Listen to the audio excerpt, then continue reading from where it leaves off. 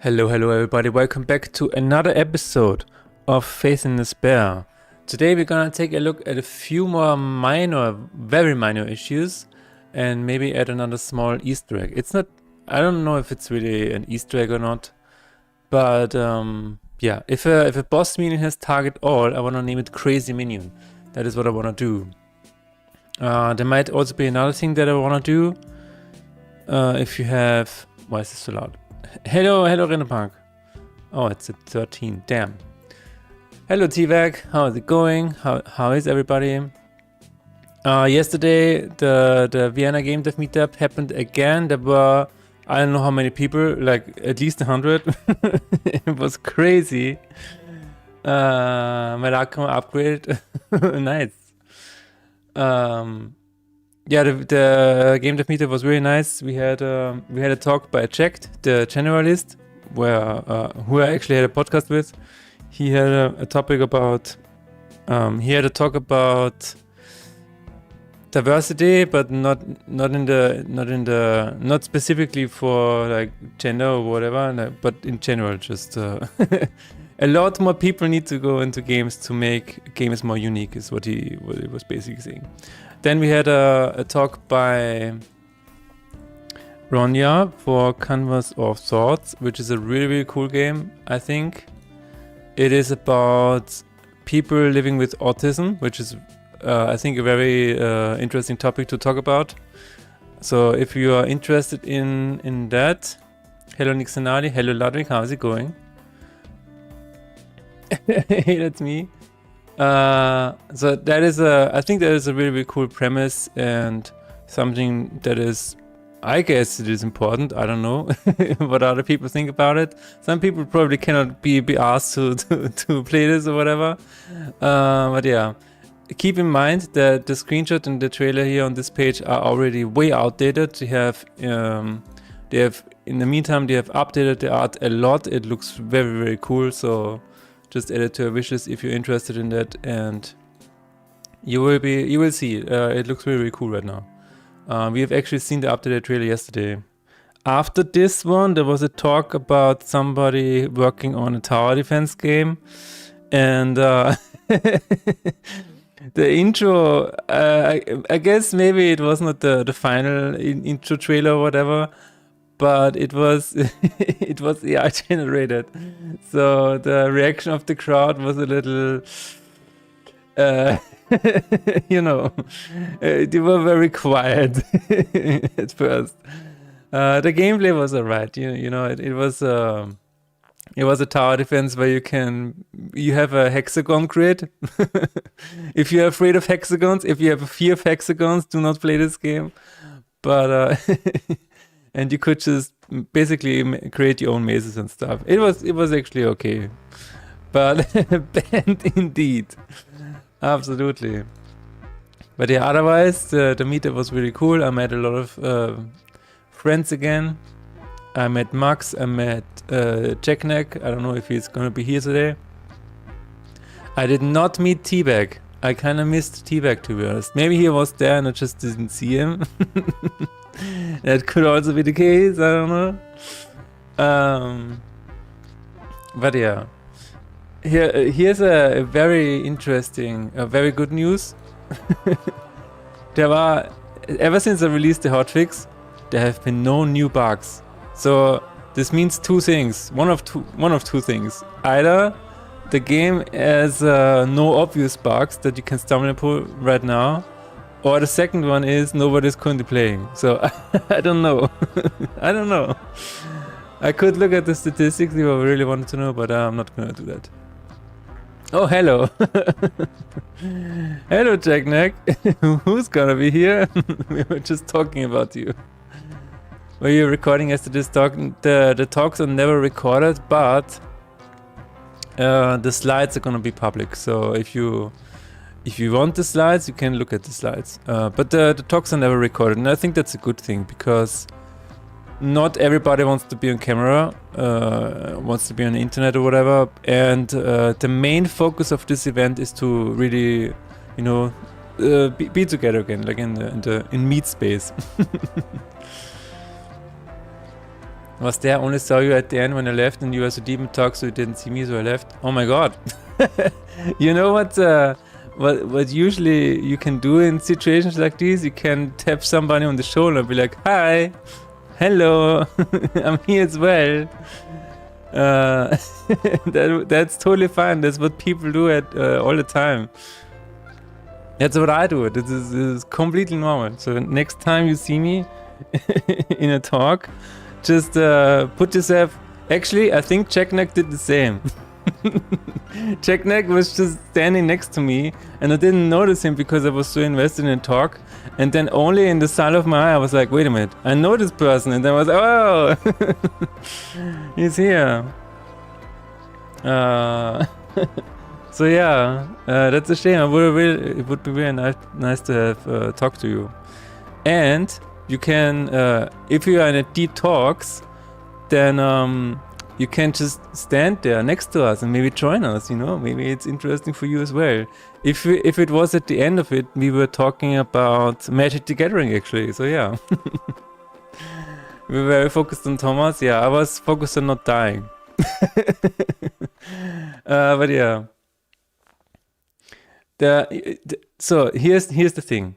This is what you do when you talk to somebody, okay? You pay full attention to your opposite side, right? This is something that is taught in one of the books that I read. It is that the book is called "What Got You Here Won't Get You There." This is a really, really good book. So if you wanna level up, this is a really, really good book. This is it. Very nice.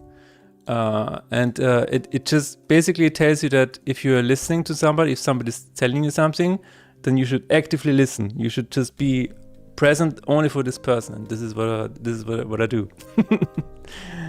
Sounds normal when you talk a lot. Focus on not dying. Yeah, I'm not gonna get into that. Couldn't get around the people that were gathered around you. Didn't want to interrupt the cult gathering. Wow. When were the people gathered around me? Okay, T-Vag, we need to work on this. So next time, you just make yourself known. You just stand in front of my vision or behind the person talking to me, and I will I will break my concentration for you. Don't worry. I don't read, and you get max 40% attention from me. Oh my god. Yeah, no, that's the other check. The funny of when people intentionally or unintentionally avoid familiar faces. It is funny. I'm willing to bet he will not do that. But yeah, we gotta. I was there to see you too, so that would have been nice to know. I was actually looking around, like if I saw you there, and I didn't see you. So anyway, but that goes to show that there are so many people there that you can get actually lost. I think it was around 100 people, right? So that is, it is a huge gathering.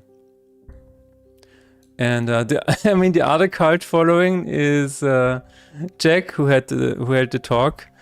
His topic is a bit controversial, I would say. So he was immediately surrounded by like 50 people, and it was kind of crazy. I did not talk to Jack this evening, even though I wanted to.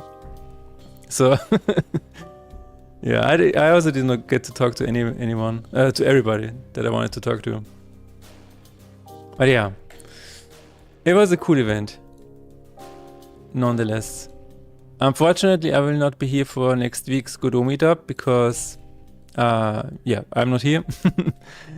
But next week's Godot meetup is gonna be interesting because Max is gonna hold a talk and Luftikus Games as well. No, wait a minute. Luftikus Games is gonna be in April, right? Yeah. I thought it was gonna be at March and then it was sick, something like that. But yeah. It's gonna be quite a few weeks, 2 weeks. It's gonna be really interesting. I have gotten a list of all the events around GDC and let me tell you, it's crazy. It's really, really crazy. You have to actually book a reservation for some of them or most of them or whatever, and I have not done so yet, so I might not even get a place in any of them, which is okay, I guess. But it's I don't know. I think they are they are exaggerating a little bit with the amount of meetings and events. It's like, yeah, it's really, really cool that you can do that, but just chill a little bit, you know? Just have a little bit of a chill. It reminds me of the time when I was on Sonic Convention, Badge and Dawn. Nice. Oh, a Sonic Convention. I was a moderator on the old Sonic community forum. They said it got closed a long time ago. One of the admins from the forum was also on same convention. And the two of us met in real life in the past when he visited Murmansk. Okay. You recognized him instantly and did not notice me at all. Yeah, it happens like that. You gotta make yourself present or known. It just is like that sometimes. Oh my god. So we have a boss with a minion. Today we're just gonna take a look at a few of these. I'm not sure how much we are going to get done, but it is going to be like about 5 hours of streaming. Beautiful, crazy indeed. But yeah, it's I don't know. I don't even know where to start. It's it's gonna be a crazy week. So my flight is tomorrow at 6:50 in the morning, which means I need to be at the airport at around 4 a.m. to really be part of it, a part of the plane. And yeah, then I will be in San Francisco at 12:50 p.m. And then we will see. Then I will meet a game dev friend. I'm gonna meet. I'm not sure he wants to be named, so I'm not gonna name him. But it's a very good friend. I've known him for a long time, and he lives there. So we're gonna meet. We're gonna hang out a little bit, and then we're gonna get some food. And then maybe Friday, it's time for a real life stream in San Francisco. I'm actually looking forward to that. So I hope it comes to fruition. Back then on convention, we didn't talk to each other at all, mostly because I decided to just not do it. All right, it was a different group of friends at the time, so they're not mixed up at all. Okay. Very well. No, I really like these events. It's because you can see the people again and just mingle and see what's everybody up to. I think it's really, really nice. And sometimes you only see people from afar, and that's that's perfectly fine too. That is perfectly fine too. All right, we are going to go to a boss fight. Oh yeah, I forgot to mention. Last time we spoke about Kid Red, right? The webcomic, and I completely forgot that I actually interviewed that guy. So if you want to read an interview with the creator of Kid Red, you can do so here. And there is a bit of a development. Yeah, I got a tip. Okay, I got a tip after last stream, which is crazy in and of itself. But I got a tip as to how I could get in contact with Dan Miller. There's a potential lead through Dan Miller's brother, because apparently Dan Miller's brother has a bit of an online presence. He has a Blue Sky profile. So I will try to get in contact with him, and then just in private see if everything is okay. If Dan is still among us, I don't know. It sounds a bit weird, but after 25 years, you never know, right? So maybe I will have an update for you. It is a person half gig article, absolutely. Yeah. So that's the development on this front. Yeah, it is. If we ever hear something from Dan again, that would be so cool. That would be really, really cool. I'm really looking forward to that. I also hope that I can share if I learn anything. To maybe at least say, okay, everything is right or whatever, and that's I think. On the other hand, I mean, it's not our privilege to know anything about him, right? It's it's another person. If he chooses to not be known and he chooses to not be engaged with, then that's perfectly fine too. That is perfectly fine too. But it would be pretty cool if we hear from him again. And maybe, you know, talk about the future of KitRed. I don't know. I was once again looking into how to get the domain back, because at the moment kitred.com is owned by, I don't know, somebody who is not doing anything with it, which is a shame. And there is a site. That's great news, yeah. Funny how we were even talking about articles just before that, discussing a sunrise contest. Didn't get to we're leaving that one though, yeah.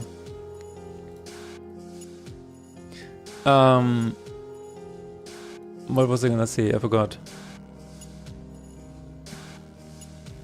But yeah, the domain. I looked into it, and there is a, you know, you can usually tell the whois entry. It is called whois, and then you usually see the address and email address of the owner of the domain, right? Usually, unless the provider of the domain has a bit of a shield up, and so you cannot read anything there. So this is actually just a domains per proxy, whatever. It's just a shield, so you do not see the private stuff. But I did click on this link. Here it says the domain kitred.com is registered.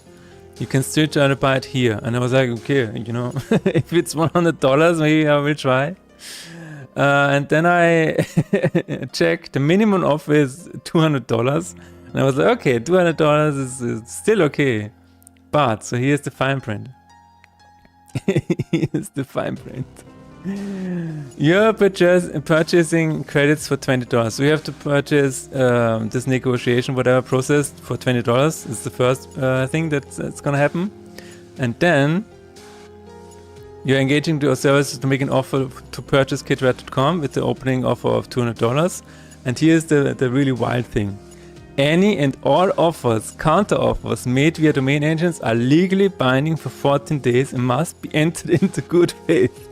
Agreements are legally binding for the completion of the transaction. So if they come back with a counter offer of $10,000, it is legally binding to take that. To take that offer. And I'm like, okay, never mind. That's okay. I don't want it that badly. Oh my god, this the fine print, guys. Oof. It is a little shady. Any counter offer is legally binding. I'm like, okay, any? Is that your business model? You just let people sign into this contract and then say, yeah, and then we can name any number that you're gonna pay. Who knows who gets the money? That can't be legal? Yeah, I have no idea, man. This is crazy. Legal binding is 86%. Success! You are now in debt. Oh my god. Yeah, I'm like, okay, this is a little too much. I just wanted to, you know, see if I can buy it off this guy who is currently hogging it. But yeah, it's not that easy. And also, I mean, this guy doesn't even have a contact information. It is so frustrating. It is so frustrating to me. This is, I mean, hello world, welcome to WordPress. It is not even set up correctly. I don't even know what that is. And there's no about section, no emails, nothing works. It's just so stupid. This needs to be the KitRed empire again. But yeah. There's a little side story to this, because originally, you know, Dan Miller was the owner of the domain, right? And at some point it got transferred to some other random guy on the internet who is also a KitRed fan. And I was in talk with this guy, and I said, do you want to hand the domain over to me so I can pay for it, you know? Because I kind of knew that this person wasn't was having some financial troubles and whatever. So I was like, do you want to transfer the ownership to me? It's totally fine, you know. I will keep it alive. And then he said, yeah, let's keep talking about it. And yeah, it never happened. It never happened. Very unfortunate. But you know, at this point, I'm kind of wondering how many people are even still. I mean, I guess a lot of people still know the comic, but and of course it reaches new people, as we have seen last stream. But it is kind of, the question is still like how many people would still be reading that. But yeah, it's an ongoing thing. I've made it my personal mission to keep Kid Red alive for until I'm dead. That is my personal mission. Have any of you started reading it yet? That's the real question. Because if not, I have a link for you. Manachief.com. I'm currently reading it on Brad Greco's mirror because it has a very neat zoom function. You can also use browser zoom over there, but you can also use the button here, which is very handy. So if you wanna give it a chance, just read the first 10 comics, and I swear you will be hooked. I swear you will be hooked. I think it's so cool. Goodbye, Kid Red.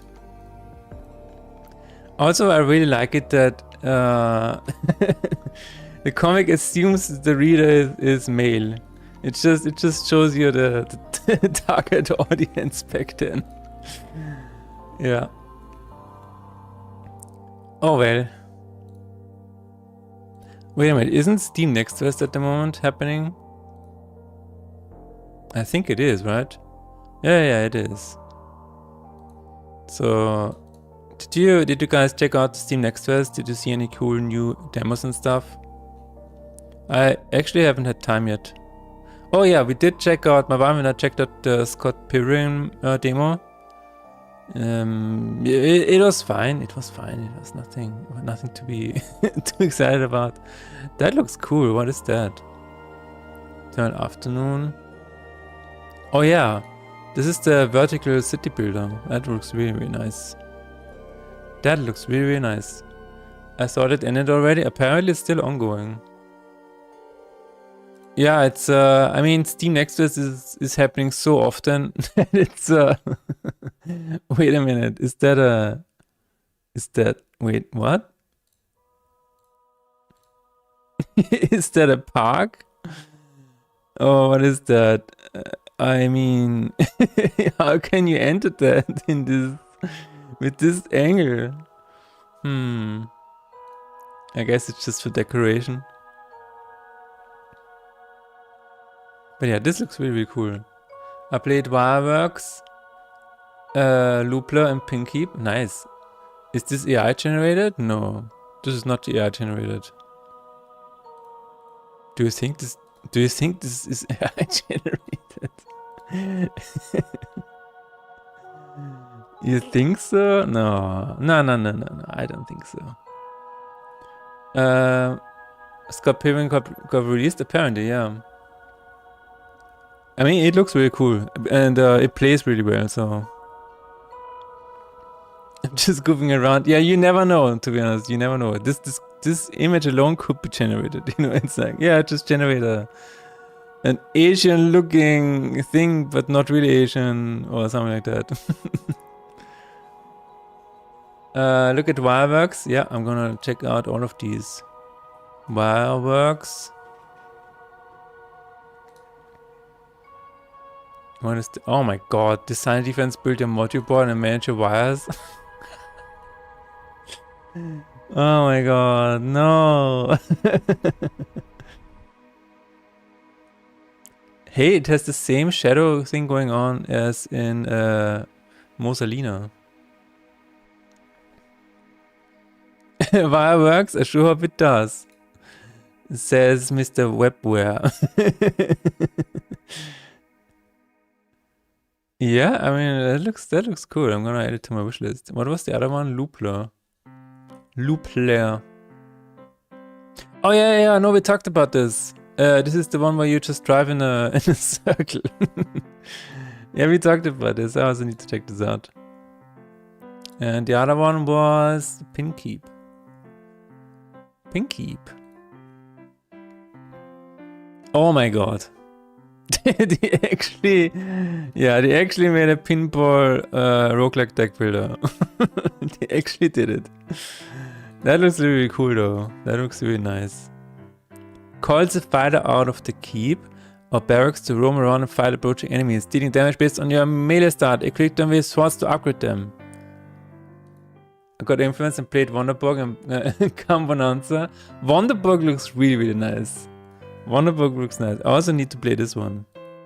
That's a neat one. Don't be ridiculous. I am ridiculous. The Bergs need to wander. I definitely need to play that one. It looks you know, there's a book and a Hollywood movie about what is it called? War of the Cities, something like that. I don't know. I'm sure you guys remember what the name of the movie is, where like each city is basically just a moving castle, and they're just killing each other. Yeah, I don't know. This looks funny. And the other one was Gambonanza. Gambonanza is a turn-based chess roguelike set on a tiny board with high stakes. Ooh, high stakes. Dude, I cannot wait for the next. I cannot wait for what the next thing is going to be, because currently the current thing is you have a shop with reroll, and it looks like Balatro. I cannot wait for the next thing to come up.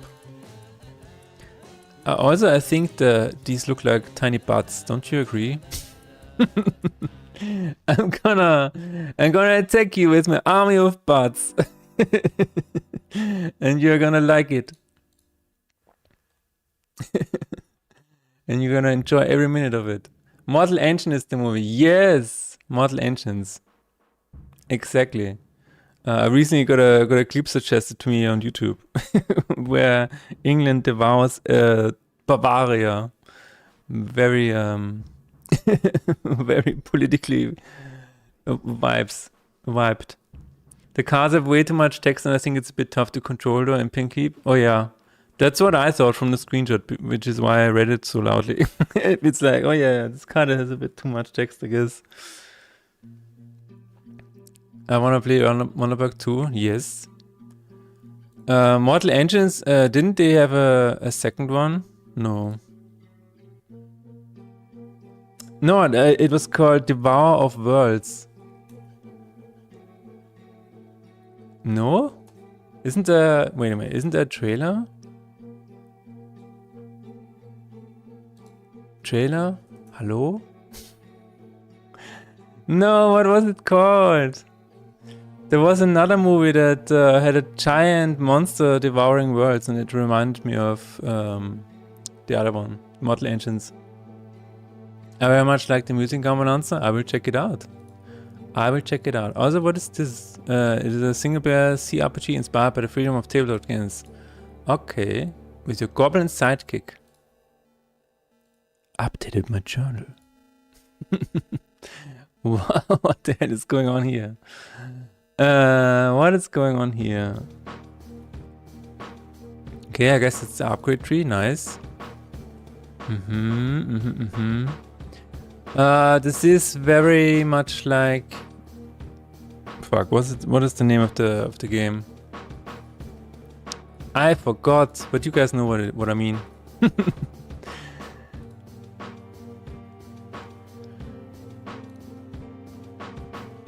Let me check that out and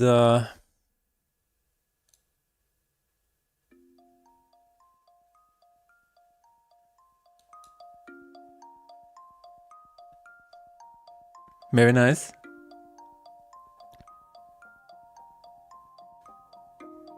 Oh, that's really cool.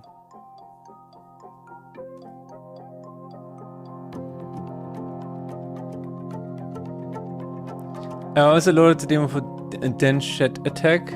I didn't get to play it yet. Let's check that out as well. I don't like this what is the game that is inspired by? It is called, god damn it, what is it called? A lot of people played it. But yeah, it's I don't really enjoy this type of gameplay. It's a bit too much. Tech, what? What a strange name. This is really cool though, yeah. I'm worried that it will destroy my stream, but it's really nice. Oh, what is that? Flip, jig, and grind your train in the fast pace of the race ride. Oh, wasn't this in the Nintendo Direct? I think it was, right? Hell yeah. Let's watch the trailer. I think this was in a Nintendo Direct recently. But I might be mistaken. It's madness. Oh my god. There it is. There is the gameplay. Nice. Yeah,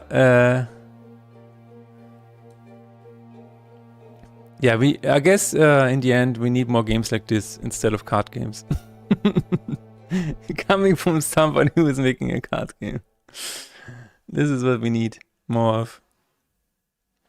Just trains. Skating trains. See, I saw this in a Nintendo Direct and it was like, oh, wait a minute, is this is this another one of those cities that goes around and devours things? Is this another Mortal Engine?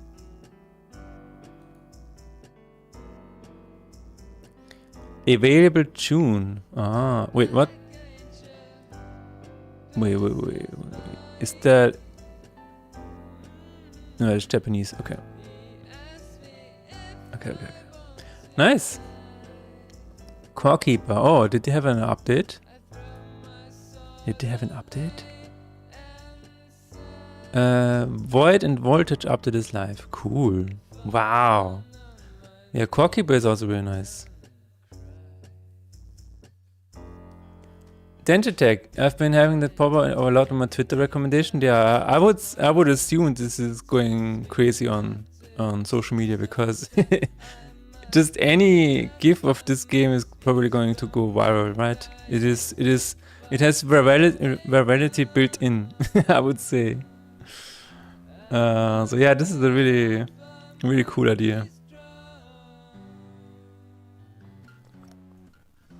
This kawaii drams from Japan, nice. Oh my god.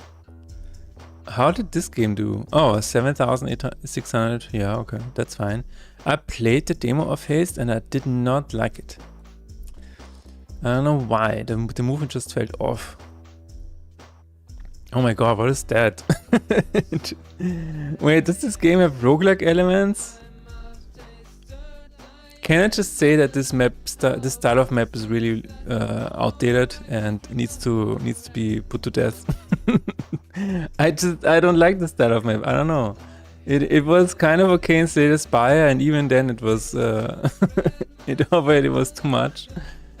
But it's like the reason I'm saying this is because most people who implement a map like this, I don't think they put that much thought into it as much as Slay the Spire did. The Slay the Spire map generation is incredible. Is absolutely incredible. The map generation is basically its own thing. It has it is really, really cool. I saw somewhere there was behind the scenes. Oh yeah, this is it. This is it. This is how maps are generated in Slay the Spire. This is really, really cool. And sometimes I see stuff like this and I'm like, surely they have not... I give them the benefit of the doubt. But surely they have not given it that much thought as Slay the Spire. But yeah, you can check that out here. Every game has roguelike elements now, yeah. I mean, I'm not sure this game does need a roguelike map, you know? I'm not exactly sure. At least it doesn't have cards. They could have also had cards for no reason. There is Endless Mode without a map, nice. Yeah, you've talked about this game before. You complained about the Russian localization being a bit of an ass. Fair, that's fair. That's perfectly fine. But yeah, if you see any other games on Steam Next Fest that you would like me to check out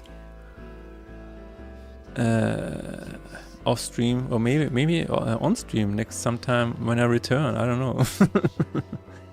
Training 3, what do we have here? Wonderburg, yeah, we need to definitely check it out. Oh my god, what is that? Why does it have so many negative reviews? I always like to check out the negative ones because you can learn a lot from them. You can log into level 13, like 10 years and craft. It's a cash grab, okay. Fair enough. We actually dropped it after finishing the story, which was admittedly quite weak. I see. I see.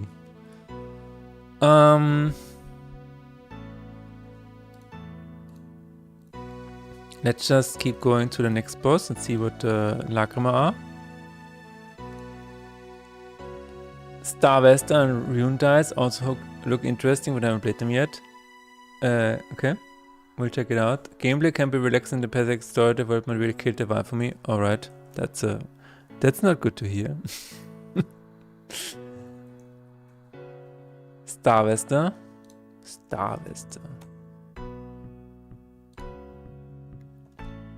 A short incremental game about expanding a star system.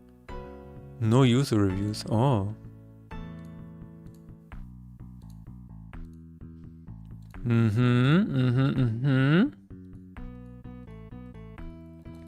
I'm not much into star games, but yes, if you are, that looks cool. Rune Dice, that sounds... Rune Dice. Rune Dice sounds like it could be interesting to me, to my gambling brain. Oh yeah, there we go. Gambling!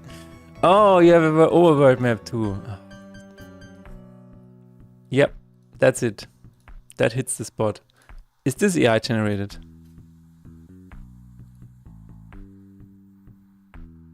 It doesn't say. It doesn't say. I hate that we are living in a world like this, where you see something and it looks really, really cool, and then you're like, is this AI generated? I hate it. I wish it wasn't the reality we're living in. But it looks really, really nice. If it doesn't work out, you can always blame the devs for bad ING. Okay. This looks like a continuation of what is it called? God damn it, all of the names are lost on me today. It's called not Halls of Torment. It is called Peglin. Yeah. Peglin does the same thing. You have the fight on top, and whatever the mechanic is at the bottom. And I guess there was another one like that. I wish it wasn't a roguelike.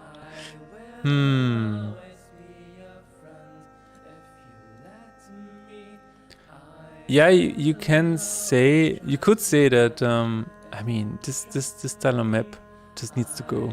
This style of map needs to go. The reason I'm saying this is that do they have a bigger one? Yeah. It's like what I don't like about this is that it is not really. I mean, it kind of is a choice, but not really, right?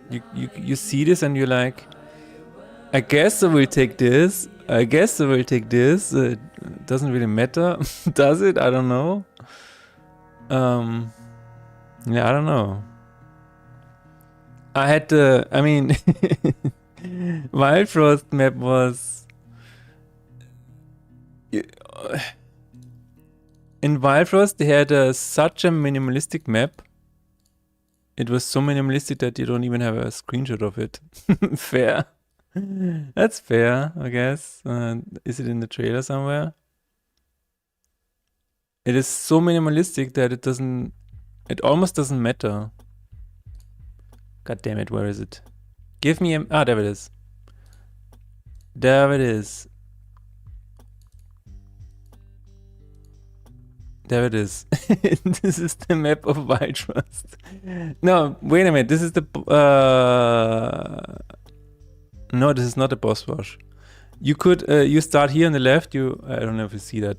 You start here on the left, and then you have the option to go either here or here, and then, then that's it. You're at the next fight. At this point, why even have a map, right? The dice pop together when they are close to each other. Ooh. Ooh.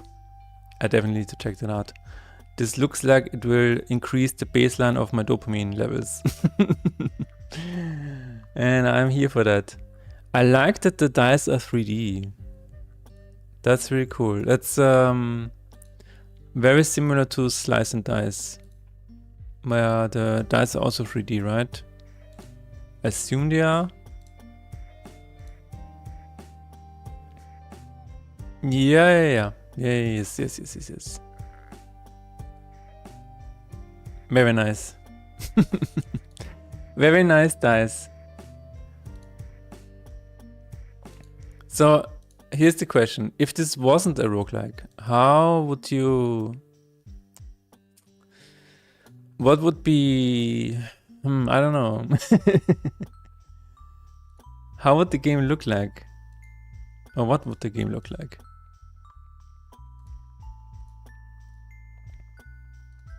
Do you have a... Is it just because of the map, or would you like to have just a long campaign or something like that? I guess that's it, right? But yeah, I'm gonna check it out. It looks really cool. Oh, the packaging is nice. Did they have an update recently? Oh, they're just releasing plushies at this point. Which is, to be fair, whatever. Just release new plushies every now and then. I guess we should also release a plushie for Facing Despair. Just a cute little plushie of death. Maybe that's what we need to do to increase the sales of the game.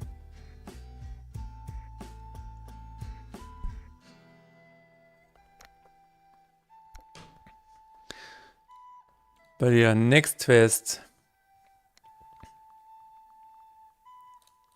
I believe I'm not saying that's true, but maybe Next Fest is happening too often now, because I think it's 4 times a year, is it? It's the protagonist and you want to plushie of death, yeah. I prefer a handcrafted, well-paced campaign to just getting random stuff that might be cool in one run and crap in the next one. Interesting. Maybe that's the... Yeah, I don't know.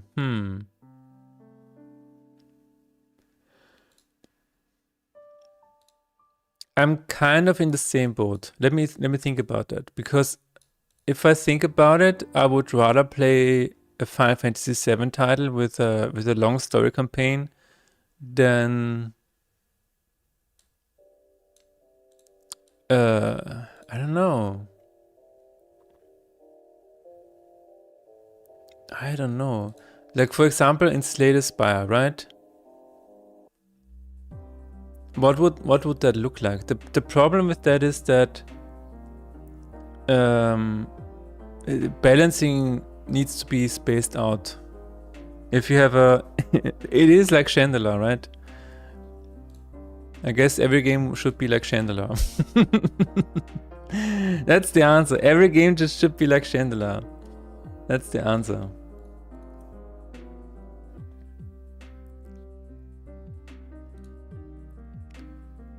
But yeah, no, I don't want a plushie of FaZe. Why would I need that? Death is much cuter. Is cuteness overload.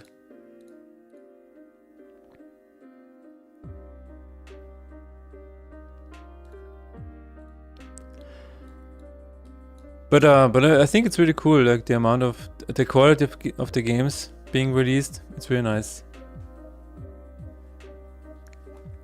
This is Chandelier. Chandelier is a game from 1997, and the cool thing about this is that it has a map somewhere.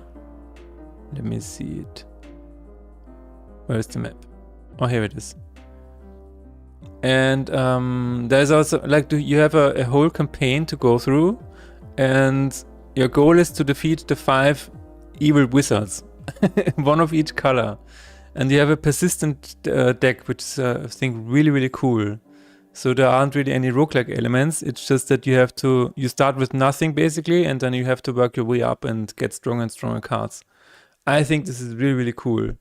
And I still believe that I could try and do something like that, even if it's just a different mode in FaZe and Despair, or just make a new game with the FaZe and Despair mechanics, where you can just find new gems to slot into your cards, but you have to look out for them in the world, and then you can maybe go into a secret cave in the north, and then you find like an Ultima or whatever.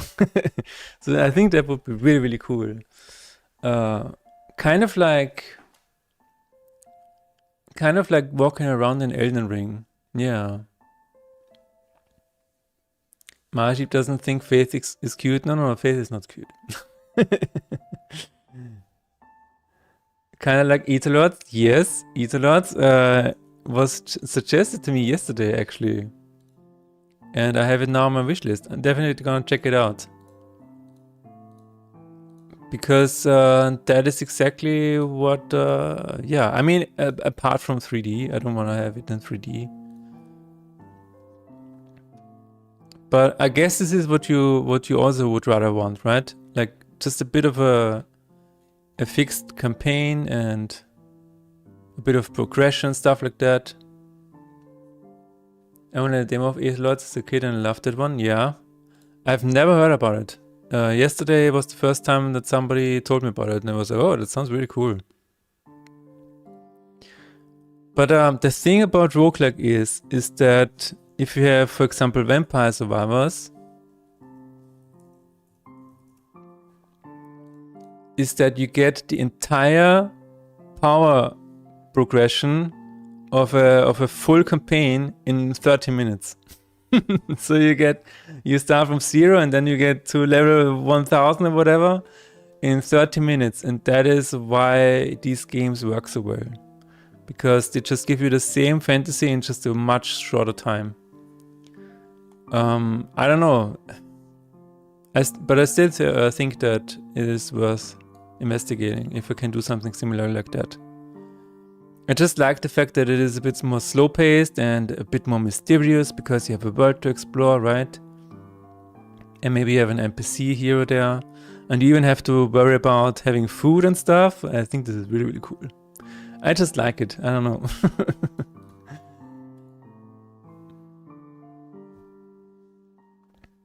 We will see. We will see.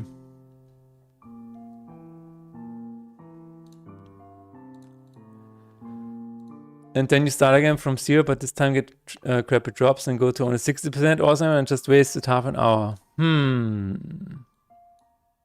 I get your point. Yeah. But so many other people do not have the same worries, I would say.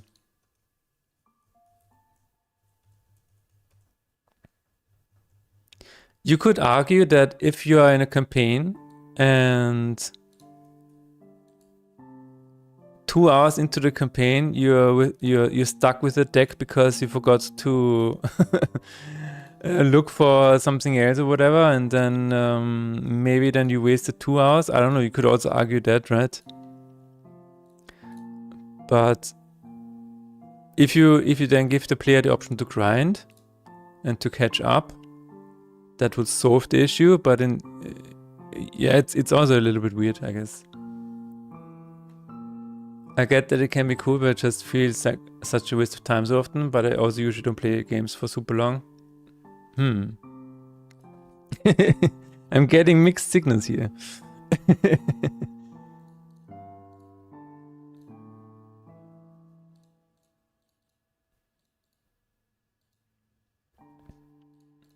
I'm kind of in the same boat. Like recently we checked out an RPG. Again, the name eludes me. But yeah, it was Trails in the Sky. Steam Trails in the Sky. First chapter. Yeah.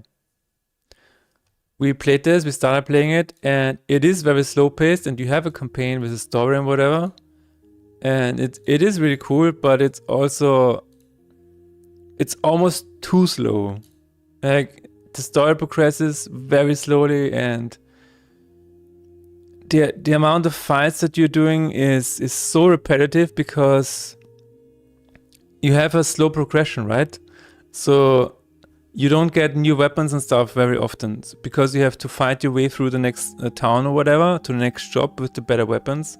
So you play like 15 or 20 battles or maybe even more sometimes with the same weapons, with the same skills, and maybe you level up every now and then you get one more skill, but it's still kind of doing the same thing. And so speaking about you saying it's a waste of time, well, in this case it's just it's just drawn out. It just has more filler content and whatever. And we kind of stopped playing because I don't know, it just, I don't know. Sometimes you only have an hour to play, and then it's like, oh yeah, we are still on the way to the next town, and you still have to fight another 20 times to get there. And it's like, okay, do I really want to hear the same sounds again, the same announced abilities again for the next 60 minutes? I'm not sure.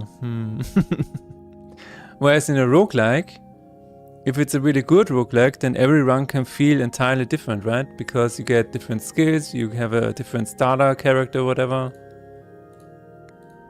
So at least every hour, every 30 minutes, you will see something vastly different. Thinking about it, I also just don't like the losing my progress is split into roguelikes. Alright, even if I make it through the boss, I lose my deck afterwards and start from zero. I prefer Factorio, where I get to 100% and just continue to 500%. This is the reason why people like endless modes nowadays in roguelike deck builders, because they just want to keep going. But there's the next catch. In this game, in Faith and Despair, you can keep playing endless mode forever, basically, right? Because the enemies don't really scale that harshly, as in for example Balatro. And then people are like, well, I have just reached chapter 30. Is this game gonna get more difficult anytime now or whatever? And I'm like, you're playing endless mode. You're supposed to be playing endlessly. But I don't know. So there's a bit of a conflict of interest. Either you want an endless mode where you can just keep playing forever, or you want a difficulty curve that keeps spiking or whatever, where it keeps testing you, I guess. It's very strange. Like I don't know the exact use case here. Even endless ends eventually when it scales too hard. Yeah. Like even in Faith and Despair, when you run out of, maybe you have a bad hand draw, a bad hand at the beginning of a turn, and you have no creatures or whatever, then you're probably screwed because level in chapter 30, every creature does like 400 damage.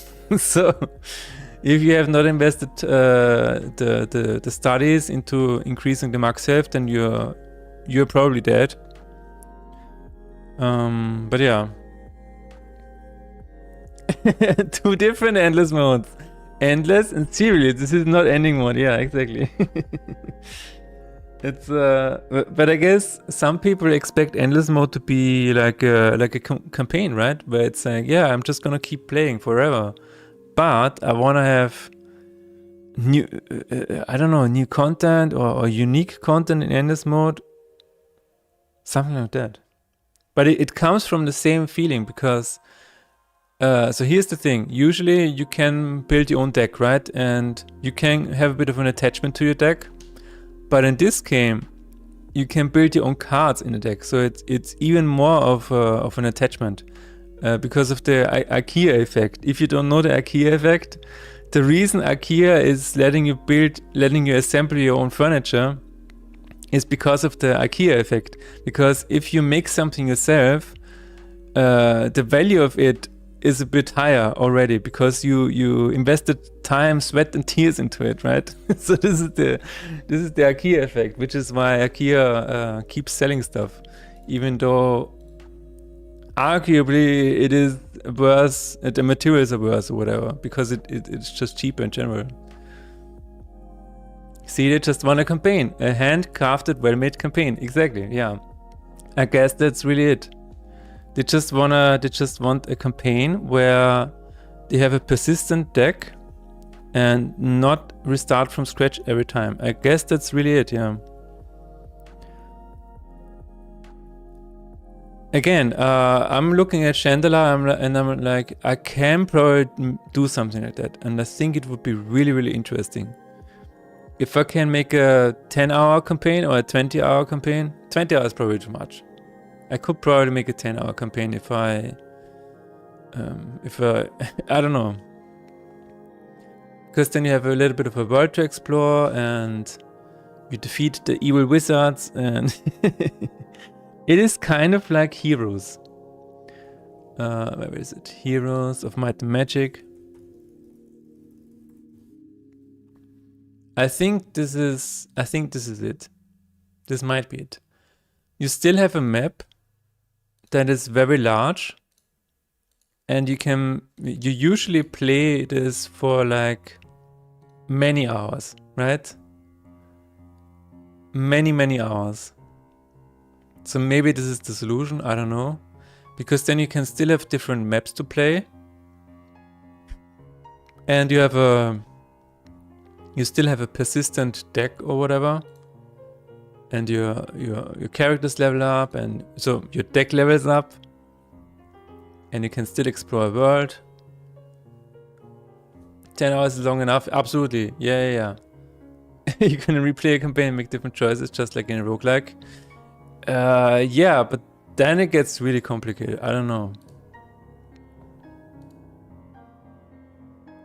So, but if I'm looking at this, I think this is I'm not saying this is very simple or easy to do, but I guess this is what it could be. You can just roam around the world and there's not that much focus on a story. You just have to defeat something. You have to defeat the evil wizard or whatever, right? But yeah, maybe this is it. I don't know. Like a lot of the old games used to be like that. You just had a huge map to explore. And the goal was just to defeat everything. just become the best. And if you're at that stage, then you can even look into generating random maps. So you have a bit of a variety between runs still. But I guess maybe this is what solves that issue a little bit. Just making a run, just blowing up a run, just spreading everything out a little bit, so everything can be persistent for longer. Maybe that's it. I don't know. But if I play like something like this, I don't feel like I have wasted my time. Like, but usually a map like this takes many hours to complete. And at the end of it, I am invested in my heroes and whatever, but I'm not really sad to see them go, right? I don't know. I have no idea.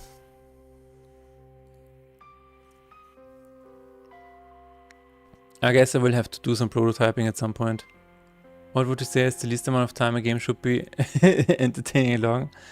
That really depends on how much time you currently have and the game that you are interested in. Like some people are happy just playing on their mobile phones for 5 minutes at a time. You know? Just play a color matching game. And some people wanna play MMORPGs that are basically 24/7 jobs. So that's really hard to say. It's completely subjective, and not even that. It's just depending on your current circumstances, I would say.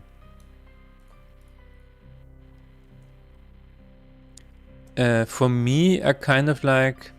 So my wife and I have recently been playing Age of Mythology. The new one. Age of Mythology. And I think it's really, really cool because you have a map and you have a computer enemy, you have an AI enemy, and then it takes usually around, I don't know, 30 to 60 minutes to beat it. If you can beat it, if you have set the difficulty correctly to your level.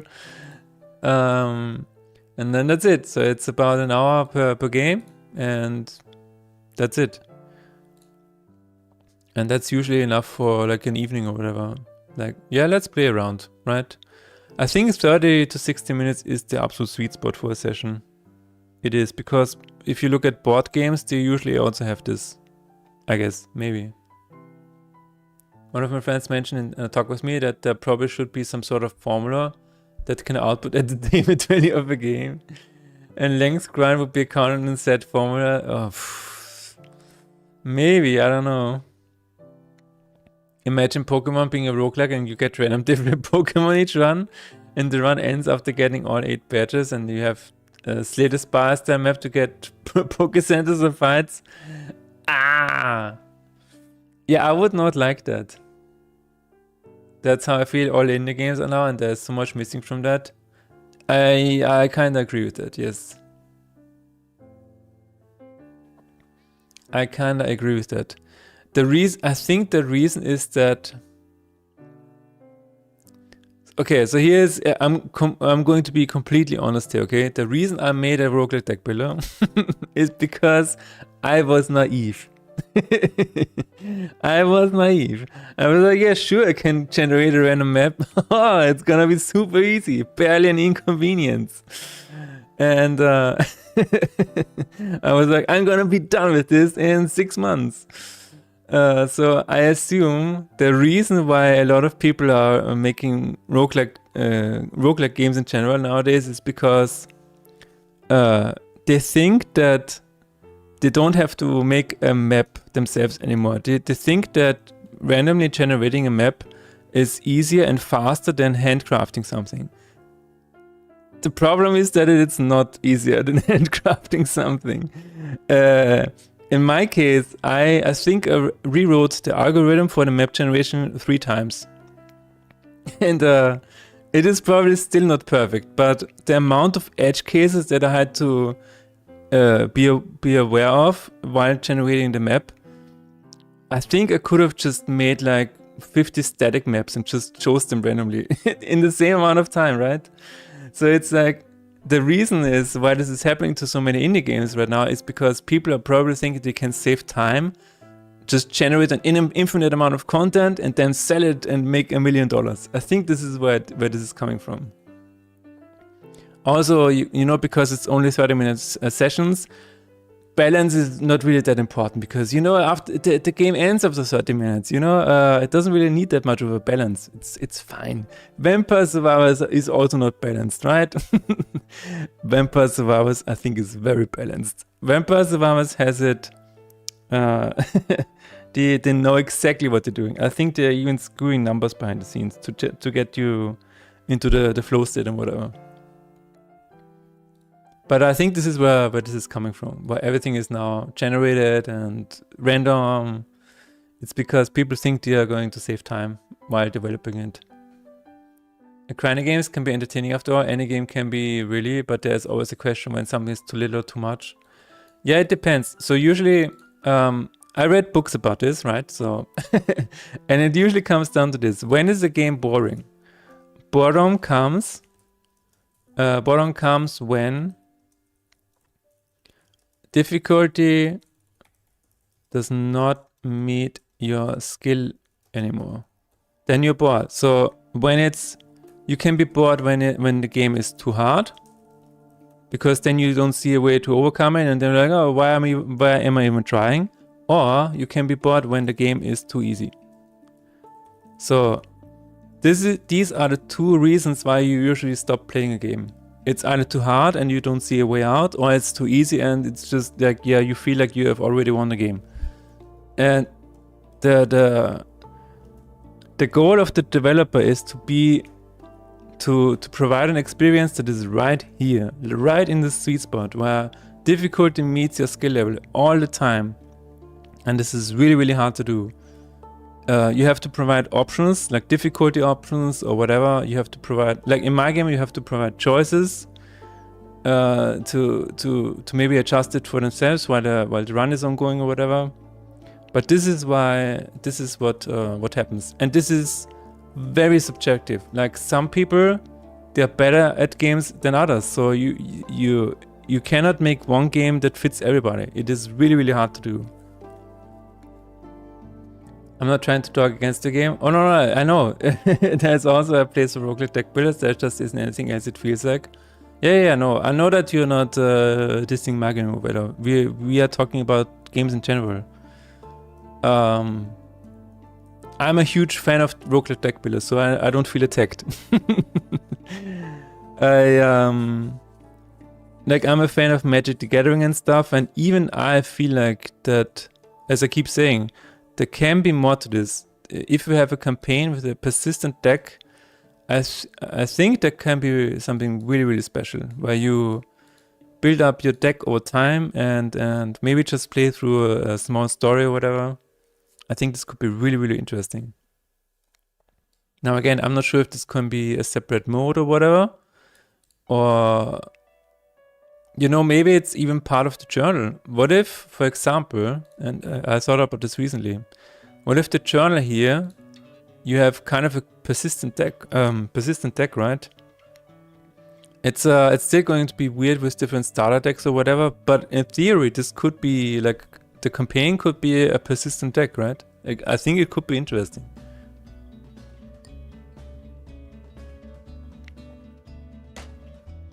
But yeah, and the thing about grind, like I remember as a teenager, I just walked around in a circle in Final Fantasy VII to get all my characters to level 99. And it was just very relaxing in a way,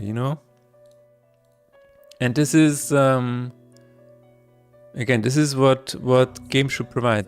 Games should provide an escape and some kind of way to get into a flow state. And yeah, sometimes that is really, really hard to do.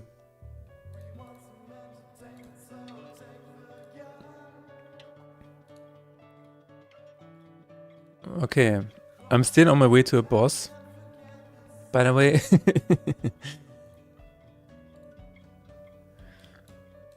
But you see that I talked about the maps, right?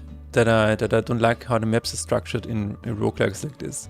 This is the reason why I made it like this, because in the beginning I have a screenshot of this. I also had a big map in Faith and Despair, and it looked like this. I don't know if I have a screenshot of it, to be honest. I'm gonna check. Yeah, no, wait a minute, this is the Lacrima stack. I'm just gonna open an old video, and then we will see it. I guess.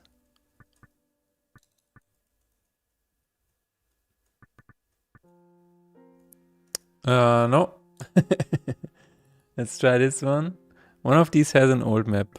Ah, there it is. So this was the original map for Faith in Despair. And I looked at it and I'm like, there has to be a better way, because what I really don't like about Slay Spire is you see this giant map, this giant tree of nodes, and then you are studying it, and then you're trying to see, well, what is the best node? Where can I get all of the elite fights and stuff like that, right? I kind of like that you're strategizing a little bit, but it's also, I don't know, it's also kind of boring. I just didn't feel like this is exciting. So I changed it to this one where you only have a decision of maybe 2, you know.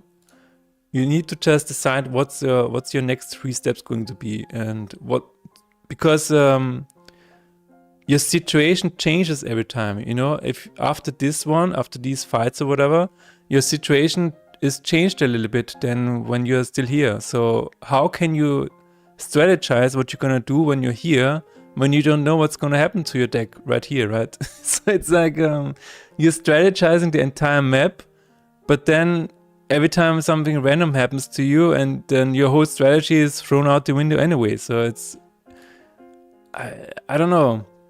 And in Slay Spire 2, they keep doubling down on this map. They still have this giant ass map, and now they have even added the functionality to draw on the map, to draw your strategy on the map.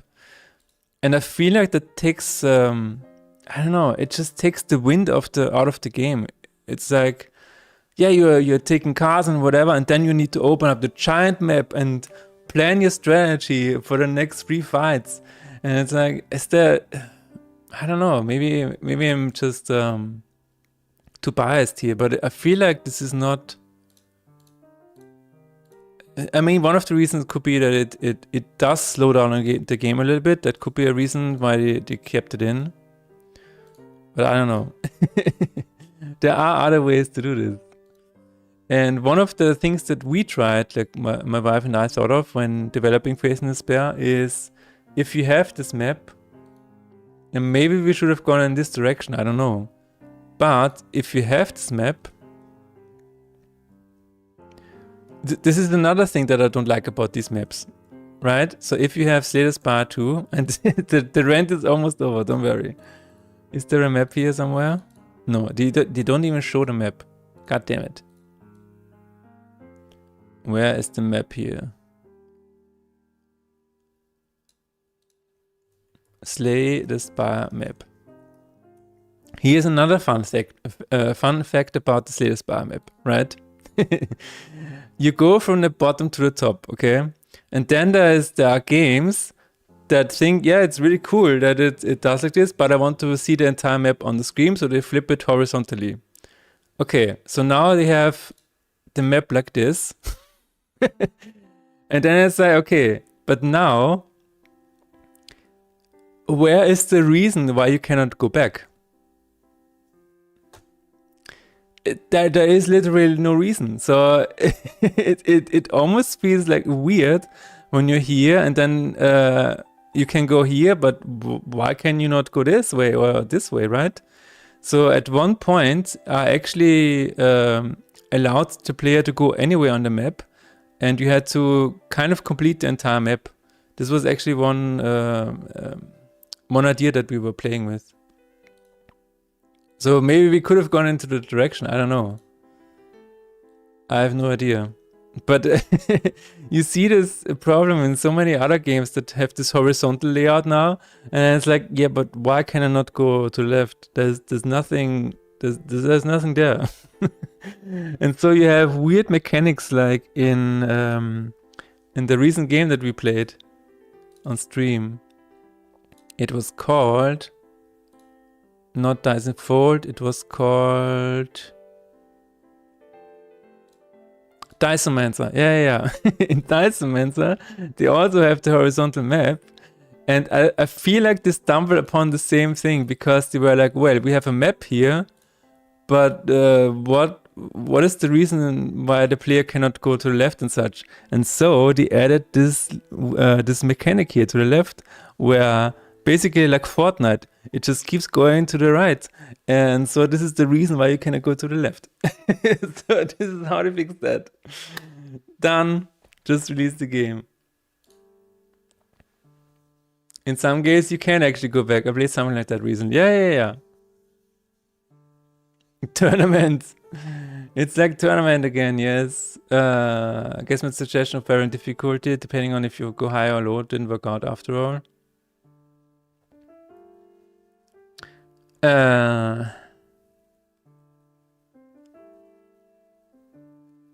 Well, I remember your suggestion because you said that if you go to the top, then the fights are a bit more difficult and stuff like that. But yeah, I did not get around to try that.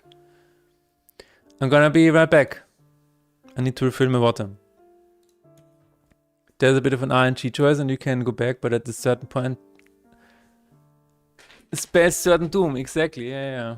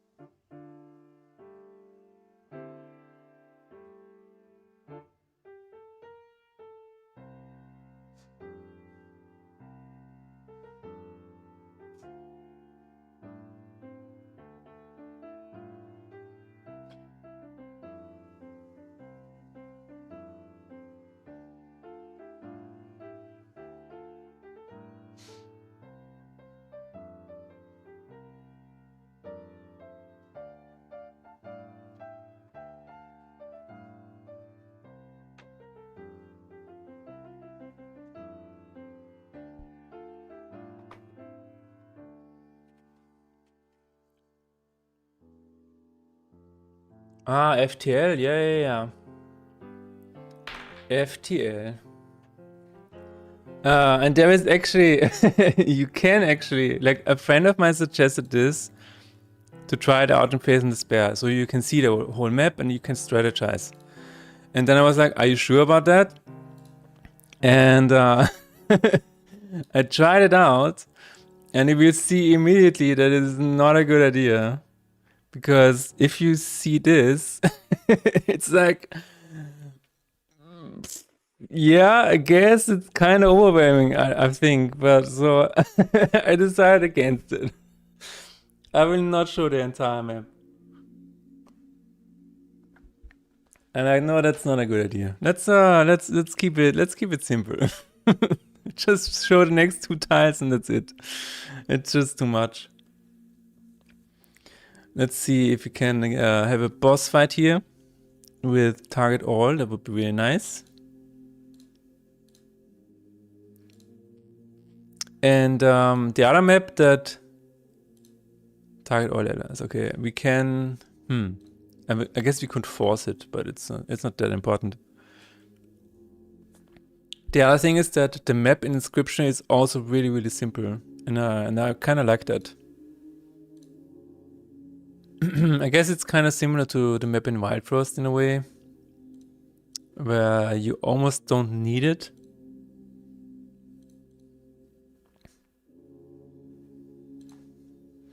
But yeah, these this is a rabbit hole that when I started making this, I investigated all of the maps that are currently out there, and just took a look at what they did. And I'm almost like, yeah, what is the choice? It needs to be a good choice, right? Because if it's not a choice, if you're standing here and to the left is a regular fight and to the right is a regular fight, then it's like, I mean, it is not in this image, but I've had experiences like that. I've had maps where going to the left and to the right is the same thing. And it's like, yeah, maybe not after this, but it just doesn't feel that good. Map generation is really interesting. And again, to go back to the point, at this point, maybe random generation is not the way to go. Maybe you just need to make a giant map that the player goes through, and it just, I don't know. It is what it is, right? And so, a little bit earlier I said I actually cannot wait for the next thing to come up. Something that I really don't like at the moment is that people are cloning Balatro. It's like people are cloning Balatro in the way that it doesn't feel good. It just doesn't feel good. I don't know, because they're copying how the effects look, and they're copying the layout and stuff like that. And they're copying the modifier thing, the multiplier thing. It feels a little weird. I don't know. Maybe that's not something I should say, since I have been inspired, obviously, by Slay the Spire and stuff.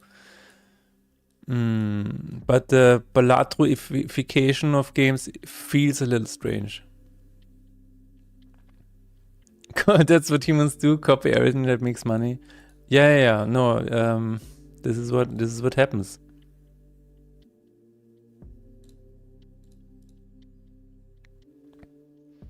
This is what happens.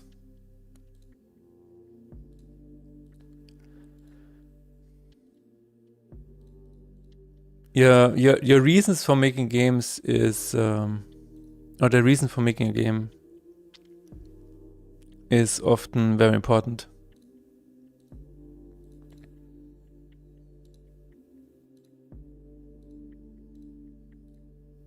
Are you making a game to make money, or are you making a game that you're personally passionate about, playing yourself? I think that makes a difference. I don't know. Golden Blockade. All right.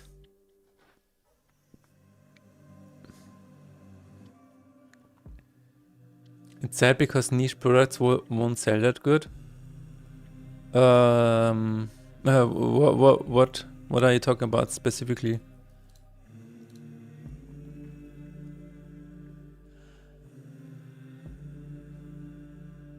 Are you saying that because things get copied so much that... I don't know what your point is. Please elaborate.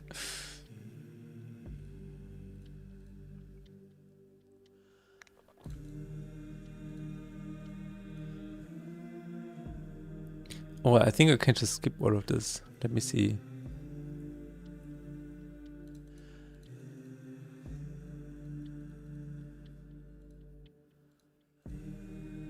Oh. Maybe now? Oh my god. I like how this breaks the game sometimes. Debug tools, am I right?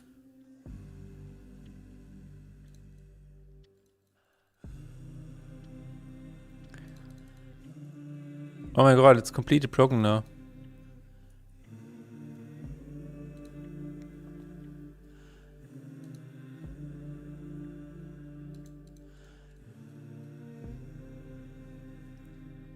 I think what I'm gonna do is I might force it.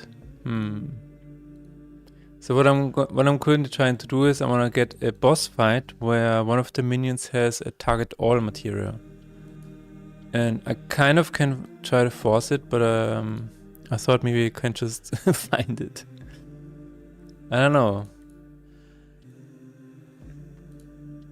That's the plan for now.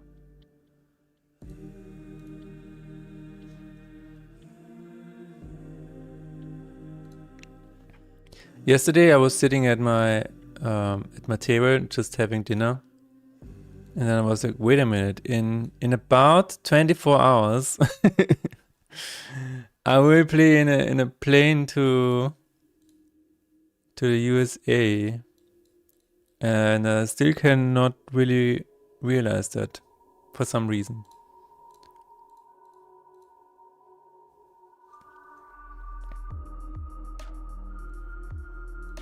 Also a 14-hour flight. 14 hours. What am I gonna do with my life? 14 hours. Hello Streuwinkel, how's it going? Long time no see. You said the copy stuff from Balatro, if you make a niche game that's original, you have to market it like hell. But if you copy stuff from others, you hope it says better and faster. True.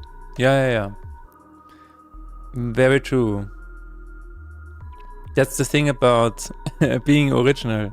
We also talked about this yesterday in the Game Dev meetup, where yes, people have to be more original and try out more ideas, but the truth is, if you want to if you have a studio, or even if you're a solo developer and trying to survive on selling games, you gotta have some kind of familiarity with existing stuff, right? So people are not completely thrown off. You cannot just make something that is completely original and completely off the grid and then expect people to engage with it, because usually what happens is you need to have a product that is like 80% of what they already know, and then 20% can be a bit new of the new stuff. But it has to be wrapped in something that humans already know how to engage with. Then you can push it a little bit forward into the future, but not take a giant leap into the future. You just kind of have to take them by the hand and take them along slowly but surely. What about Minecraft? Minecraft was not the first thing that did it. Minecraft is... Okay, here's the thing about Minecraft. Minecraft is very, very basic, because it goes into very basic human instincts. You need to gather food. You need to build shelter. You need to survive the night. These are very, very basic human instincts. Almost everybody on the entire planet can do something with that. You have water, you have earth, you have trees, you have, I don't know, ducks, animals, pigs. These are things that will be true for the next 100 years and have been true for the past, I don't know, 20,000 years. That is why Minecraft is a success. And that is why you can just give somebody Minecraft and say, okay, you need to survive. And it's just so basic that, that it just works. You might say that, is this original? I don't know. It's just very, very basic. Like, this is why we are here. This is why we get dopamine. Like, dopamine is giving you motivation to find shelter, to find food, and to find a mate. This is why your body produces dopamine. It's to give you motivation to do all of these things, right? So I don't know. You're writing an essay on the fly? Yes. It goes into very human basic instincts. Steve, since I was a child, I craved to the minds. Yes. Even if it was brand new concept, people would feel at home due to it leading into instincts. Absolutely. Yes. Exactly. And that is a huge thing about Minecraft. There was a talk about this by Gavin. YouTube. Gavin Eisenbeist.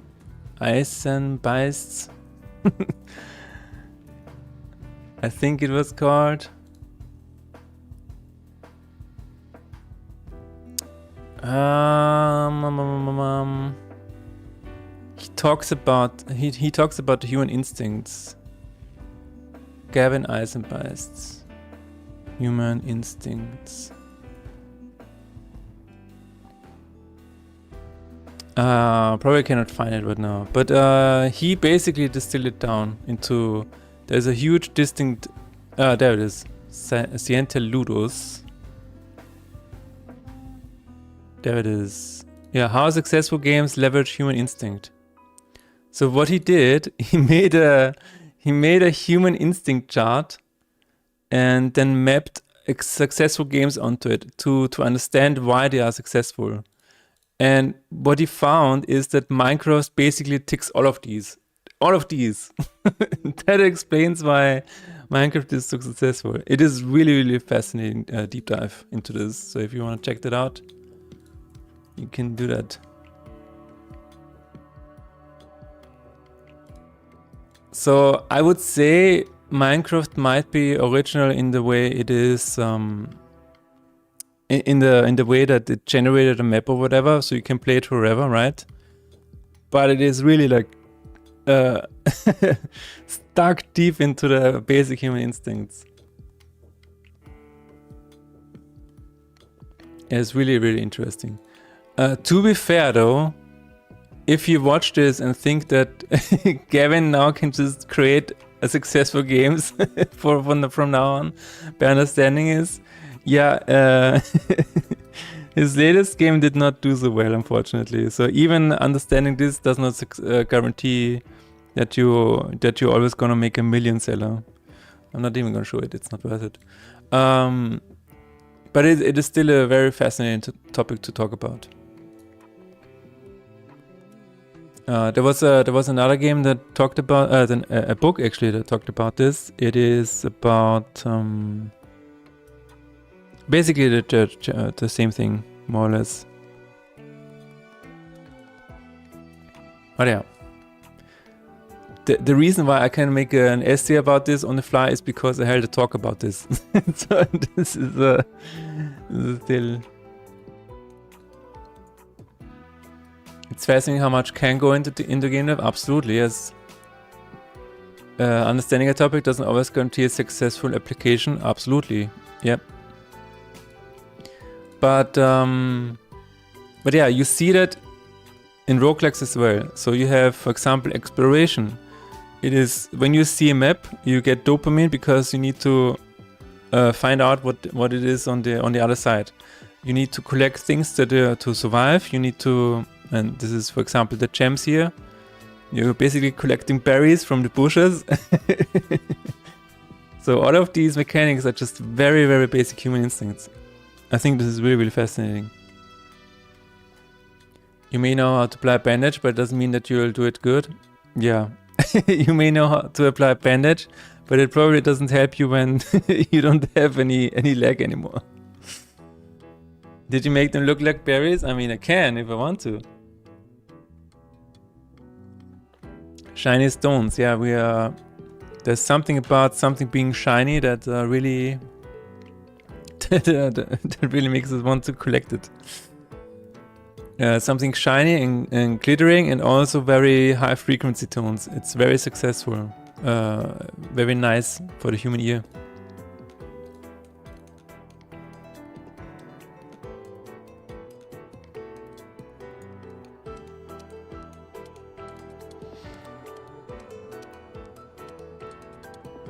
It reminds you of about the game Digging a Hole, yeah. Digging a hole is very, very basic instinct, I would say. You have to know where it leads, you have to know where it goes. It's really funny.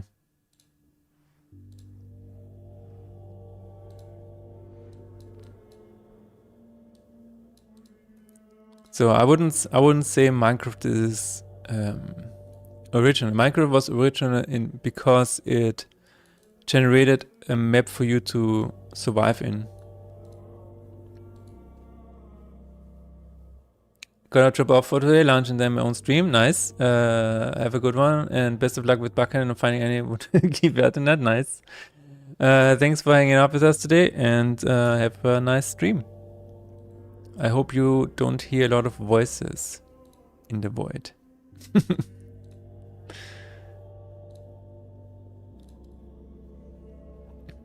Yeah, we're still trying to find a boss fight with target all, which again I think I might just force at some point.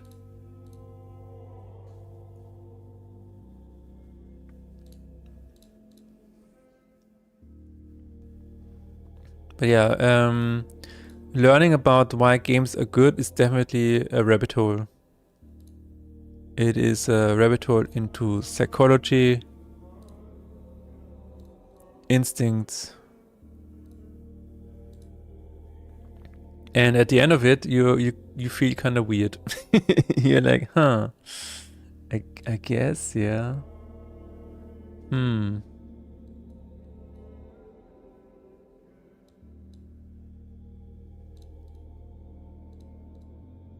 There's another book that is very hard to read. It's not really about game design or whatever, but Thinking Fast and Slow. A very interesting book. Basically, what this book is talking about is the two brains, the two minds that we're having, and how manipulative or how easily manipulated a human brain can be. It's so crazy. This book is this book is very fascinating, and it makes you realize that you're not the master of your own mind at all. You're just kind of there, I guess, for the ride. Do Bigs do psychologists in the team? Yes, they do. Yes, they do. I believe that Naughty Dog actually talked about this, but I don't remember where exactly. For free to play, I'm almost sure.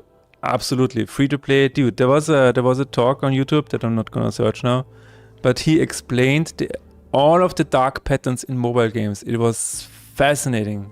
It was scary, fascinating.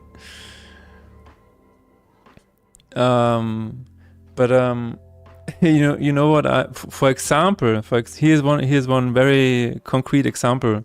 For horror games, they measure the heart rate of your excitement, because if you have a game and it is just constantly excitement, then you're tired. You will just be completely overwhelmed because it's too much action, too much going on. The tension is too high all the time.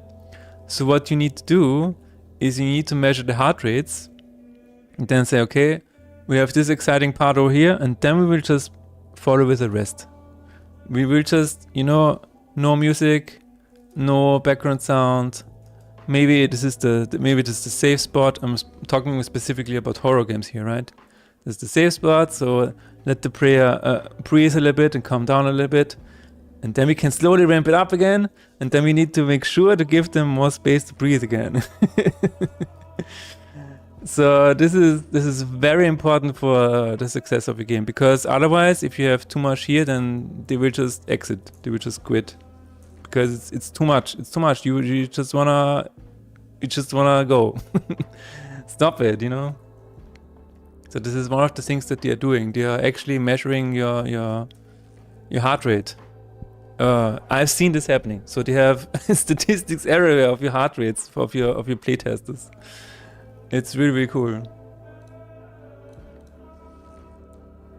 That's why Alien Isolation had the direct AI to act on the pressure gauge. Yeah, it would analyze how close or visible the xenomorph has been, and then make it retreat to not tire out the player. Yes, yes, yes. I can definitely see that. Them doing that. But in terms of mobile games, the dark patterns, if you wanna be disgusted and not know about this already, just look up dark patterns in mobile games. It's crazy. It is crazy. And it's not even just mobile games. Like a lot of sales tactics and stuff like that, it's just FOMO, like fear of missing out, with artificial, I don't know, you know, timers running out, artificial scarcity. It's like, oh yeah, we can only sell if you have ever seen an online course being advertised, then it's like, oh yeah, we have only 200 seats remaining, get it really quickly. And I'm like, this is an online course with videos. Well, what are these seats? What are these seats you're talking about? It's just everything is artificial scarcity is to get you to buy it now, not tomorrow, or not. I don't know. What is Temu? And oh my god, you won the biggest discount at a chance of one. Yeah. Just oh my god, yes. Oh my god, dude. Oh my god, you have to get it now. Or things like it's the deepest discount it will ever be. 2 months later, it's now the deepest discount it will ever be. Another 2 months later, oh my god, no, we are never going to go further down than this one. Never. I feel like I almost feel like this should be illegal. Maybe it is. I don't know. Do you think some of this knowledge is helpful for game dev? Yes. Yes, it is. Absolutely. The thing about excitement and letting the player breathe and stuff like that, that is something that you absolutely need to know about. Like excitement, breathe. This is really, really important. And I'm going to be completely honest with you here. I did not know about this while making Half-Gate Sunrise. And that is why you get completely tired while playing Half-Gate Sunrise, because it just throws you into traps constantly. There's no break. There is no time to relax. It just keeps throwing you into trap after trap after trap after trap. And there's really no downtime. Which is why a lot of people playing Sunrise get tired very easily. Whereas in Half-Quake Amen, it was just complete by accident that every now and then I had a room where nothing really happened. You just found a diary, or you just saw some weird art or whatever. Just some things flying around with some crazy sound in the background, or just Aphex Twin.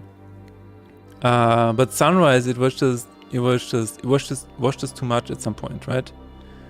If I had known about this, like actively known about this, then I could have maybe done some things with Sunrise.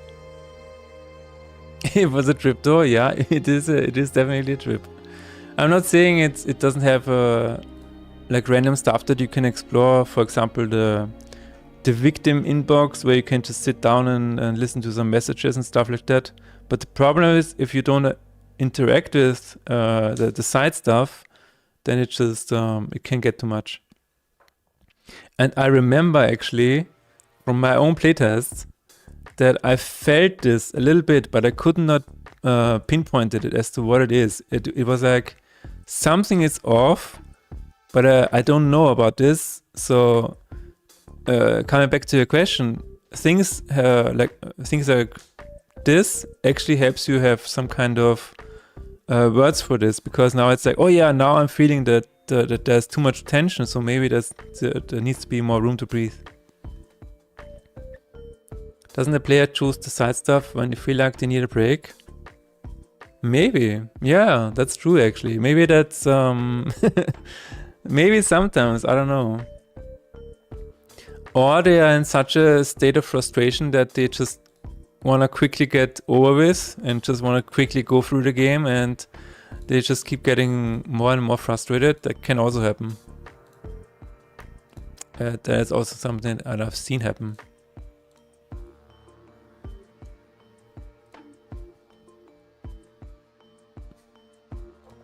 I'm trying to think of other situations where people used psychology in video games. You need to handle these players so much. Maybe, yeah. People always like to say, yeah, I want complete player agency. I want to do what I want to do. And then they turn around and say, well, this game is not balanced.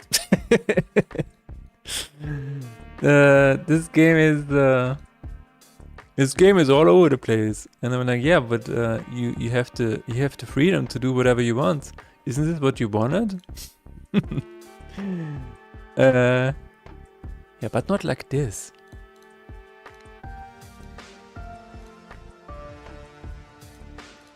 There was one moment in Half-Baked Sunrise. It is so fascinating. I don't know if I can find this right now.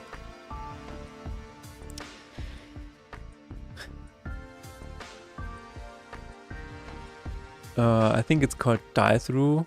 Oh, wait a minute. Half-Baked Sunrise. Yeah, we have. We can probably find it here. Let me just quickly find it. Maybe it's here. There was one door. that was very interesting. Here it is. I found it.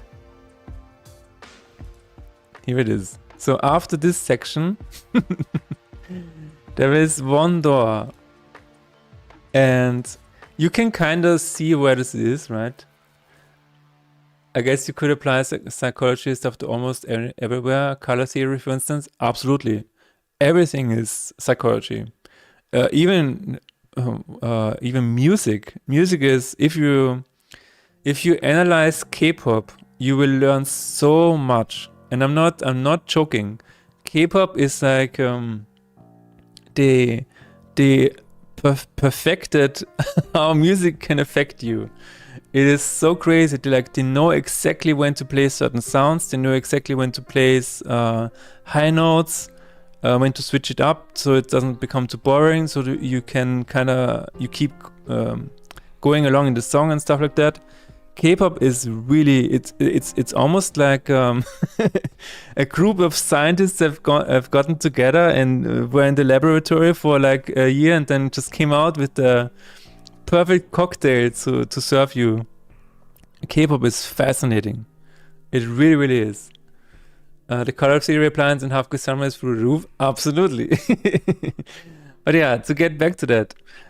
This scene is very, it's already very claustrophobic, and you can see that we are like 2/3 through the game after a lot of shit has been thrown at you, at the player. And then you get to this part, and the reason this part is so interesting is because there is a door to the right, this one. You cannot see it because this is Half-Baked Sunrise, you cannot see anything. But this door right here, it used to open in the other direction. It used to open like this, like in your face. And it was designed so you would get actually killed by the door. So and to get past this, you would have to just, walk slowly towards the door, so you can let the door open and not be killed by the door, and then you can enter the elevator. But and this is, I personally think this is just like a half-quick door. You can't just die randomly. It happens. If you play half-quick, it happens. But people were so pissed about this particular door that I had to change it to open it into the other direction. And it is still so interesting because like everything else in half-quick can just kill you, right? But I guess this was the tipping point. I guess this was like the icing on the cake, where it's like, yeah, up to here it's like I can deal with that, but that fucking door hitting me in the face, I'm just done. Just done. Just get out of there. So this was really, really interesting doing playtesting, and this was not just one player. This was from a lot of players. But yeah, you cannot do that. So yeah, you live and you learn, or you develop and you learn. That's what I should say. For those of us who were playing Half-Life in 1998, I think it is more of a pun on the engine. I guess it is, yeah. I guess it is. I was like, wouldn't it be fun if the door just killed you when you try to access it? And players were like, no, I'm done with your shit, Mothership. I'm done with it. Up until this point, it's fine, but this door killing you, it's like, to use the words of Gabe Newell, if this door kills you, it is a narcissistic injury. That's what happened, I guess. Killed by Somos? That's okay. Killed by a fucking door? Nah, I cannot deal with that. I cannot sleep after that. That's below the belt. Below the waistline. So I hope we can summon one here. No, it's all enemies. Okay, I'm gonna try the boss in chapter 3 and then we're gonna force it. We will see. In Half-Life 1, if something was moving, there was almost a 50-50 chance it would crush you to death. Yeah, that's true. That is absolutely true. Especially doors. Doors were just... you could get stuck in them, and you would see your life flash in front of your eyes. That's what Half-Life doors usually do to you.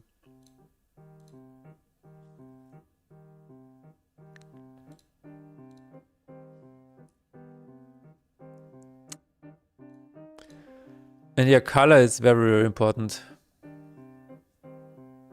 That's the thing. If you are making a game, or if you want to make a game, that is one thing that people always say to you. They say, if you pick a color palette, it is almost like a cheat code, because it will make your game instantly look better if you restrict yourself to certain colors.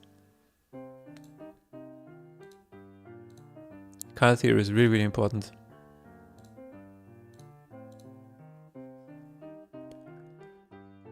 Let's save, and then we'll take a look at the boss here. It has Lament and Strike. Okay, I'm gonna give the boss in the third chapter another chance, and then we're going to force it. Oh.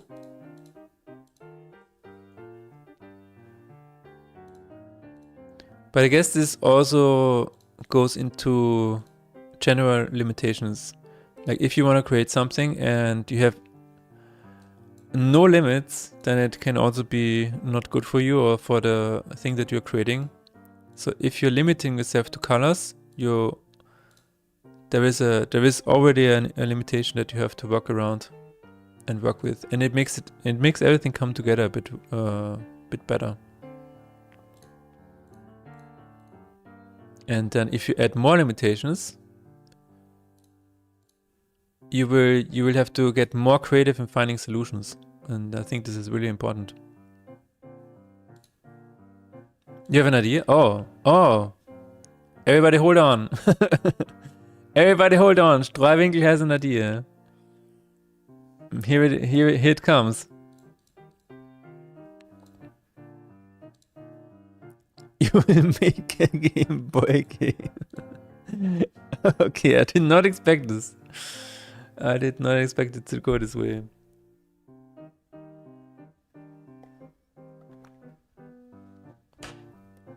Feels tricky with a lot of textures if you try to limit yourself to a color palette. True, I guess. But all of the textures that you use, you can, if you have a limited color palette, you can, in theory, apply the color palette anyways. If you, for example, swap specific colors to the ones that you're using and stuff like that. Even I'm using a color palette very freely in Faith and Despair. I have this color palette here.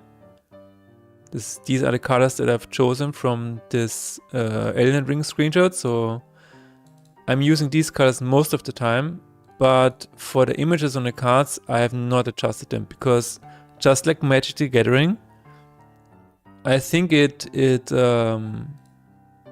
helps if the images on the cards have something completely different. I think it looks really cool. But that's just me. It's maybe just me.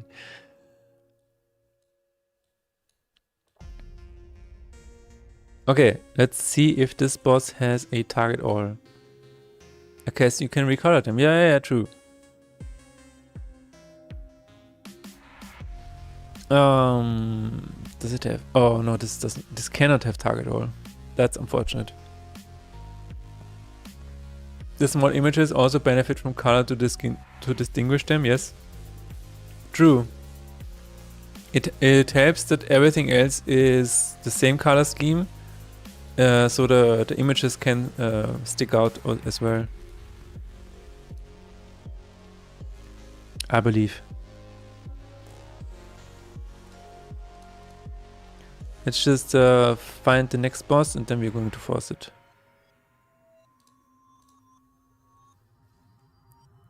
If all the bosses were blue-yellow, I would enjoy it less. Absolutely. Please no more blue-yellow. We already have enough blue-yellow.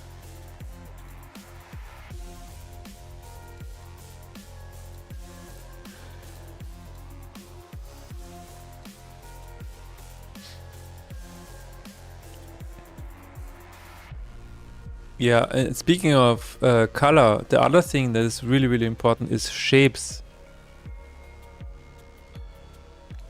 How a shape can affect the perception of it. Very fascinating topic.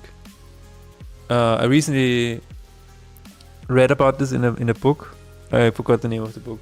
I think it's called Brand Experience or something like that. Where they talk about how a shape of a product can change the way we engage with it. I mean, it sounds so obvious, but and the name of it.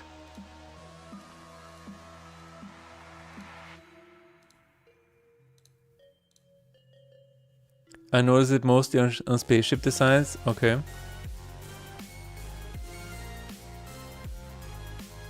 Seen similar stuff somewhere, right? Double. Okay, I think it's time to force this. But how?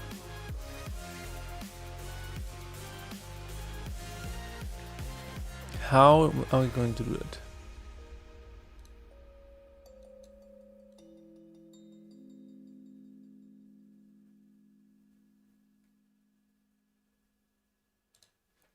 So we have enemy spawner CS.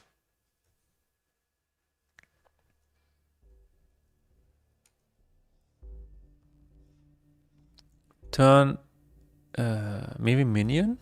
No. Turn card into minion. There it is. Add random slots material for boss.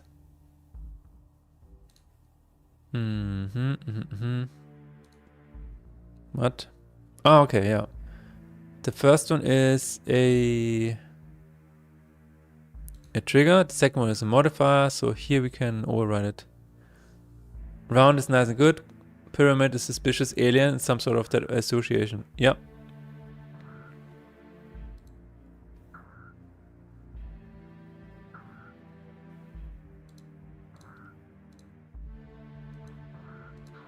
I think it was, they talked about a test with chocolate.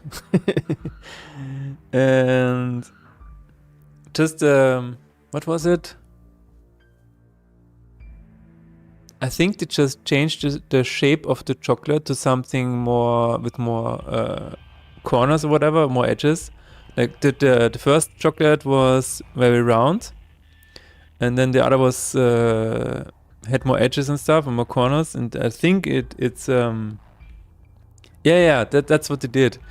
So then they did not change anything in the chocolate recipe, but people then said it tastes different just because of the shape, which is really, really fascinating.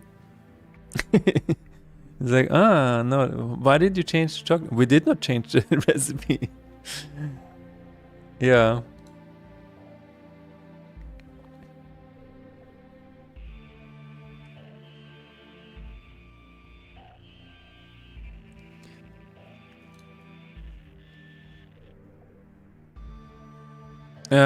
New materia set to no from string name. We're gonna say target all. Debug log error. Remove me because this, I don't want this to be in the final game. Bizarre how we can fool ourselves. Yes. No. Again, if you read the book on fast and slow thinking. Wait, what is it called? Slow and fast thinking. Thinking fast and slow. Yeah. If you read this, it is it is crazy. It's eye-opening. You will if you read this book, the problem is that then you almost cannot trust yourself anymore, because it's like you feel now, you understand how everybody is manipulating you.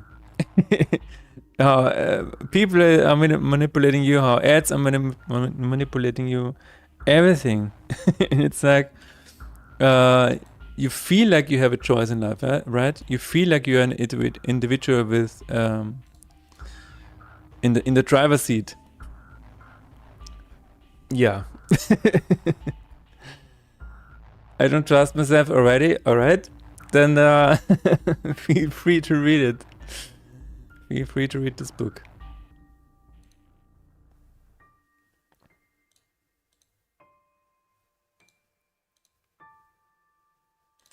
I don't have a particular example, but one of the examples that you probably all know about is, like, sometimes if you see an advertisement, the goal is not to make you to buy it. The goal is just to make you aware of it. So if you repeatedly see it, if a human repeatedly sees something or somebody, then they immediately have more trust in them. You can see this happen if you see a person like regularly. For example, if you go to a restaurant the first time, everything is awkward. If you go twice, then it's already a little better. But if you go there regularly, then people automatically trust you more. The waiter will maybe give you a free shot or whatever, you know. And it's the same with ads. They just want to show you the product every time, again and again, so you get more comfortable with the product. So when you at some point stand in a supermarket, you see their product and you have seen it before, so you immediately trust this product more just because you've seen it more. And it's it's all about awareness, not even just to get you to buy it.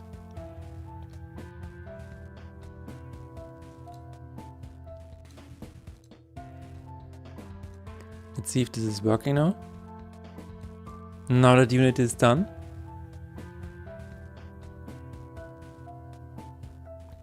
Emotions in products is a huge topic. Absolutely.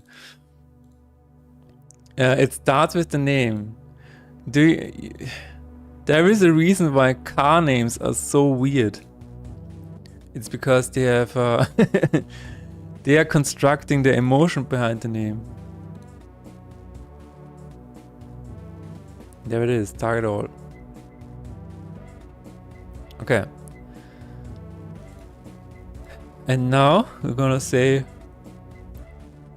set name minion, yes. Is this somewhere else? I hope it's not.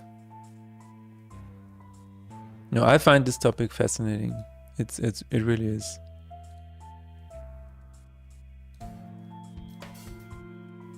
Okay, it's not set to the name, that's good. If card has modifier, target all, then we're gonna set it to crazy minion.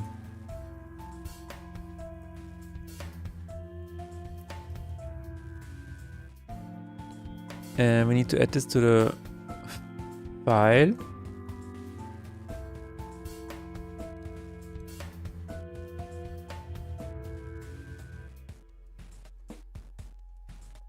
Like in the movie Focus, in the end they reveal how they tricked one guy with multiple tricks to see a number all over again throughout his day and the same person. Ah, yeah. Yeah, dude, this is another thing. This is one of the examples that they have in the Thinking Fast and Slow book. You have no idea how the decisions that you make, how they are affected by the things you've seen throughout the day. It's crazy. It's absolutely crazy. And this is a very good example. Like if you have seen the number 20 a bunch of times throughout the day, then you're more likely to pick the number 20 if it comes up in a decision somewhere or whatever. I mean, this is a very abstract example, but this is what happens to you if you see something regularly, even completely subconsciously. You're not even aware of it. It affects how you decide things, and that is like when you see this, when you read this, you're like, okay, so I guess I have a choice, but it's just influenced by so many external things that you're not aware of. So maybe even this gut feeling that you have sometimes, it's just from all of the signals that you've picked up over time that you're not even aware of.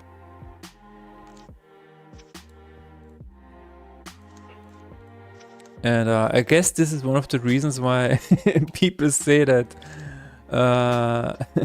why do we need to go to Mars or whatever when we don't even know how our brain works? I mean, we know how our brain works in some regions, but it is still not entirely known. Our brain is just cruising around and laughing at us? Absolutely.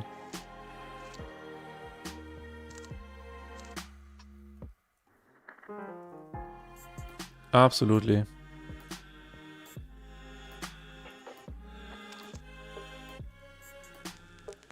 What is the other one? What is the German word for this? Ergebener. Verrückte Ergebener. I like that. Okay.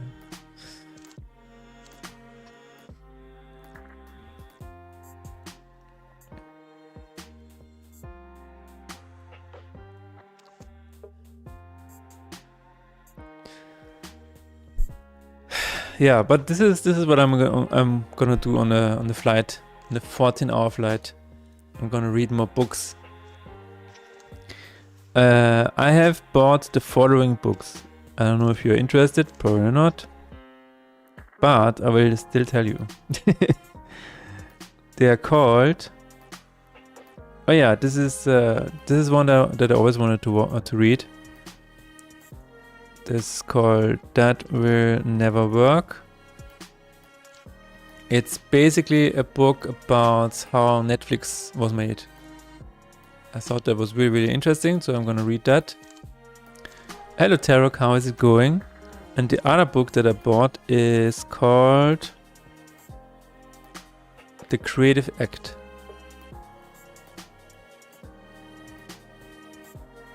A Way of Being.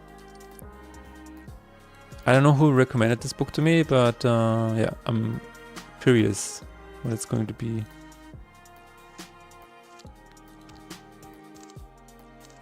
Multi-books for one flight, damn how fast you read. No, I've just... it is 14 hours, and I believe sometimes it takes like 8 or 10 hours to read a book, you know? So maybe I can read one of those, but I'm also still reading the other one. So this is not for only the way to USA, but also for the way back. And to be honest, I'm probably just gonna sit there and stare or sleep. Did you listen to the vocal cover I posted in DSC? Yes, I did. But yeah, multiple books. Yes, I did.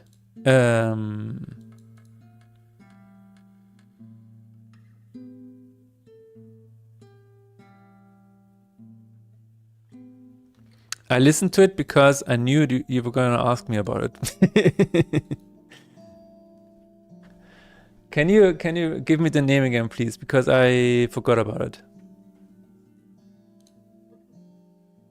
But if you give me the link again, I will recall what my opinion was. Mafra. Can you give me the link again, please? I need to hear it so I can recall it. All right.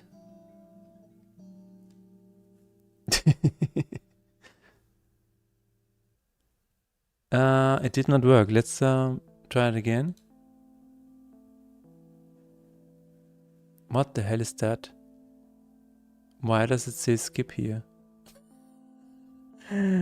What happened? Wait. What did I click? I might have misclicked. No, this is still fine.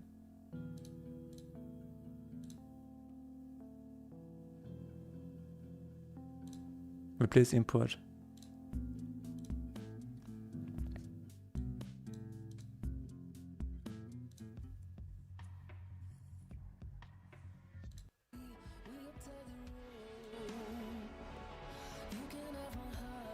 Oh, okay. I'm being honest, I did not listen to it. I remember it being open after the stream, but I think I closed it. Okay, I will give you my opinion next time. Thanks for sending it to me again. This PDF as well as all I have so many things suggested to me that I sometimes don't remember what I listened to and what not. So yeah, it's about the voice and her techniques. All right, I will give it another shot. Something happened with the spreadsheet just now.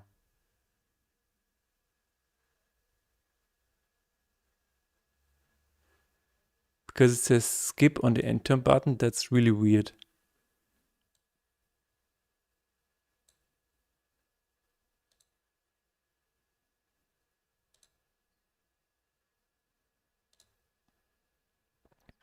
Yeah. What is that? Why is the...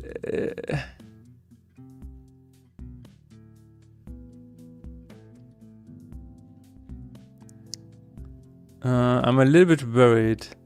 But everything else looks okay, so maybe I just misclicked something here. But that is really strange. I clicked on... Wait a minute.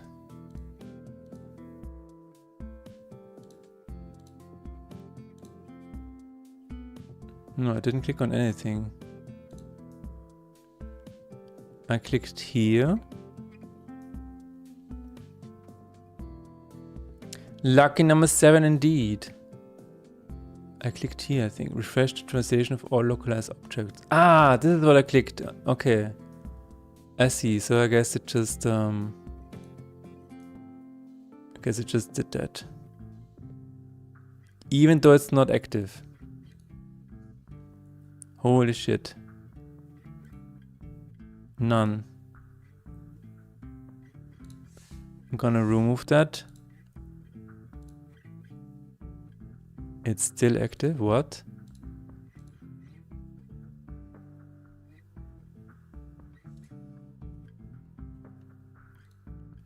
It's crazy. One misclick and things happen. This song shaped me as a person. Wow.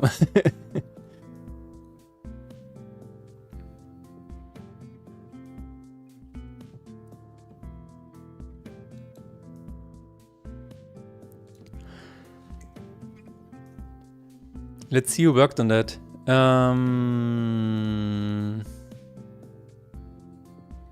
About the melody, time shift. Oh yeah, Task made the synth and the drums.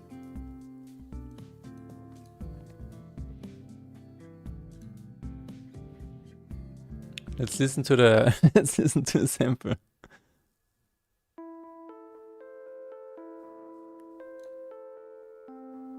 That's what Task uploaded.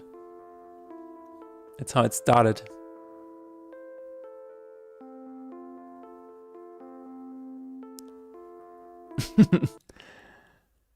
So proud to have a sit on my Chef and CDK is nice.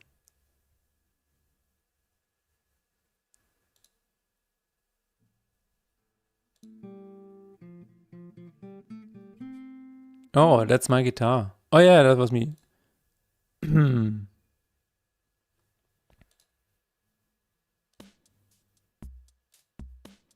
then we have Task drums. Nice. And then it came together somehow. I always like to look back. Could you please link this webpage? Yes, I can. This is not public though. If you want to link, if you want to have access to this project, this is not public. But I can link you the page. Yeah, sure.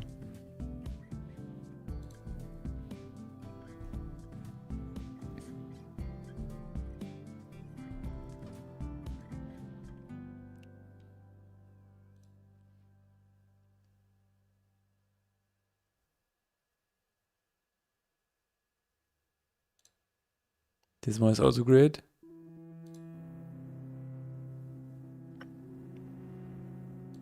This is modern music. Oh my god.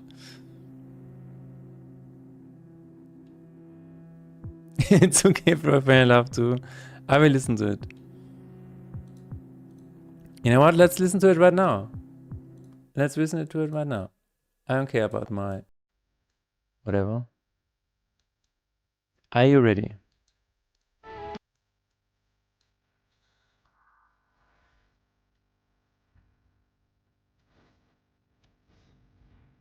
This 24-hour song is really good.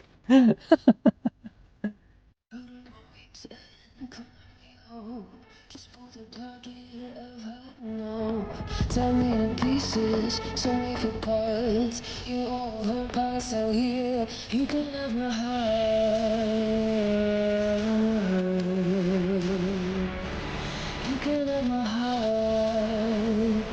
You can have my heart. A room of ghosts, no hand of fate, no sign of pulse. Let it go, just get home. Get the picture away, you take it away. You can have my heart.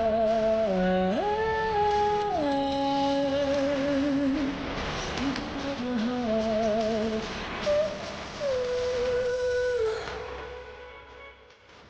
Yeah, that's a really...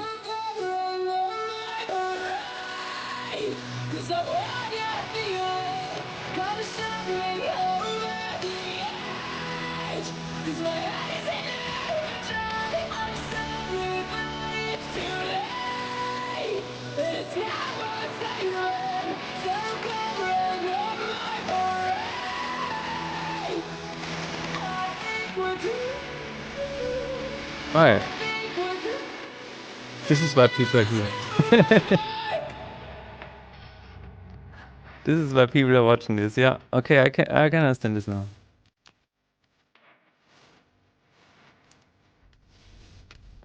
That's really cool. Thank you. My opinion on that is that it's absolutely badass. And that's that. No further comments.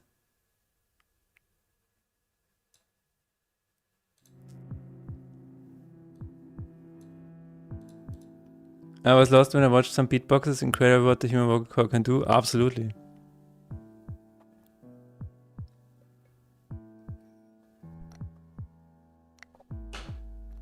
Yeah, that was really cool. That will leave you speechless. Absolutely. I'm going to be right back and question my life choices.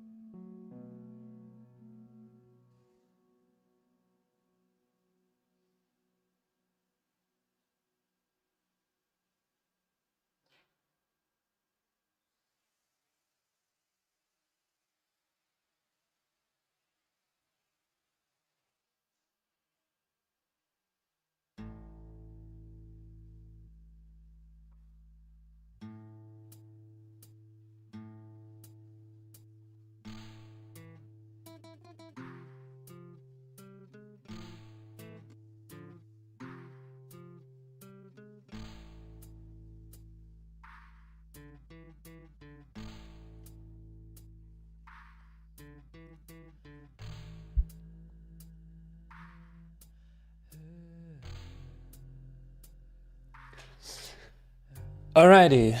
I hope that no other things occur from this misclick, but we will see.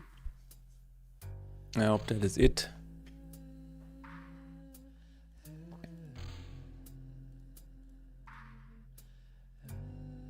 Let's close everything again and try it out. It should have the correct name now, hopefully.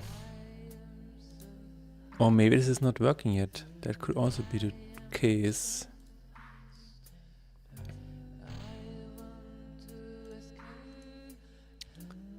L.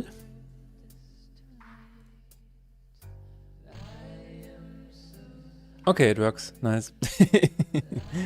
Does it work in German? Yes, okay. Alright. So we're going to remove this again.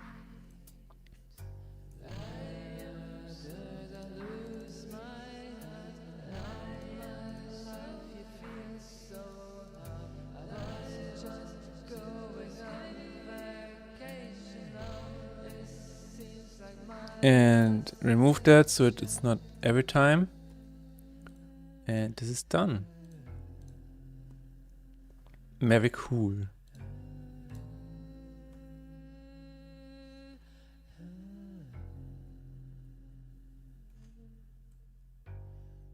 I'm not gonna mention it. So, if a card has 3 stone skin... Let's see if we can do something about that. First of all, we need a creature with stone skin.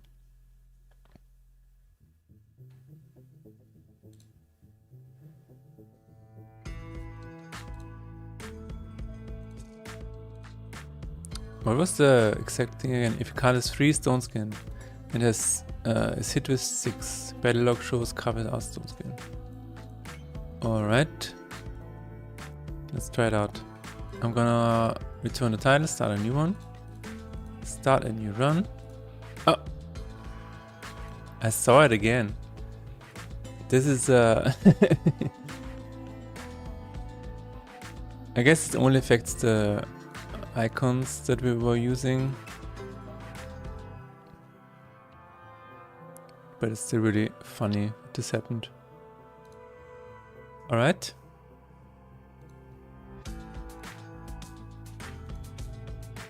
New run.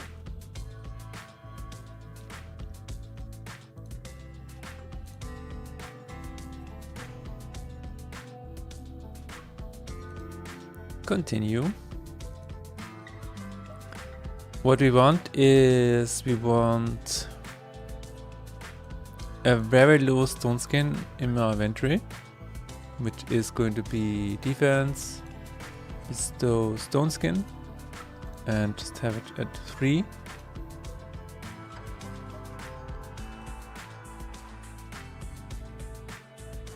I just found an unexpected boss behavior. I don't know how to describe it really.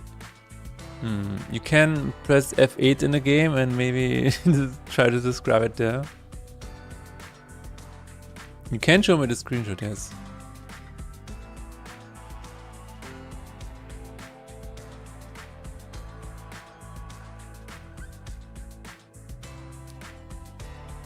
But if you also press F8 in the game, so then I can also check out the current save state of yours. Would also help me. Is this an Easter egg? Probably not. No matter what it is. I know you just sent it. I'm saying if you're still in the fight, maybe you can also press F8 or whatever. Oh. You want me to look at it on stream. I get a feeling that you want me to open this image here. I don't know why. I have no idea. Could it possibly be an Easter egg?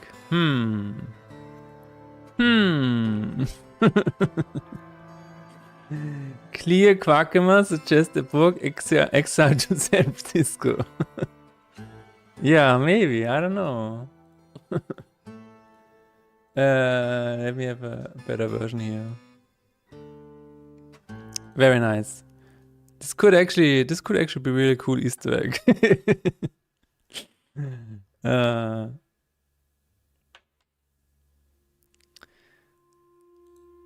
Very nice.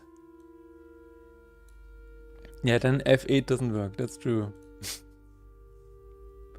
That's true.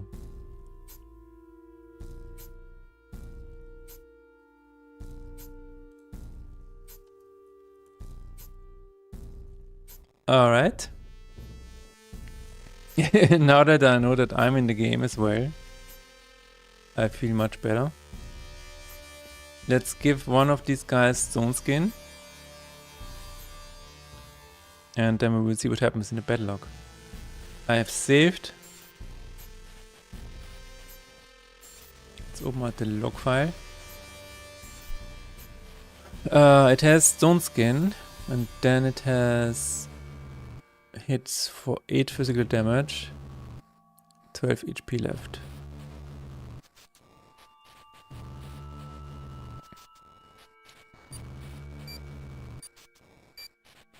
Wait, what? It's -6. Oh, there it is. Yeah, it hits for 6 physical damage and 22 HP left. Is that true?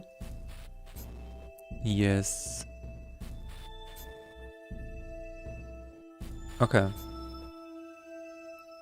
But the thing is that the preview is shown without Stone Skin, so you don't really know why it only got 6 damage. That is the problem here.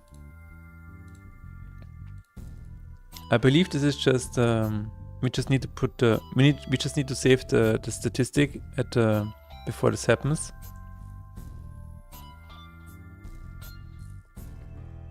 So this one is going to be enemy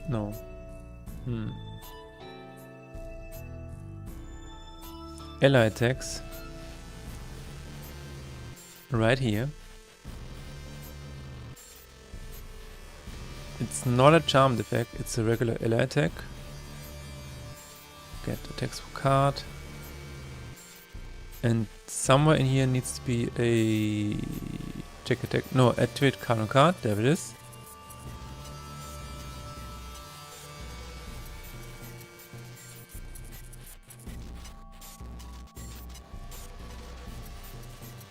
And then hit. This is it right here. If it is spell, otherwise it is hit. So it is right here, huh?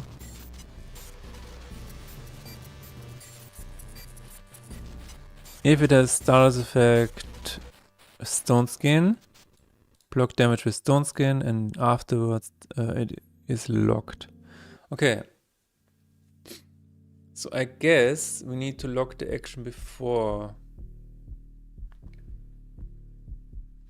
Is current health used for the logging of the action? Yes, it is. Oh shit.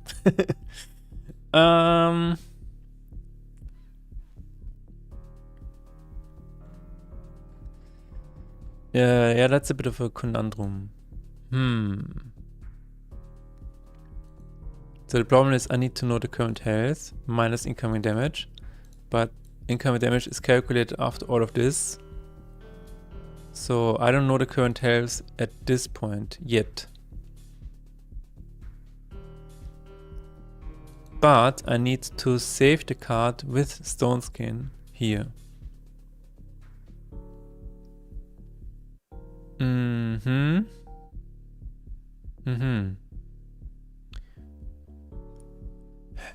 But I don't want to make a copy of the card every time somebody attacks. That's insane. I can save the Jason though. I can save the Jason. Log action physical, damage source card this. So instead of this, I would need to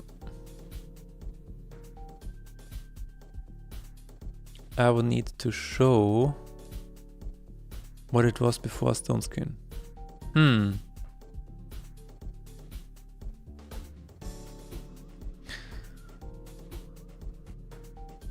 Yeah, okay, let's try this. What if I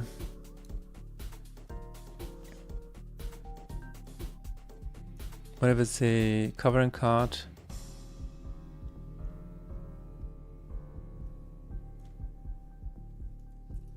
Jason is this, get Jason, no, Jason, Jason,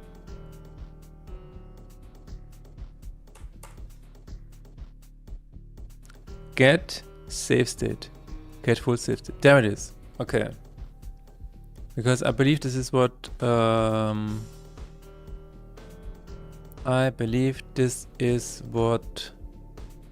damn it, where is it? Where is it? Ah, I believe this is what log action physical is also doing. Add log actions. What the hell? Origin card. Get full save state. Oh my god, it needs to be a new save state card. Right. Okay.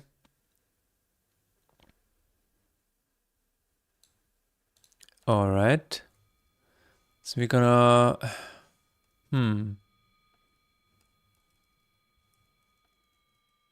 We're going to need a bigger boat. That's what we need.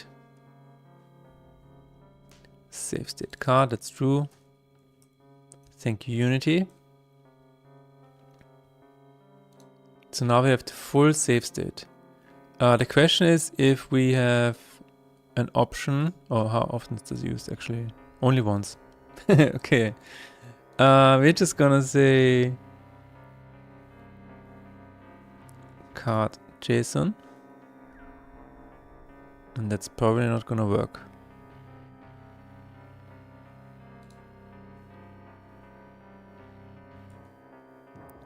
This is the target card, right? Yes. So the second one is a save state card, target card. And then I would have to change all of these as well. No. This is just for one usage. For two. We can do that. We have a save state card right here. And we're just gonna give it a target card because it is already a save state. That is really nice. You know what? That is really nice. And here it's just null. Then I guess this is solved. Is this really solved? No. Unity says no. Unity says no. What about now? Unity says I forgot to save.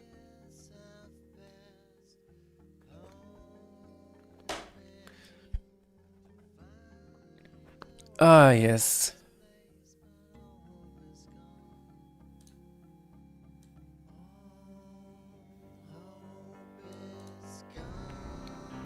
All hope is indeed gone. So this is fixed now, I hope.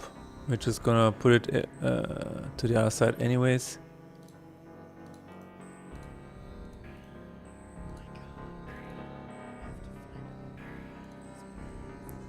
Oh, and I also need to change the version number again.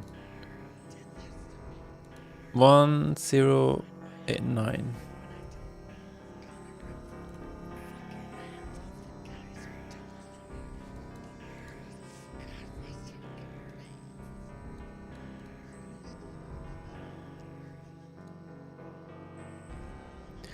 Alright, so let's load this again. And now I should see this exact state in the battle log. Is that true? Yes, it is. Yes, it is. That is much better. Because you can now clearly see what happens.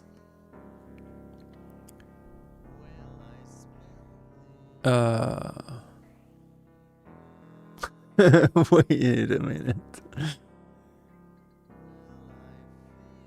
Wait a minute. Stone skin? Oh yeah, stone skin is free. Yeah, no, that's fine, that's fine. It's not a shield. It's not a shield. But yeah, this is also... This would also happen with shield, right? Probably. I have no idea. Faith loss.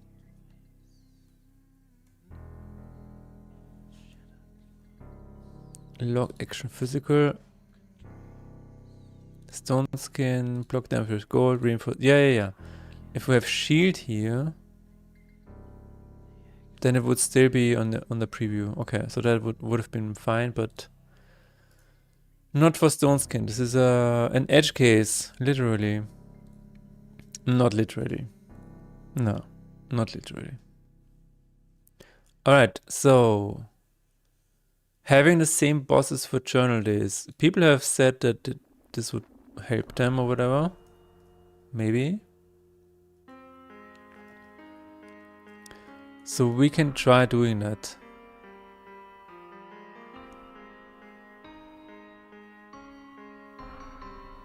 Yeah. The only thing that is a bit weird with that solution is that, do I want all the bosses to be fixed or only the last one? I was speaking to somebody yesterday and they had such bad breath. and it was so bad that I can still smell it. Have you guys ever experienced something like that? It is driving me crazy. I don't know what that is or what that was. Maybe it was an alien in disguise. But you know, oh my god. Yikes indeed.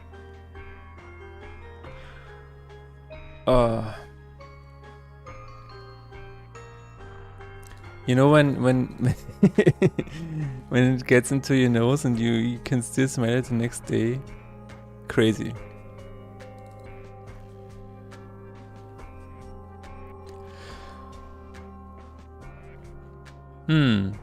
Okay. Paimon, Amdusias, but we have around, how many bosses do we have? Let's just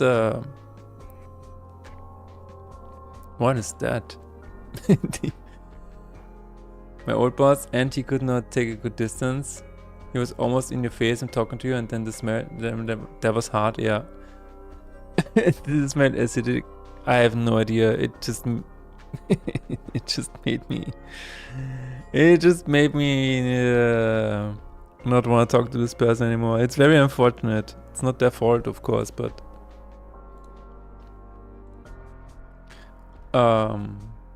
yeah. It's when a person is not respecting your personal space, it is really irritating. Like they're coming so close to you, and I'm like, I can hear you from over there. Please just stand over there. It's fine. You don't need to be here.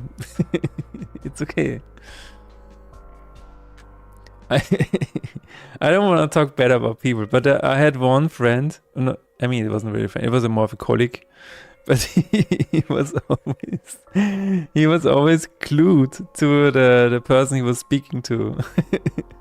Even if he took a step back, he would just follow, and I'm like, please just get out of my face, please. Thank you very much.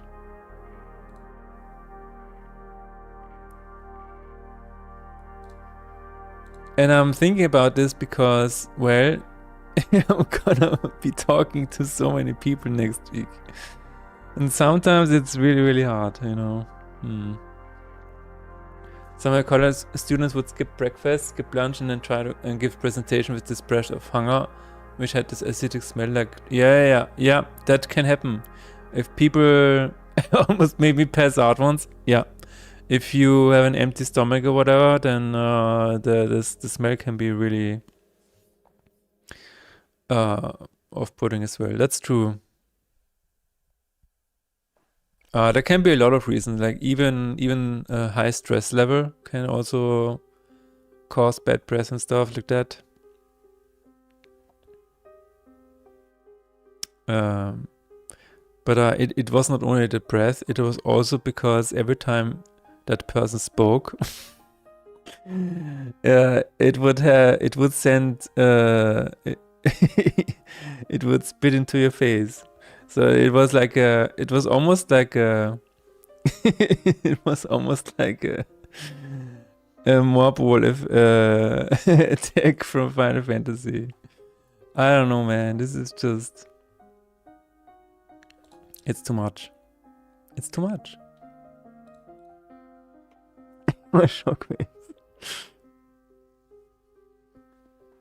Okay. Enough about that.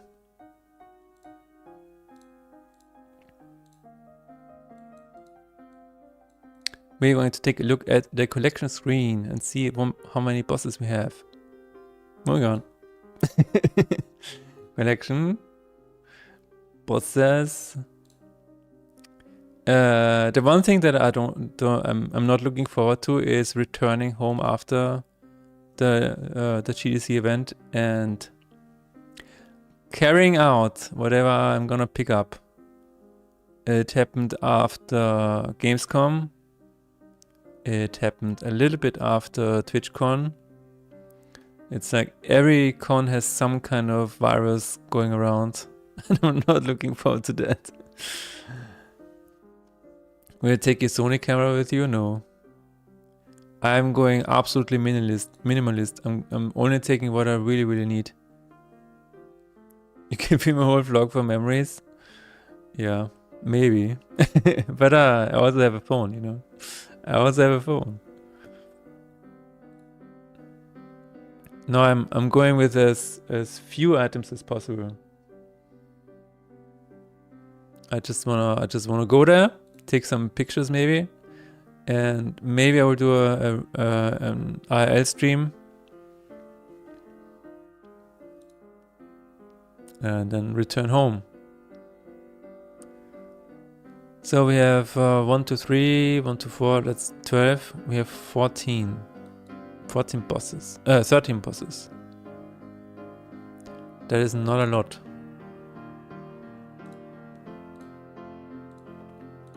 So if I want, if I want to have every day of the journal to have a fixed boss, as people have suggested multiple times that it would help them, then we need to be careful about how we're going to spread them out.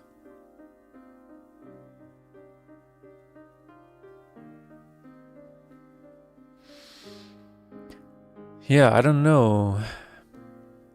So the reason people say that they want a fixed boss, it's because whenever they get a different boss, and they died multiple times earlier, and now they win with the different boss, they feel like they may have lucked out because they got an easier boss.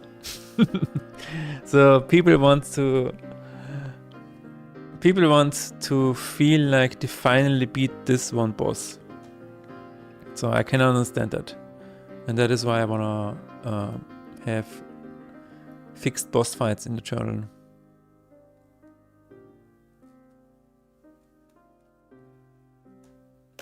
Okay, but we also need to figure out which of these is, like, we almost need to have a tier list.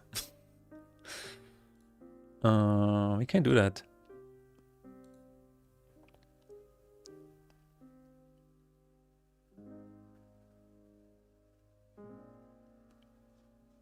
So, how are we gonna do that?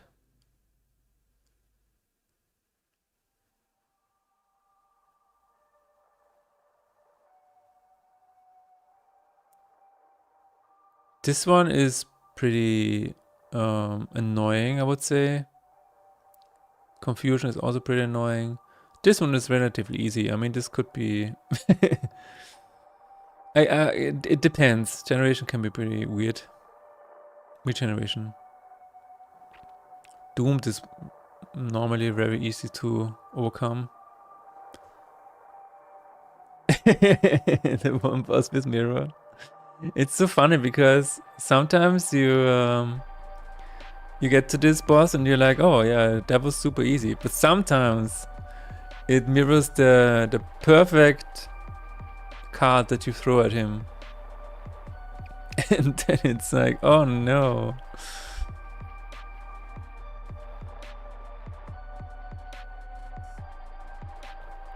Okay, I'm just gonna note it down in a list. He's so hard and endless. Oh, an endless killer.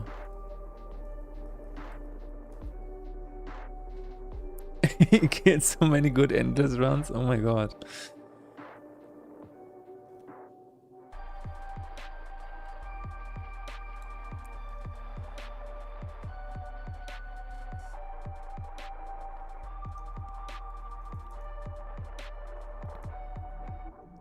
I have a list somewhere, but I cannot be asked to find it. So I'm gonna just type it out. Murmox, Orias, Paimon, Valfa, Vepa. There we go. Do I also want to have the attributes? Yeah, let's just write it down. I mean, I have the list. Wait a minute, wait. I have the list of what they're doing. So maybe we can rate them based on that. let me give it a try. So I'm gonna rate the difficulty between 1 and 10 and see what happens. All right. Gonna move this as a separate window. Yes. Are you okay? I was like, oh yeah, I can do that, but it costs me an arm and a leg. Cool. So we have Paimon over here, and we're gonna rate it between 1 and 10. On first turn, bestow Warcry and Shield regeneration. I think this is relatively easy. Like 1 is easy. 10 is impossible. There's nothing really impossible, but you know what I mean. So Paimon is, I think, the easiest. I have no idea if that's true. It can be annoying with Warcry and stuff. Maybe in the last chapter it can be annoying. But I think it's maybe it's a 2. Maybe it's a 2. Then we have Amdusias. It has Shuffle Deck with sometimes Magic Ward. Magic Ward is can be pretty wild. Can be pretty annoying. And Thunderstrike can stun people. So I would give it a 7. Now we have Byleth or Byleth, I don't know. It summons demon and gives Warcry to itself. This is, I think, I think this is a 9, to be honest. It can be very hard to deal with because it summons things every time and gets stronger. So this might actually be OP. Valfa. It steals gold from you and then blocks damage with gold. In higher chapters at least. So, and fractures your cards, which is not good.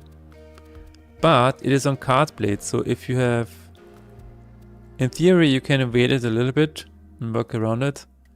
But as soon as all your lanes are full, you're going to have a hard time. So I would say Valfa is... The fracture is pretty bad. I'm gonna also give it a 7. Flowers. Ombaloof half HP, Incinerate and Heal. I have seen this be really annoying in some runs, and in other runs it's not that big deal at all. So I'm gonna say it's a 6. Because it only happens once. Most of the times. Unless it, healing itself is pretty bad. And bestowing a shield to itself is pretty bad. So it can happen that it happens twice or more. Incinerate 66 is insane. I'm still going with 6. It's okay. On damage taken, confusion and heal. So this used to be a lot worse, I think, with Charm. Charm was just really weird. But Reinforced Shield is very annoying because it will keep confusing your cards, your creatures. And it is actually a bit of a check if you have any spells left, because, or if you have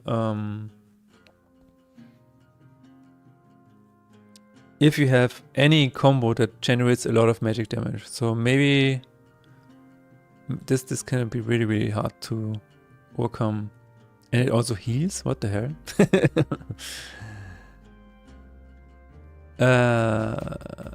Unprovoked heal 24. This might be overpowered with Reinforced Shield. So this is probably an 8. It doesn't really deal damage. And it only targets the leftmost mon. I think this is an 8. It's just a bit of a sponge. Then we have Punet, my absolute favorite boss. I love this one so much. I love how he looks. I love what it does. I don't think it is like, sometimes you can you can fracture this and maybe even just completely go past his mechanic and whatever. I don't think he's that bad or that hard to overcome. He will summon 4 minions in chapter 3 though, so that is pretty... that can be pretty nasty. And exhume 4 of the graveyard. But he's not healing himself, he's just standing there. I think it's a bit of a... maybe it's a 7. Yeah, maybe it's a 7. The minions can be pretty bad though, but they can also be bad if they at the start of the boss fight. So, Harbor Rim, you have on Lament Incinerate, target leftmost enemy. I think this is pretty... this can get pretty wild, pretty fast. Because whenever something on your side dies, it will keep damaging your side. So it almost... it can result in a bit of a chain reaction, leaving you entirely open to any attacks. So I would say this is a...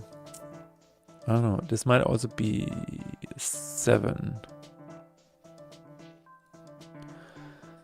Then we have this guy, Parasite. I believe Parasite is not as threatening maybe as I would like it to be. Or maybe it is, I don't know.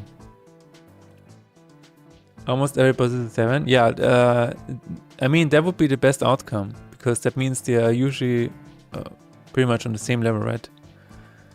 That was the goal. I don't want to have bosses that are too swingy. But, yeah, Parasite is in a weird spot, because I feel like I've done the calculations and it is almost the same as Doom most of the times. And yeah, I think this one is relatively easy. I'm going to give it a 6. I don't know. Also on creature plates, so this doesn't happen that often. Yeah, here we have the guy with Doom. I would say this is the same.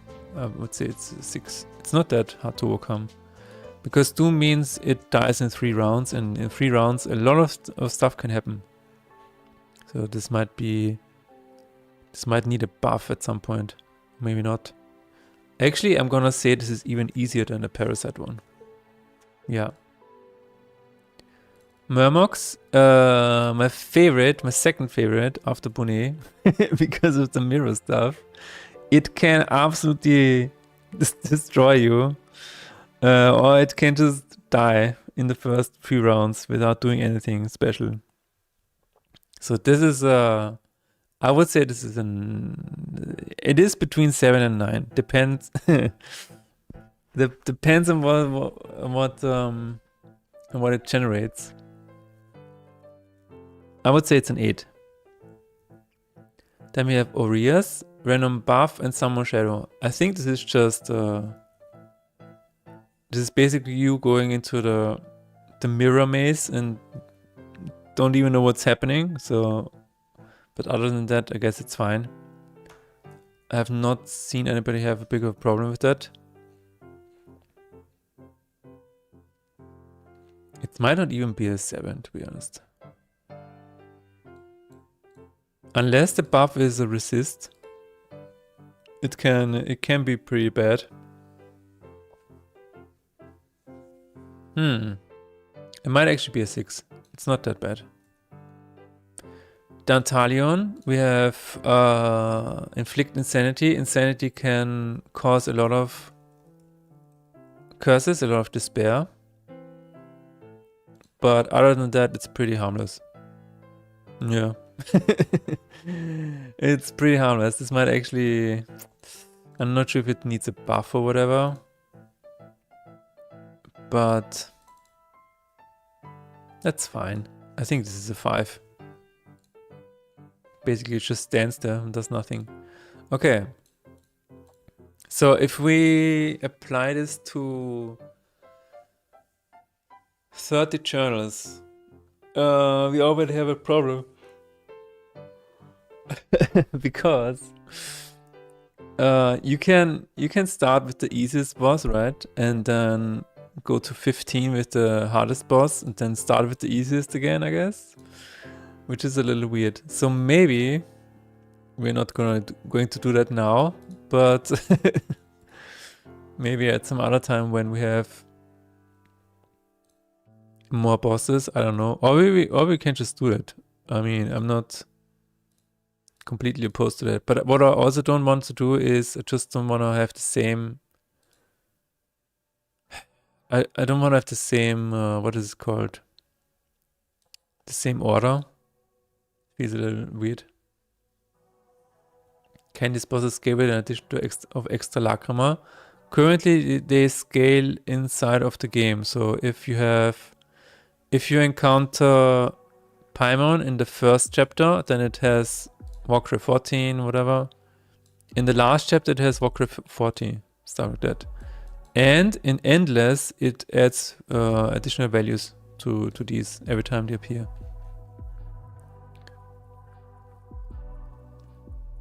And yeah, and some of them have, for example, if you encounter Salios, in the first chapter it doesn't have reinforced shield, but in later chapters he does. So yeah, that might be a solution. We could probably add another set here where it says, yeah, but if you encounter this in one of the later days, then it has an extra lacrima or whatever. But I also don't want to give them too many lacrima because then it's too much text, which it already has sometimes. Yeah, we will see. At least we have the ratings now, and then we can maybe assign them somehow.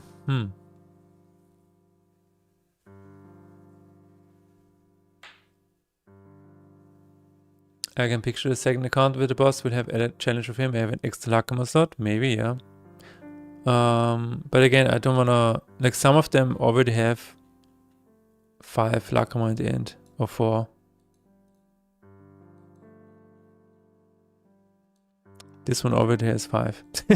So yeah, we will see. So maybe the solution is that we just need to add more bosses. Maybe that's the solution before we can do that. Just throwing idea at the wall. Yeah. No, I mean, the idea is cool. In a perfect world, this would be the solution, that the journal should have. So the ideal journal has 31 different bosses. That's the ideal outcome, right? I think we can all agree on that. Because then you can really do something cool, some cool stuff. Some cool things. So maybe we just need to wait a little bit, and until then people are just gonna feel weird when they win and it was a different boss. That's fine.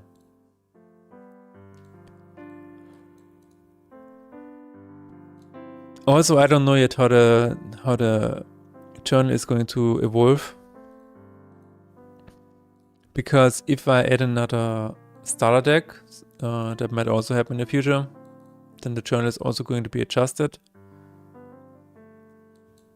And that might also make sense to have more bosses.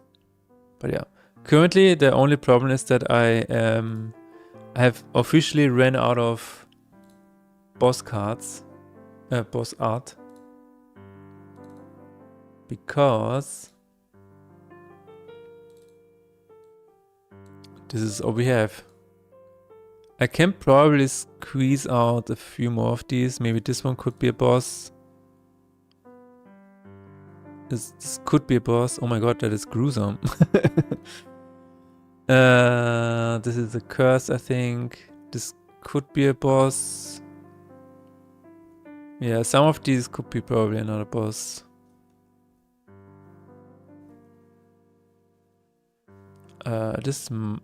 Isn't this not already a boss? Maybe it is.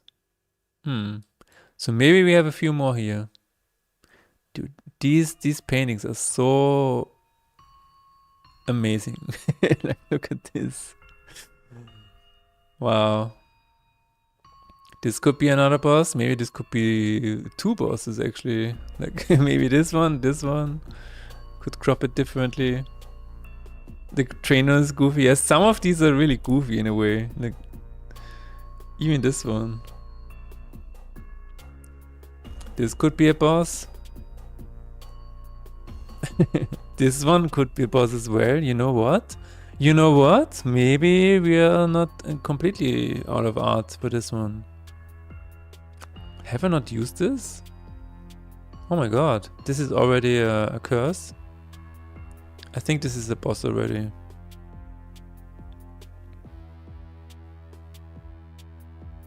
This could be another one right up here. This could be one as well, yeah. With a lot of imagination we can have more bosses, yeah. Maybe we can squeeze out another 17. This is definitely boss the cat, yeah, absolutely. Where is it?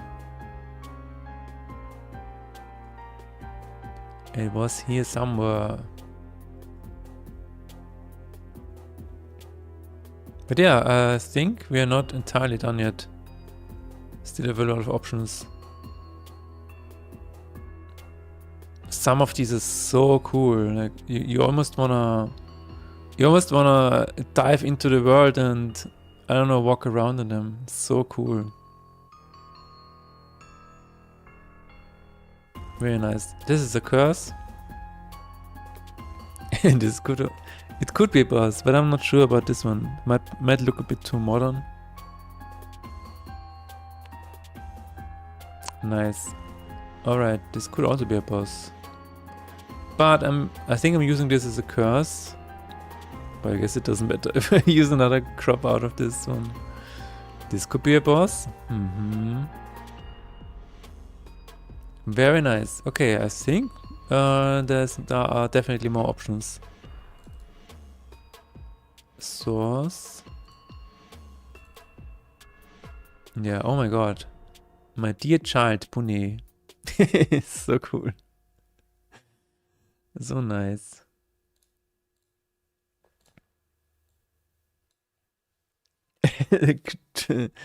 Getting the Gemma the goofiest? Absolutely.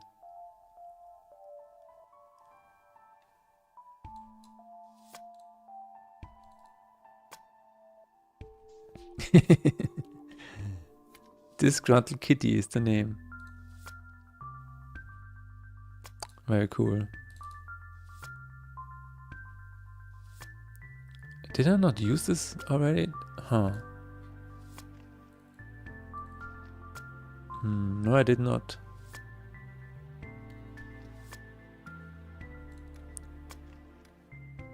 It's so cool seeing the boss with mirror just with the rest of the image. That's so cool.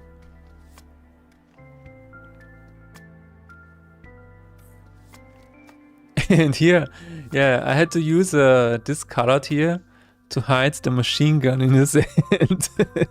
Because I didn't want to have the machine gun in the card. This one is crazy good. Oh my god. Whose art is that? Oh. I have not shared this yet. Oh, I forgot. I need to go to a Steam page. It is linked here. Links to artists and musicians, and you can see it here.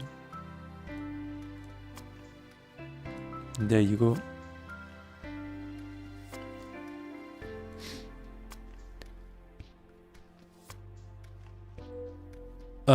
And yeah, I was his art is also in Halfquake. In the first one. No, in the second one. Yeah, in the second one. In the trilogy. There are some very strange ones. I love it.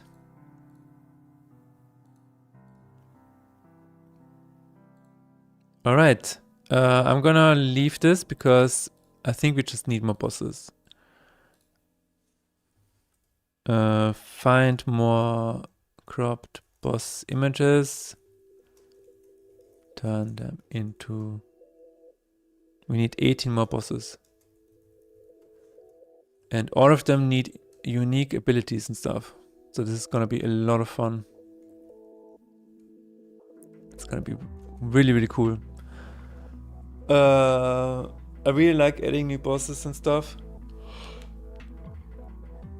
And adding unique abilities is, yeah, always really cool. Helps the entire game. Alright, we have a weird frame and game over. Or we can look at this one. I think I'm gonna look at the game over screen because this is could be an easy fix.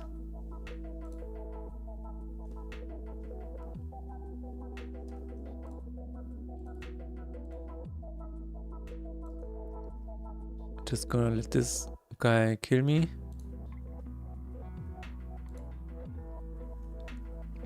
Was just wondering, are you still marketing in the span anyway? Yes, I am. I absolutely am. I have a person that is helping me with outreach and stuff. And we have just gotten into contact with 2 bigger influencers who want to collaborate. They of course want money, that's fine. So that's currently a huge push. He actually contacted 80 people, which is amazing. It's and you know, outreach is always a numbers game because the more emails you send, the more you will get in return, right? I know it sounds obvious, but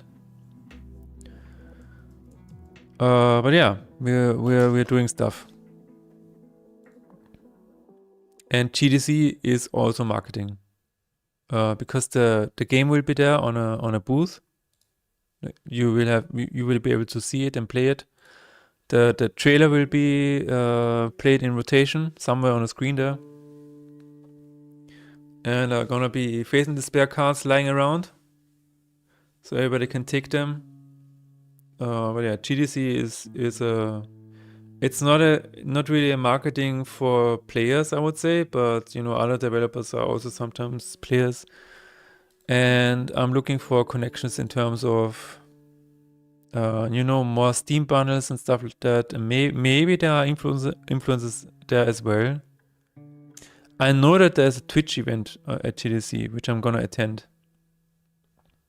So maybe I will find some opportunities there. Yeah, that's what we're currently doing.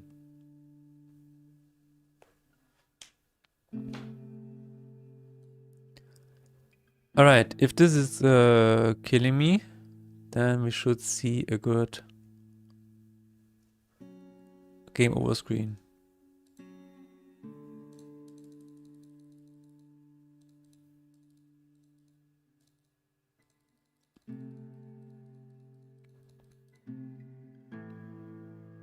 What about making an actual physical card game of this? Ever considered that?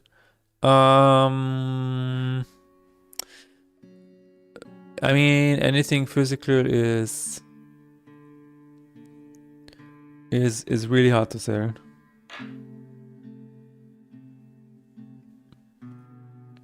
I have not thought about this. I think somebody suggested it at some point, but I'm not.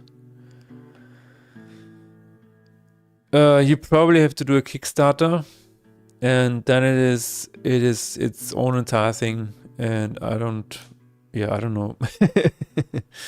I really have no idea. Print is kinda cheap. Phew.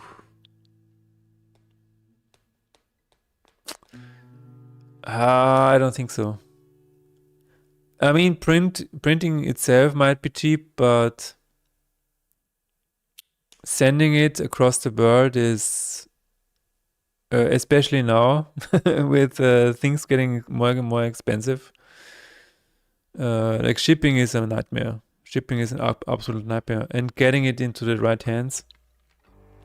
Like you almost need a Kickstarter for a project like this because you need money up front to print everything, and then you need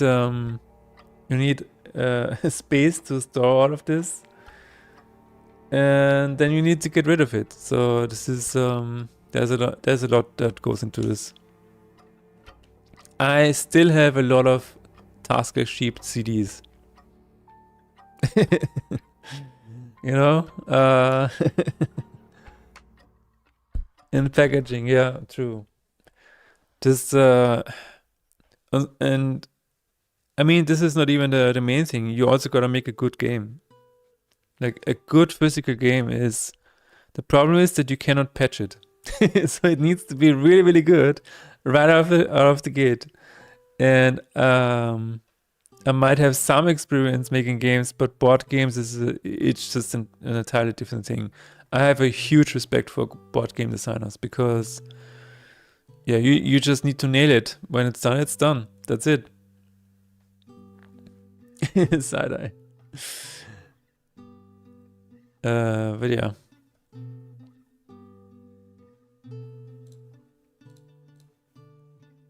I have a huge respect for board game designers.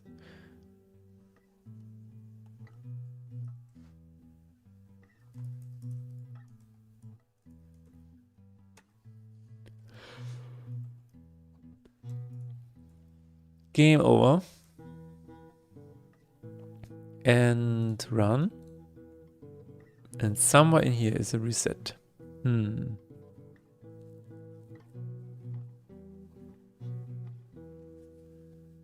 You also have to think about like what would a physical board game of Fate in Despair look like? Would you still be able to slot your gems onto your cards and stuff like that? If that is the case, how would you keep the information of this? Because if you have a card and then you have a yellow gem, how do you know what the yellow gem is? What is the you can maybe you can print on it like a little bit of a symbol or whatever. But how would you know that this one is attuned or this one is spiritual? So this, I mean, yeah, there's a lot of things that you probably have to solve. I guess you would have to completely redesign how this works. Maybe have the gems on the left of the card and then like right here, and then the name of the gems of the Lakama to the right. I guess that would work. Then you don't have the small gems, but it's an entire plate. That could work.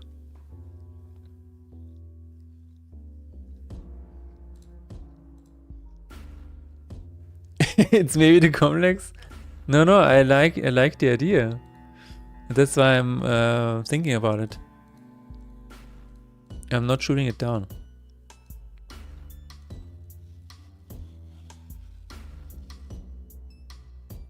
So the question is, I don't know if that was the reason for the question, but you were coming from the marketing angle, right? So maybe the question was, if you have a physical version of this game, does it count as marketing your game? But I think nothing beats the Steam algorithm in terms of visibility. Nothing you do beats the Steam algorithm. It's crazy. It really is.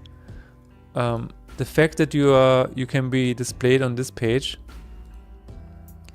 gives you so much visibility that nothing you do comes close to it. It is absolutely insane. So what you really need to do to help your game is to play the Steam game, which we have kind of not done with Fate in Despair. For example, you need to have around 7,500 wishlists to get into popular upcoming. This is part of the Steam game. And we did not reach this number. So the only thing that would help this game is if you make a part 2. And just try to play it again. Just keep playing the Steam game. You cannot, so once the game is out of the Steam game, it is very hard to crawl back out of that pit. The best chance is to just make another game. Just play the Steam game again. And the visibility of this page, it cannot be matched with anything that you do. Not Reddit ads, not a Kickstarter, not the most viral short or whatever, because shorts have a very low % of click-through rate. Nothing beats this. This is, you wanna be in here. And if you didn't make it in here, better luck next time. That's how the game goes. It is kind of sad, but it is what it is. How about making a short YouTube? Okay, I did that. I'm gonna show you. I did it. Okay. I had various shorts about this. I'm gonna show you. I don't know if you're stuck in ads or whatever, but I'm gonna show you anyway. And then I'm gonna take a break. I have a short here where I talk about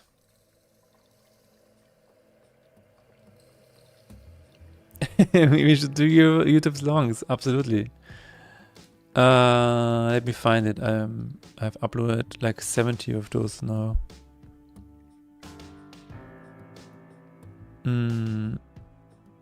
Last stretch, my own worst enemy. Oh, it needs to be at around November, right?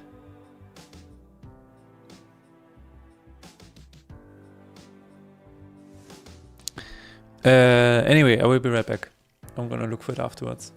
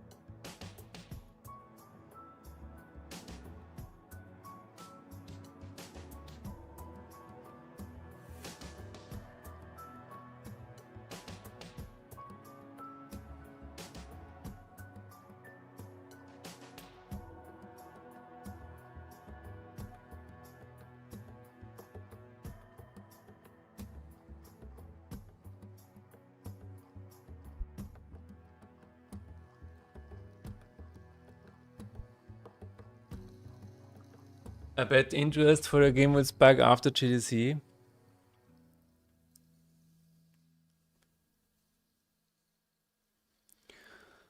No, these shorts, no, I mean dedicated video long form then where you market pitch play. Yeah, no, there is one video where I did that. Even in a short form, that was what I was looking for.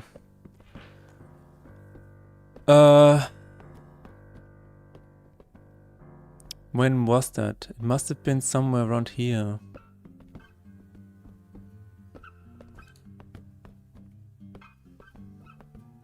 Oh, there it is. I mean, this was the video where I particularly pitched the game because I targeted the Final Fantasy VII players and the Magic the Gathering fans, and it got 1,600 views.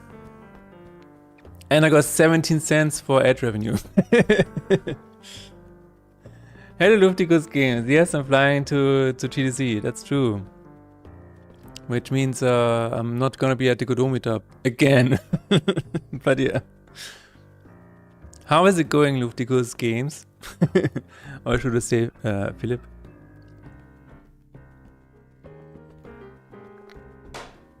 So yeah, even if you have 1,600 views, it doesn't do anything. And I'm gonna tell you another thing. If you have, for example, Coding with AI has 1,700, so I'm gonna show you. I'm gonna show you what happened. I don't know if you have seen this, but this short over here, where was it?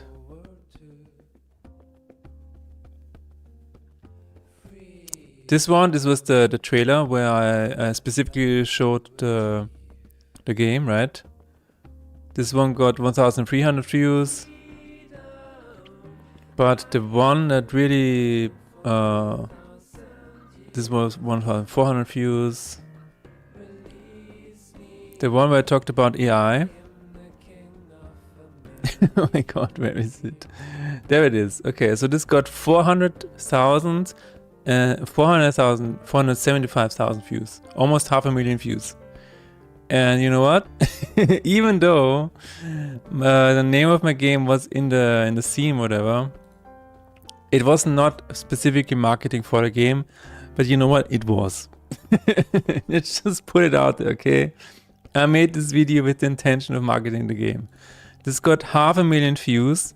It was on Reddit. It was on the Reddit front page. It was, I don't know, it keeps getting spread around. It's kind of crazy.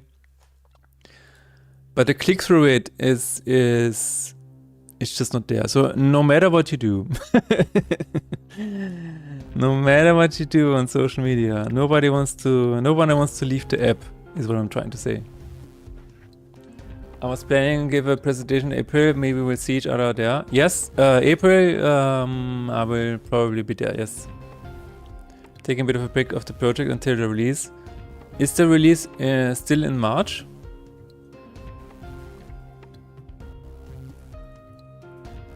Is it still March? Oh, the last day in March. Okay. Why is it not on my wish list? Oh my god, look at me. Everybody wishlisted. If you're interested in racing games. March 31st. Wow. It's coming out. Yeah, taking a break before release is I think a good idea. So how many maps is it gonna have? Do you know? Can you tell? Do you want to tell? Oh, you've updated the UI. I just saw that. This is new, right? Like it used to be at the bottom with 4 icons. You love racing games? Definitely check out Dragon Gate Tournament. It's a 4-player local multiplayer game. Man, he's working like crazy. Very cool. I hope the release is going well. But yeah.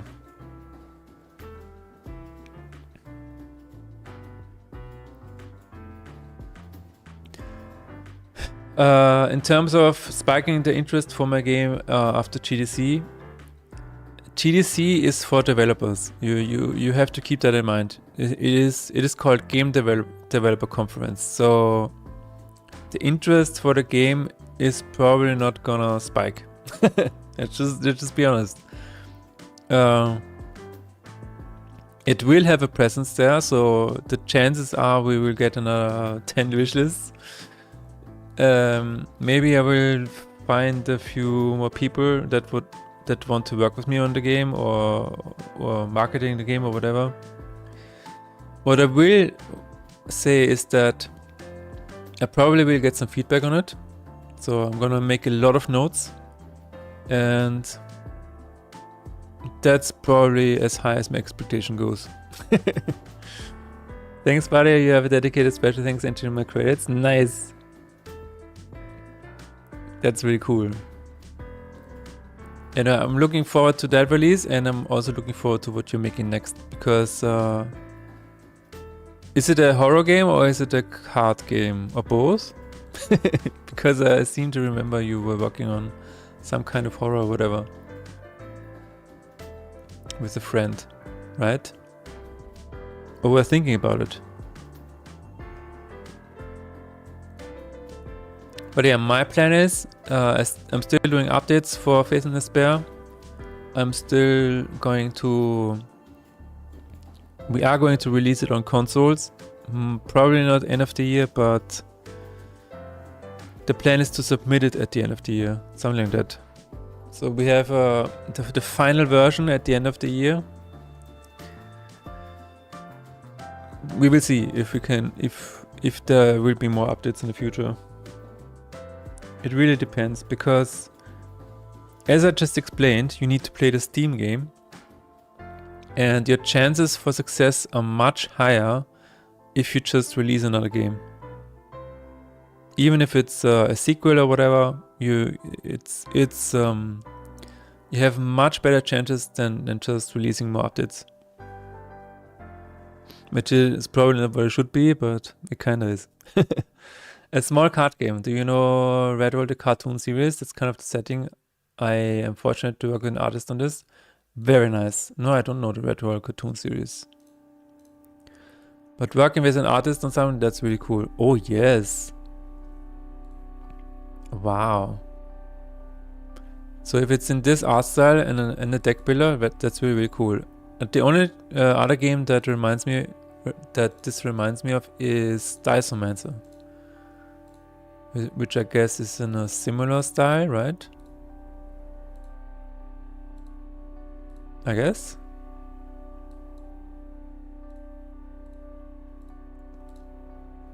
Ah, that's really cool. Well, if you both like the cartoon, then you are automatically on the same page. So that's really cool.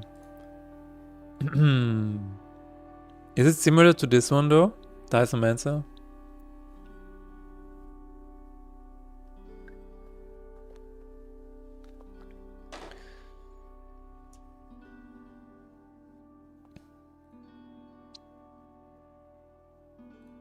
Is it a roguelike deck builder, or is it just a card game?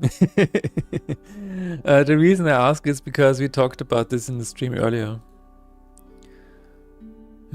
Everything is a card game now. Roots of Yggdrasil, what is that? Oh, of course it's a card game. It's a card game. That looks really nice though. Wow. It's a PvP deck builder, so my first multiplayer game. It's round based, so it's manageable. Okay. It's not your first multiplayer game.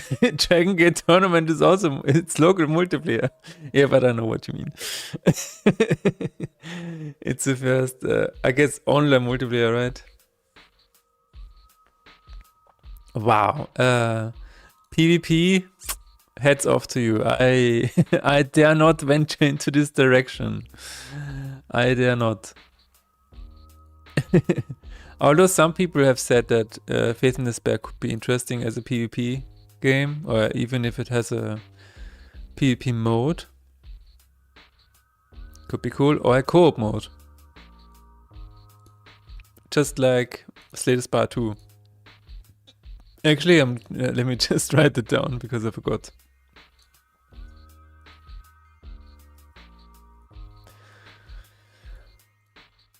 Alright, I was actually checking out the intern, yes.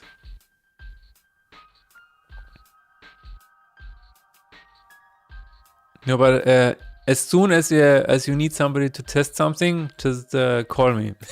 Or not call me, but let me know. I'm always up for testing stuff. And I'm looking forward to it.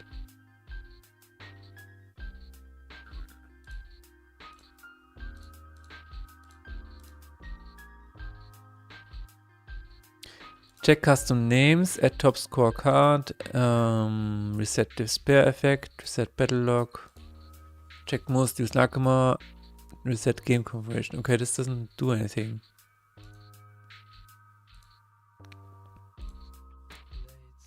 Win run routine, check win streak, game over.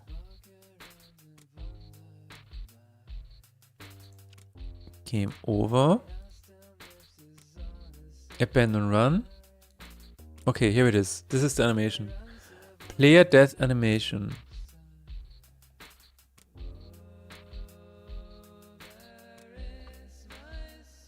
Player death animation reset. Reset rotation speed. Enable card, align cards. Okay.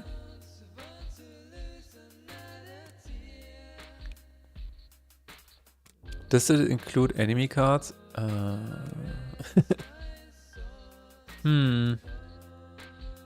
is this used twice? Oh my god. And player that. Okay. Okay. But somewhere in here, I think it's going to reset the entire board, right?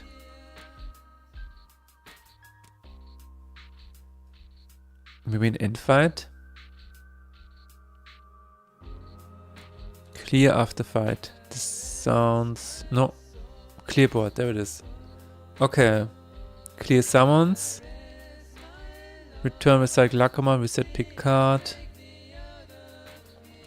Reset cards. Reset lanes. Wow. Yeah. So what I think I need to do is I need to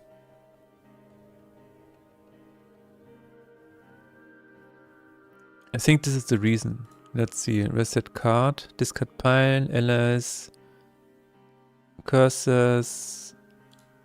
Yeah, I think the enemies just get reset when the lanes get destroyed. Yeah, remove lanes. It just destroyed the cards. What? Wie bitte? It does not even return it to the...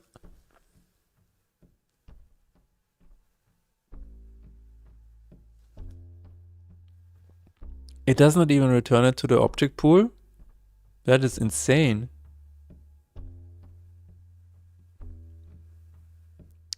That is insane. Okay.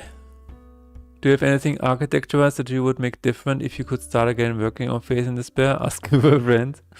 Let me think about that, because that is a really good question. Do you have anything architecture-wise that you would make different if you could start again working on Faith in Despair?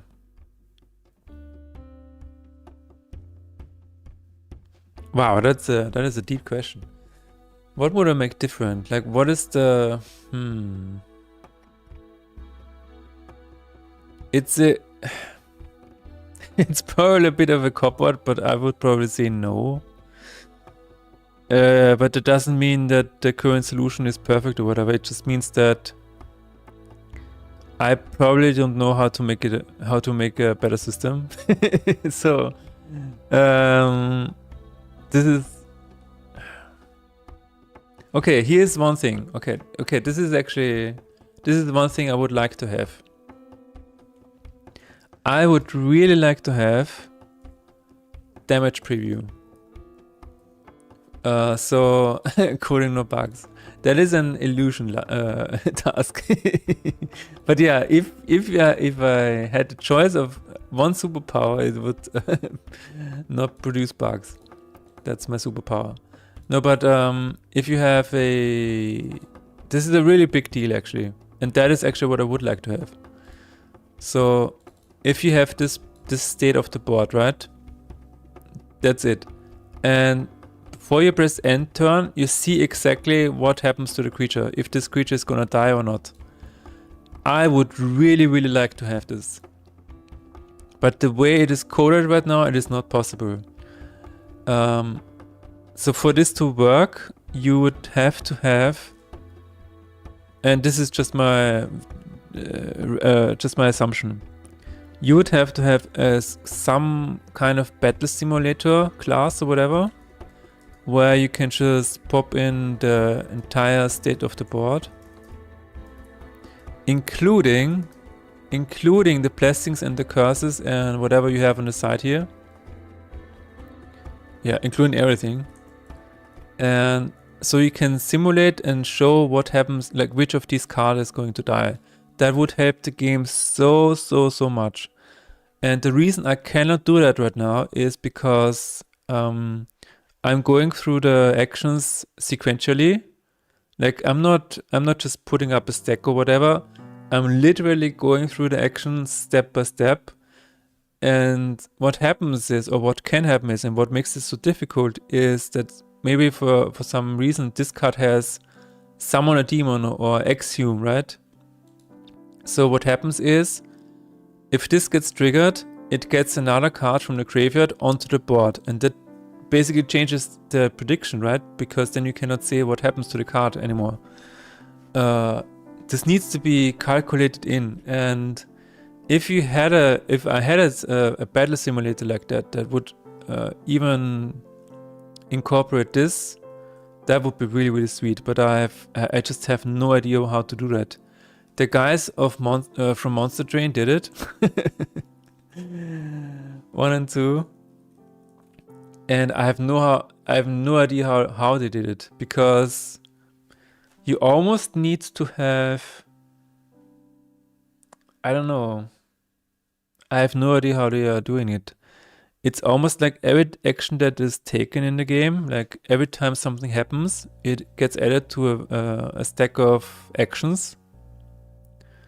And then it just gets played or whatever, right? It's just basically a replay. And then you can play it on the screen for the player to see, but also in the back end as a kind of a simulation. I think if you have, so the solution to this, in my opinion, is possible solution in terms of architecture. Solution in terms of architecture is to almost have a separation, and I'm not sure if this is true, but you need to separate what you see.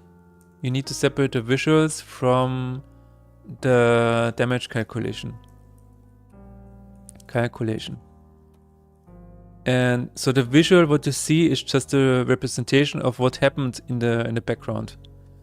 So more of a separation in these classes or in this kind of architecture would help a lot. But right now I have no idea how to solve this with what I have right now. So this is something that I definitely would plan for if I had to restart this game. I don't know if this helps, but that's the biggest thing. Pre-playing the game and then showing what the player actually did. Yeah, something like that. Yeah. So you can just give a class the entire state of the board, and it just gives you all of the steps that are going to happen. And you can give this list to the screen, so it just plays it out, without any of the calculations. Because this is the thing. This card, for example, is a class. It has a card class, and it knows when to attack, and then this one knows when to attack. But I believe it shouldn't be like this. I believe this should just be for visual representation. I have no idea what it is. This should not be able to know that is a card that can receive damage or whatever. So there needs to be a clear separation of visuals and combat calculation. Something like that. So you can replay it, or even just, I don't know, let it play in the background. This would solve a lot of things, actually, because You could have automated tests to see if a bug is no longer occurring or not. You could have, as I said, the predictions. You could have more precise undo states or whatever. This would do a lot. And actually, I'm not sure if Max is probably not here today, but Max has worked on Lost for Swords. And we talked about how he did it. And I believe he's working more with a kind of a stack where the actions are plopped onto a stack and then things can still be squeezed into two other actions or whatever. But I believe he has a bit more separation, but I might be wrong.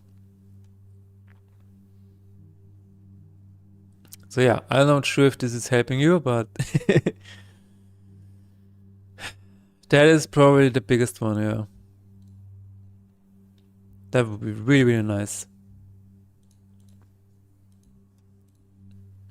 This is one of the things that always come up with Faith in Despair is that, you know, you're getting so much information that sometimes it would just be very helpful to know if, for example, both of these creatures would die when I press end turn.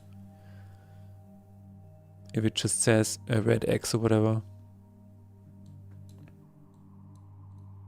How to solve that? Not entirely sure. Not entirely.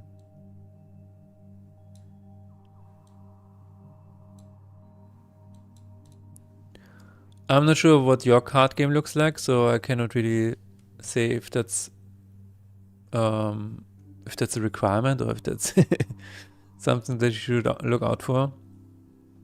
The other thing that this would help with is the battle log. Because right now I'm just writing the information that happens in the battle, and I'm just writing it to separate JSON classes basically. And if you have a battle simulator, then you can just write out what the battle simulator is doing. It would simplify so many things and make so many other things possible. For the card game, I think I'm doing what you're describing. It was mainly a way for me to make multiplayer possible, since you just have to broadcast the action ID. Right. If you're making a multiplayer game, you kind of already have to do that in this way, yeah. Because then you have the... I don't know what you're doing about the server. But I guess the server always has to, like, somewhere inside of this whole soup of players and servers, there has to be one source of truth, right? And that's usually the server.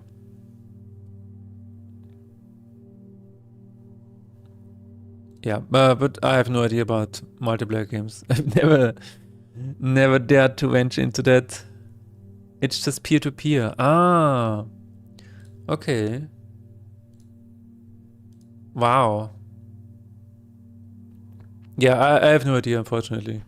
So I don't know if this is who is then responsible for making sure that something is the truth.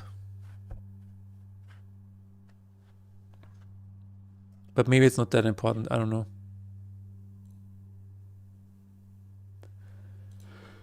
Maybe it's not that important. But yeah, maybe we can, or maybe you can. Is this something that you're gonna talk about, like the architecture of your card game, once you do a presentation or whatever? I guess in April you're going to talk about Dragon Gate Tournament, right? In peer-to-peer, the host is someone, the server and the client at the same time. That makes a lot of sense, yeah. That makes sense, yeah. Absolutely.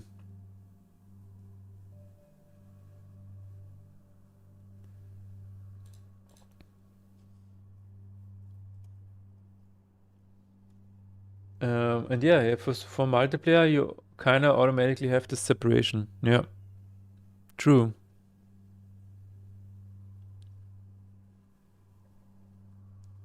But other than that, I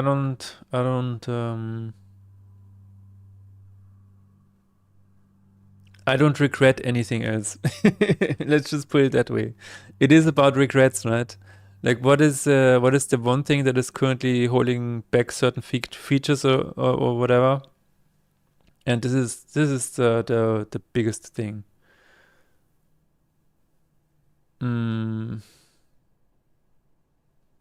Yeah. Hello, Connor Theory, how is it going? Next 5-year challenge, create a multiplayer game. Wow. No, the thing. So the reason why I'm not doing a multiplayer game is because for multiplayer games you always need players, and that's I don't know. It's just who has friends to play with, you know? I'm making a game for people who don't have friends. That is my target audience. I wanted to talk about the Dragon Gate, yeah, that would not exist without your encouragement. Yeah, I'm looking forward to that, actually. I'm kind of curious what you did there. How is it going, Corner Theory? What is the state of the universe? I don't know why I went there, but maybe you can still answer me.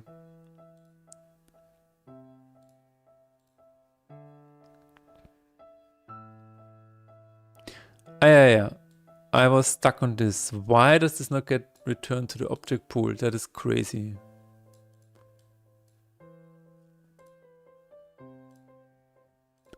That might actually be where no. No, that actually might be where sometimes game over is a bit laggy. Huh, let's just try it out. Object pool. Hello, object pool? Why is this no return card? There it is. That is actually interesting. Get card card game manager over here. To answer the question, I must give you a list of the status of every particle in the universe. Well, you better get started. You better get started. Particle 1, spin up, position X. Oh my god. Oh my god.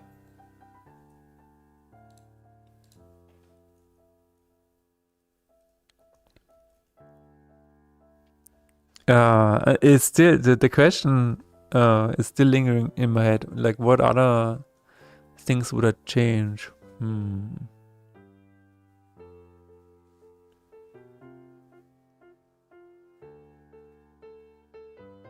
The only thing that I also want to suggest is that you make sure from the start that you can load a save state, save a save state and load it as easily as possible, because this is so important for debugging. This is really, really important. I don't know if you have this already, but this is really, really important.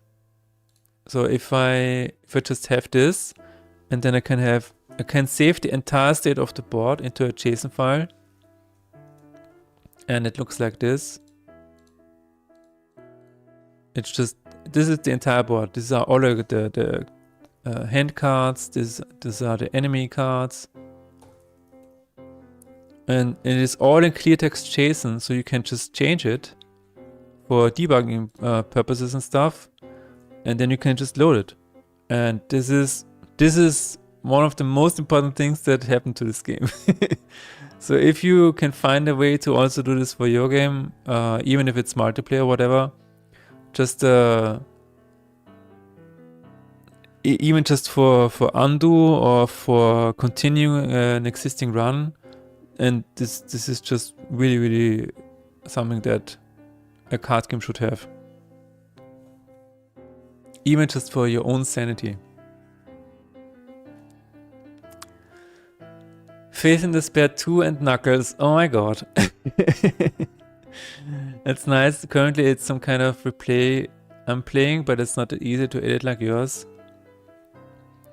Yeah, it helped me so much. Even like when I get an error report in my Trello, That's another thing that I would suggest. Just getting a bug report, and then it automatically attaches the JSON, so I can just load the entire state that I see where the error came from.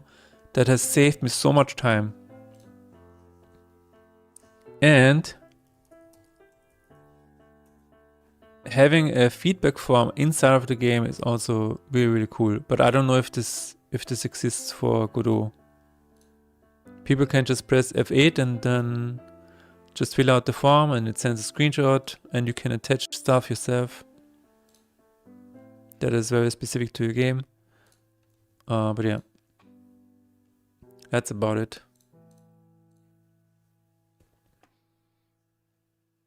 Also, hi Terran and Renderpunk. I'll get to your cluster of particles in a few million years. That's fine.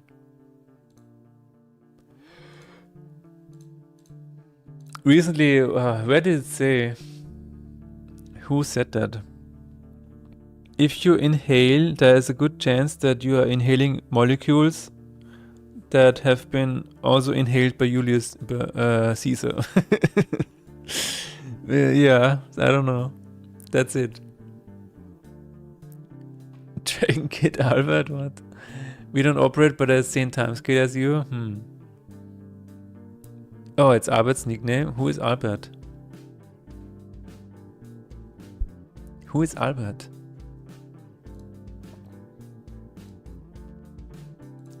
So let's see if this is working, at least.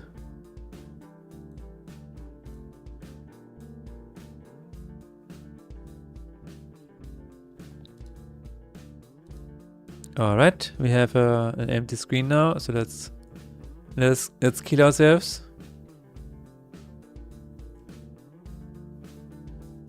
And then we're gonna pause it. Make sure that the object pool is working.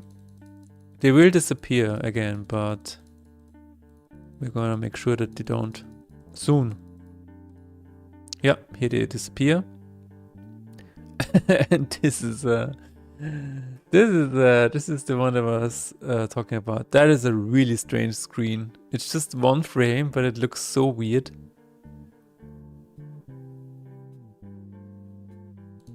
It's just one frame. That definitely needs to go. It's almost like a frame in, you know, in, what is it called? Fight Club, where they also insert these strange one frame images. Almost that your subconscious is like, what? Huh? Did something just happen?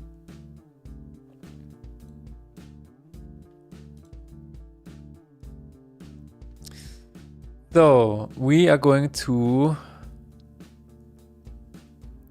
Call of Duty Bloody Screen. Oh, so real.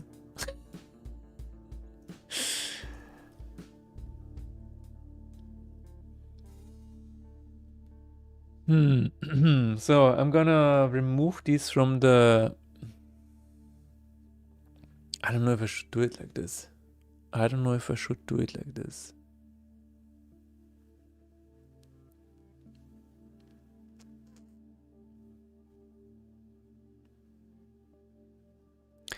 There is already an animation playing. Hang on one second. There is an animation playing in Card Game Manager. Player death animation.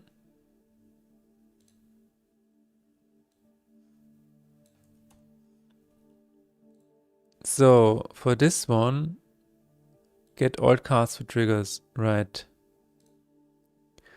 In theory, if card is enemy,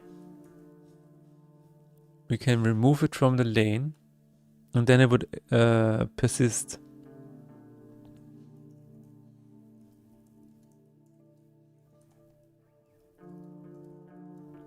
So we can move them away gracefully. The sign decision always bothered me so much. Yeah, you just got shot. Just wait until the strawberry jam fades and you'll be good to go. Okay. I never played it, so I have no idea. In an infinite universe, a multiverse, there is a corner theory with the ability to count particles has succeeded. Okay, cool. Well, thanks to the multiverse corner theory. Remove from lane. Good for him. Good for him, man. So,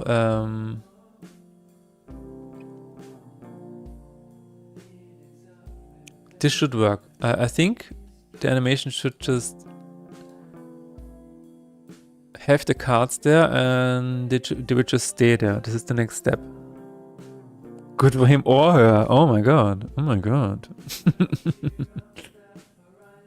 Accounting for all the possibilities, I see. I see.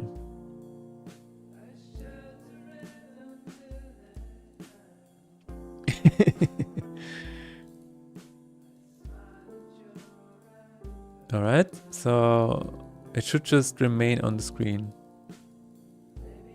Yes. What?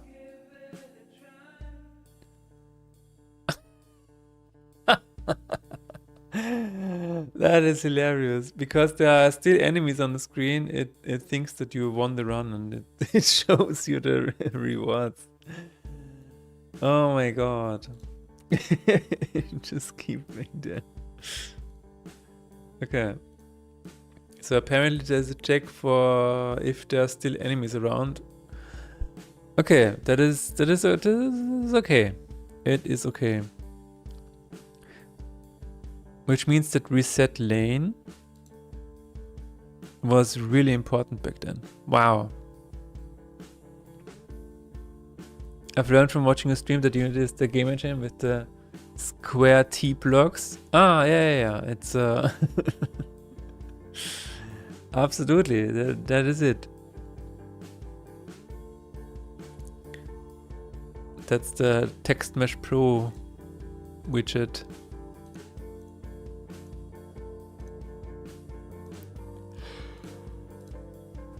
Oh my god. I would assume that for anybody else, it's this loading bar. Unity is always loading. That's the what was his name? Foxcrest? Yeah. Foxcrest said that the loading bar was really irritating for him because it was loading all the time. When you save something, when you start something. Bam, bam.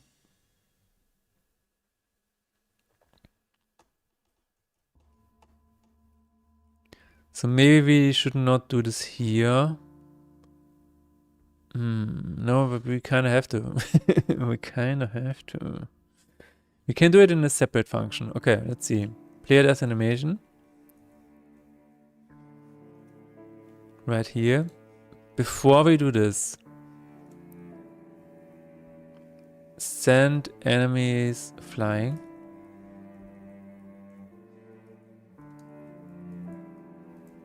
That's what we're gonna do. That is what we're going to do. And I hope it does. I mean, it might screw with something else. But let's just see. List card is get all enemies. Get enemy cards. For each.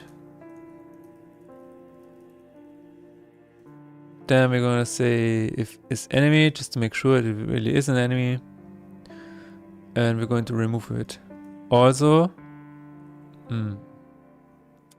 yeah, let's do that.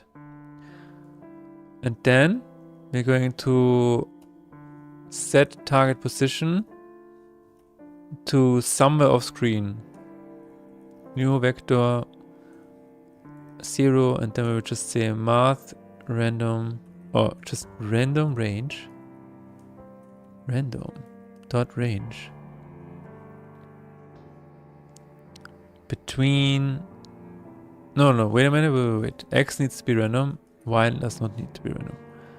X can be between -11 and +11, +11, and I always forget is up. Up is positive. Cool. So it's about 15F, and C is okay.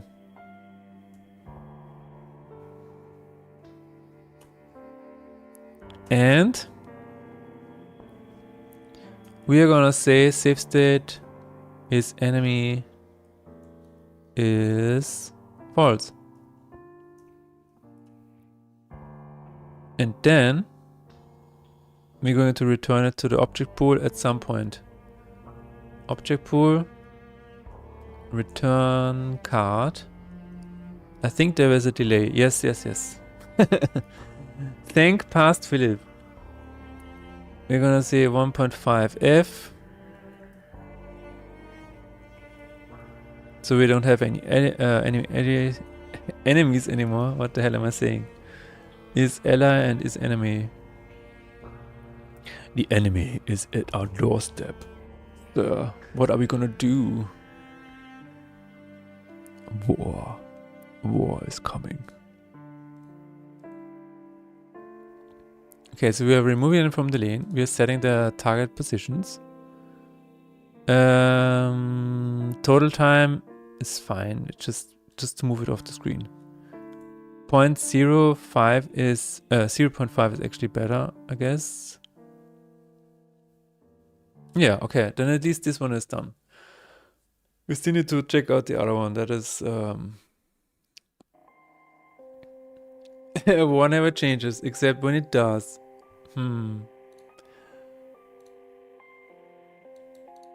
War never changes. Except when OpenAI takes over the drones. Just automatically shoots everybody.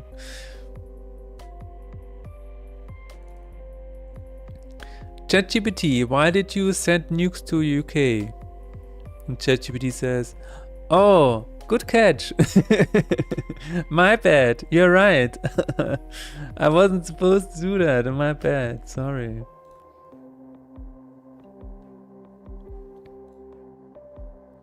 You should be able to skin the loading bar. Oh yeah, that would be really nice. Like have a what's it called?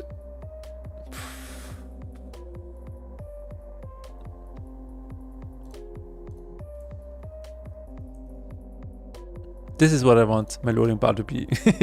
The loading bar in Unity should be a Nyanket. Because of the bad food.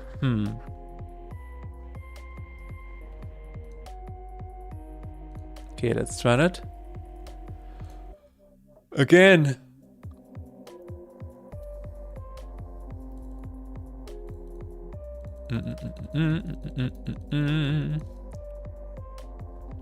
Beans and toast. No. No. We're not gonna nuke anybody. Oh. Okay, it did what I said, but there was a weird flickering going on there. It still says fight end.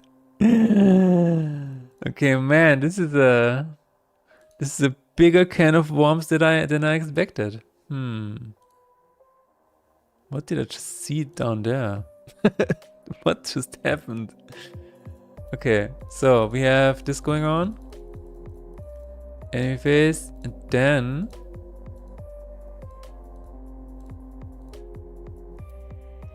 you like worms?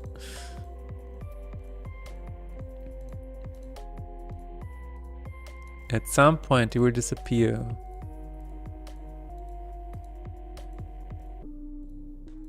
Dun, dun, dun, dun, dun. Yeah, there it is. Where are they? Where the hell are you? Hello? Hello, where are you? Where did they go? Why did they leave?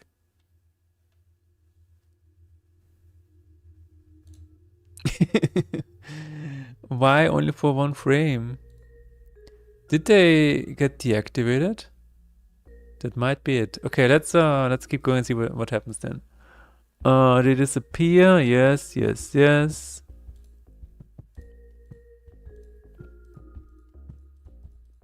That's all good. Apart from that, we will fix that later. But what happens in that one frame? That's weird. What is that? All right, let's try it again. We have an eye pause. Let's see.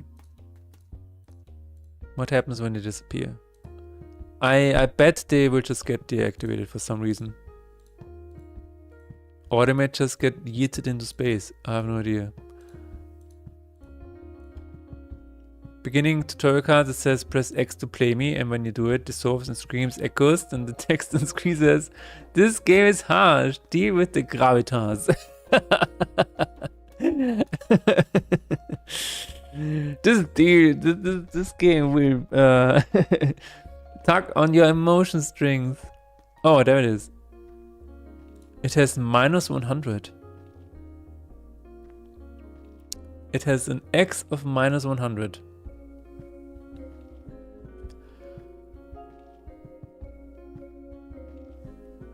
Why is that? Is it because of the cards menu? Is it because of the cards? Who did that to you? Who is doing that to you, my friend? And then it immediately is back. I am back. I was never gone. Haha. That's crazy, actually. Like, it keeps everything else.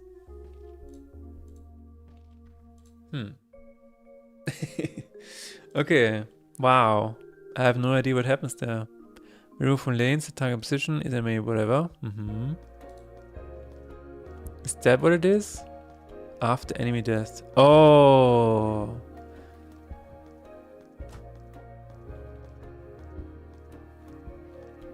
You should not do that, my friend. You should not do that. Yeah. It removes it from the lane and then triggers everything. Everything is going crazy. Yeah, no, we just need to remove it from the lane, guys. We don't need to have nothing else. That's part of what a coincidence. Remove from lane. Is there no other function for this? Just remove from lane, please. Is there an option that I can do? Remove from lane, yeah.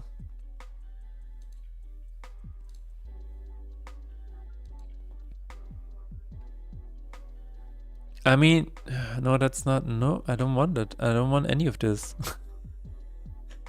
I just wanted to remove from the lane. Is that so hard to do? Is that really so hard?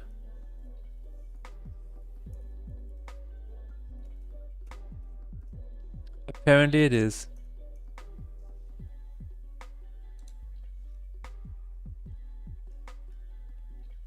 Well, I will just make a new function, remove from lane without any disturbances in the universe.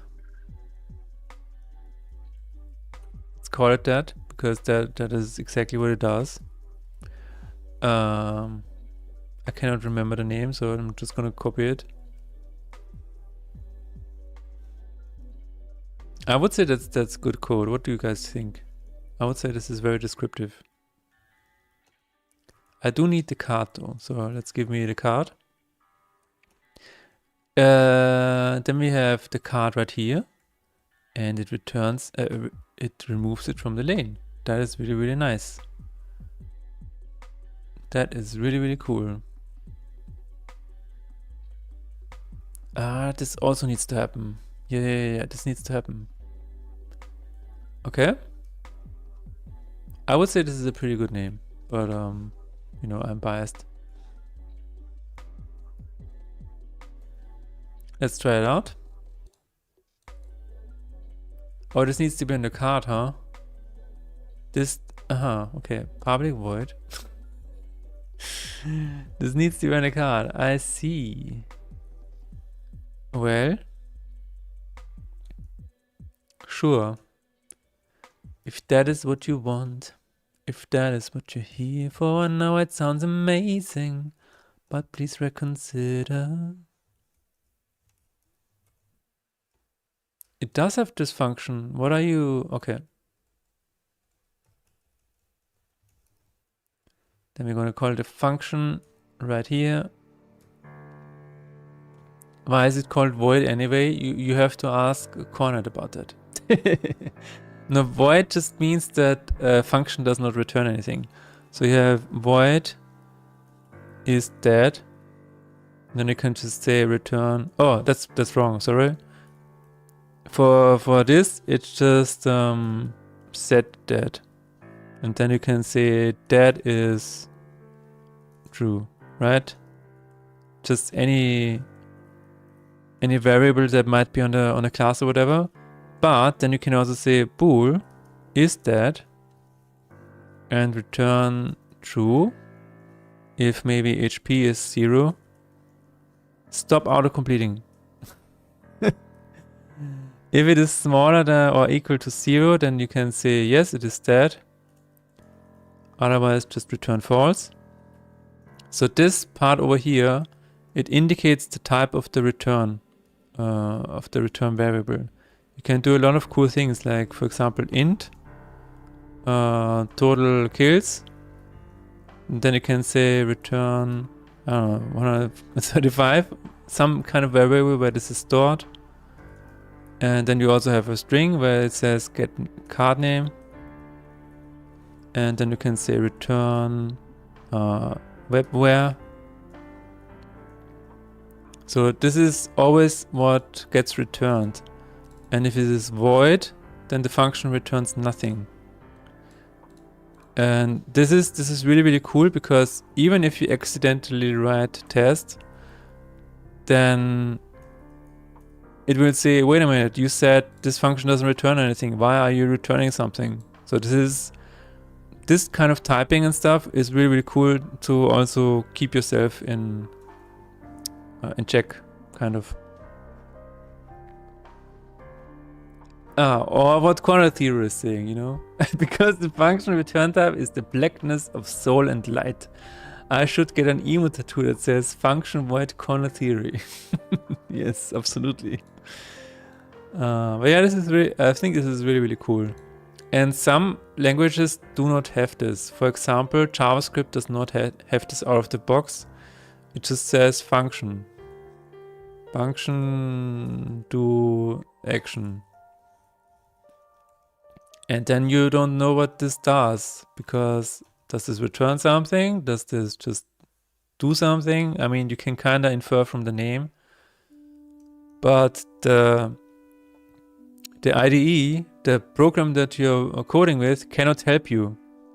So this is why this is so helpful, because then the code checker can actually go through the code and say, wait a minute, you said this would return something, or you're returning false, even though you said it would return an integer. So this is really, really cool. And then you get to type errors. Yeah, exactly.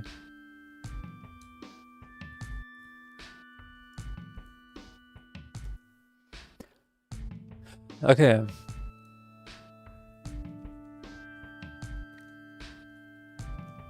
So now it is just removed, I guess. Let me see. Yes. Very cool. Now we should not get one frame where the cards have disappeared. And this should also fix the bug where the game thinks you have won the run. When compiling, the memory allocation for a variable is tailored to the types you define, so the program is more efficient. Nice. I didn't know that.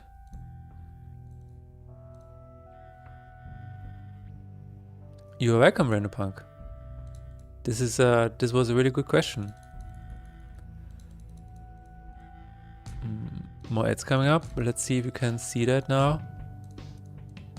Or cannot see. I want to see it remain on screen. That would be preferable. Get down, ads! Oh no, it blinked again. Fuck! But it no longer thinks that you're on the run, so that at least fixed this bug. Okay, after the ads, we're gonna fix the remaining stuff. Bloody retina. Texas Raider Punk got a theory out of the way. Dude! Get out of the way, ads!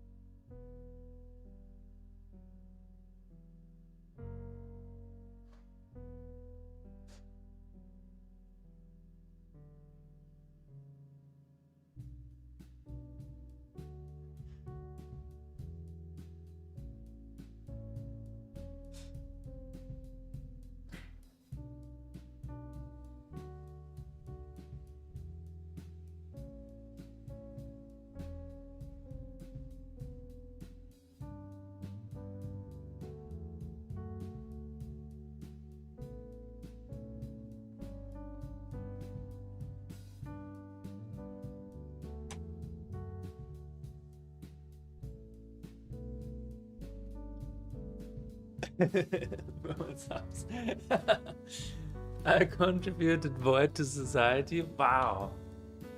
That's not true, Cornet. That is not true. My return type is clearly an array of particular objects. I also Hideo. Hideo would have 3D scanned those cat beans in a heartbeat. My god. Hideo would name a character Cat Beans. Yeah, and Cat Beans would be the main source of World War V. That's what the character then does. He's called Cat Beans, but he's responsible for the absolute worst things that you can imagine. That's a Hideo game. Hideo Cinema.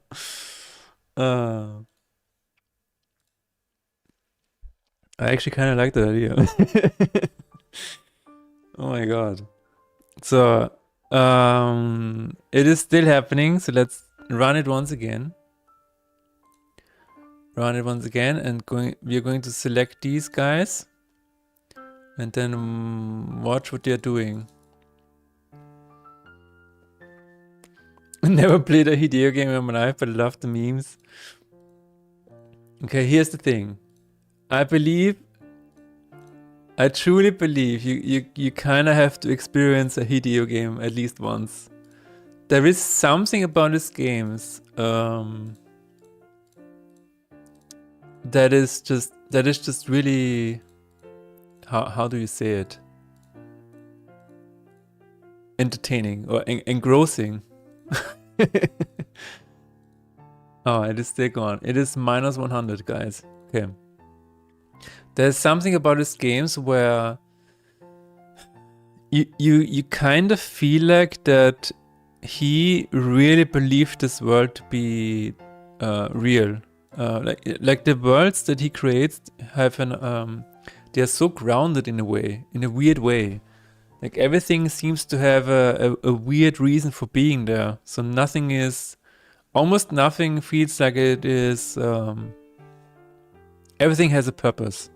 Nothing is left to luck or whatever. It's the way you had to be there in the 80s at the American cinema scene. I don't know what you're talking about there, but yeah. But there's a reason why the Hideo games are so well known. Also because of the 4-hour cutscenes.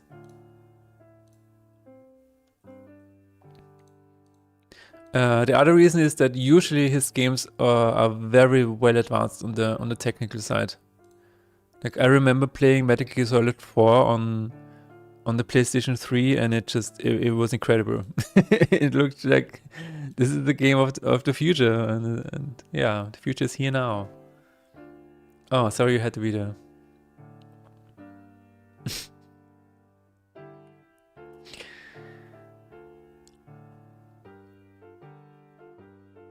Yeah, I don't know what you mean with the American cinema scene. You have to, you know what? Don't explain it.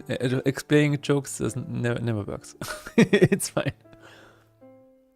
If you grew up watching 80s and 90s action movies, yes.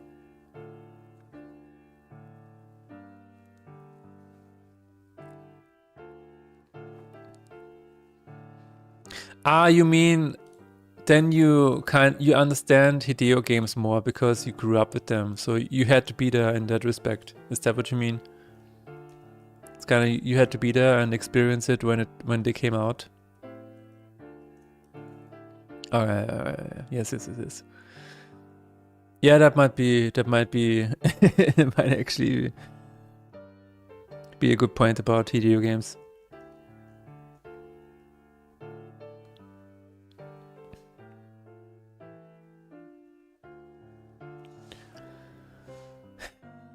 Okay, set target local position is this. Return card is this.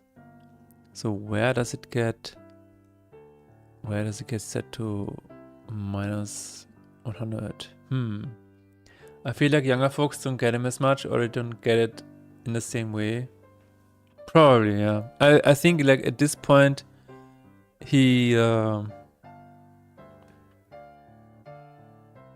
he makes a lot of self-referential stuff as well, it seems like. So, you know, a lot of the things that he makes are kind of based on things that happened to him or that he made in the past, if that makes sense. I don't know if that's true, but it feels like that.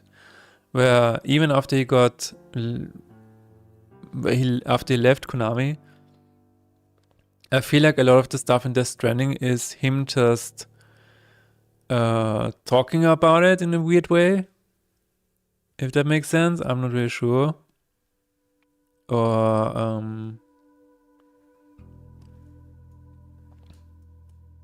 almost like sending them a message through a game, something like that. So it's sometimes it feels very personal. Not to say it's outdated, but politics in media is really different now. True.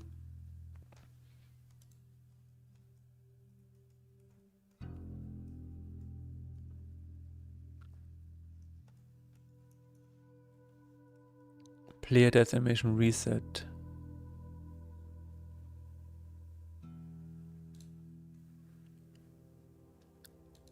Reset rotation speed, align cards.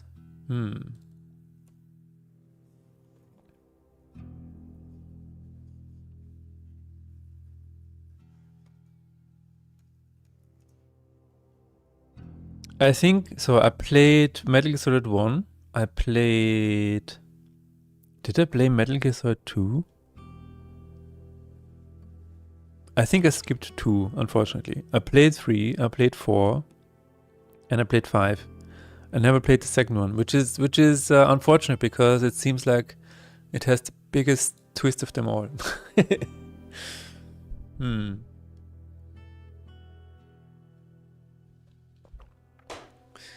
But yeah. I played MGS1 as an adult much later. Same. I did not play it when it came out, which is a shame because I think it would have blown my mind. Playing this game on PlayStation 1 back in the day when it came out, it's just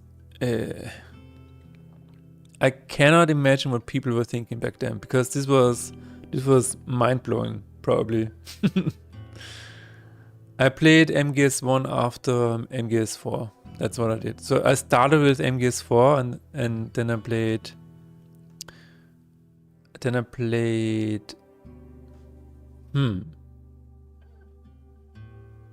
I think I played 1 and 3. Why did I skip 2? There was something weird going on because it was a PS3 repackaging or whatever, or re-release. And maybe 2 wasn't on there or something like that. I don't know. I only look at MGS4 with a little disdain because it's more movie trauma than game. It is insane. Like the cutscene never seemed to end in Metal Gear Solid 4. It was crazy. I don't know. But again, back then, like I remember playing Metal Gear Solid 4 and I was just constantly blown away by whatever appeared on my screen because I knew this was not a pre-rendered movie. I guess most of the time. Maybe sometimes they played a few tricks or whatever. But it was just really, really cool. Nowadays, I don't have the patience for that anymore. It is not as mind blowing anymore to have good graphics, unfortunately. Yeah. This was actually Jack talked about yesterday in the talk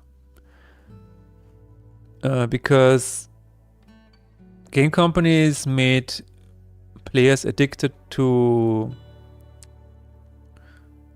technical advances.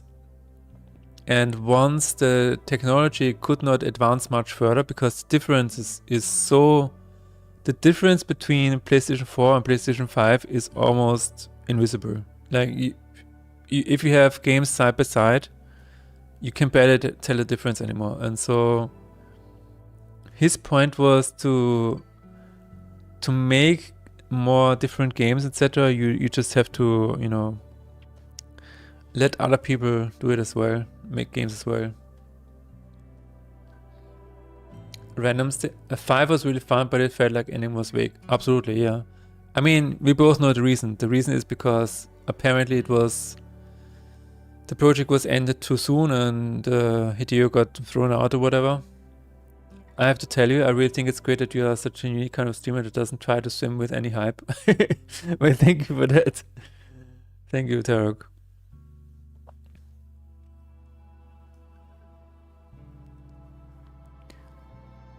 I'm not sure where the -100 is coming from. Hide UI. So none of this. So this is not happening here. I think I will just try and maybe it's here. Or maybe it's here. Or maybe it's here. Hmm.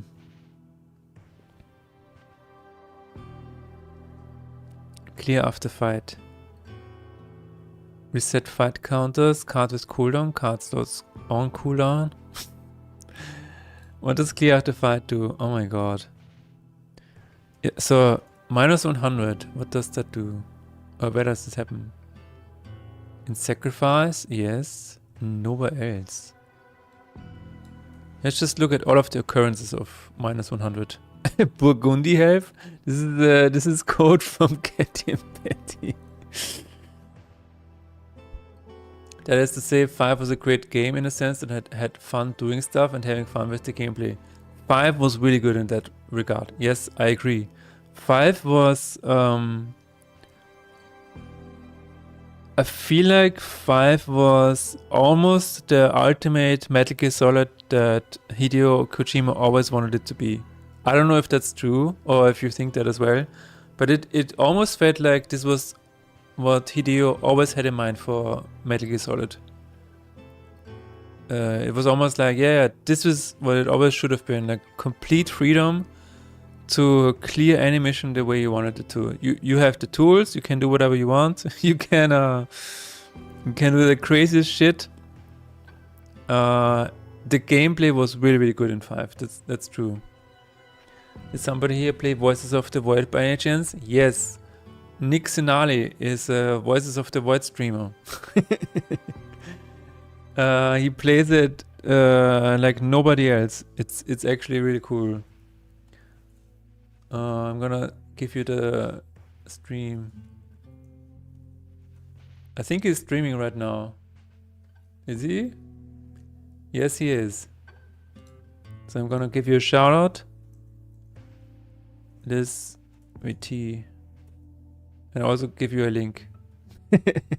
He's playing it right now, so you can join his stream if you have any questions or if you want to talk about it. I think he would really enjoy it, Tarok. He's indeed playing it religiously. Absolutely. Maybe if you join the stream, don't say anything about Nick Sinali. I don't know if anybody on LuzVT knows the other nickname, so you know, because it's a VTuber. But yeah.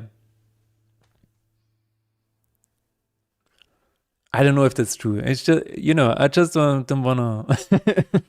It's probably fine. It's probably fine. But I just wanna make sure. First rule of VTubers, exactly. First rule of VTubers, don't show any feet. No, I don't know. One thing that reminds me of is modern games being extremely similar to the original 80s game. You mean before it was Metal Gear Solid, right? Because originally it was only Metal Gear. Metal Gear. Metal Gear.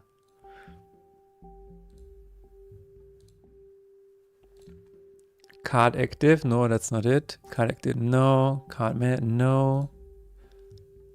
What is that? No, that's not it. Card status? No. Object pool? Oh.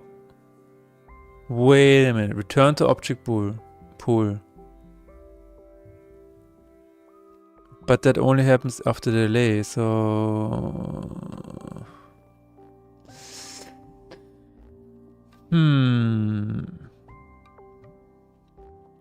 That could indeed be a problem though. It just returns it to the pool. That would be crazy though, because then it gets returned to the pool and it's destroyed at the same time. I was playing Wolfenstein New Order and the levels have soldiers, Captain Soldier, and an alarm that alerts them. And it's very close to the gameplay setup of original Castle Wolfenstein. 2D top-down for DOS. Nice. I don't think I played that. Debug log. So here we go. We're gonna say return to pool object. Oh my god. Pool object. Not puke object. Pool object dot name. Returning to pool.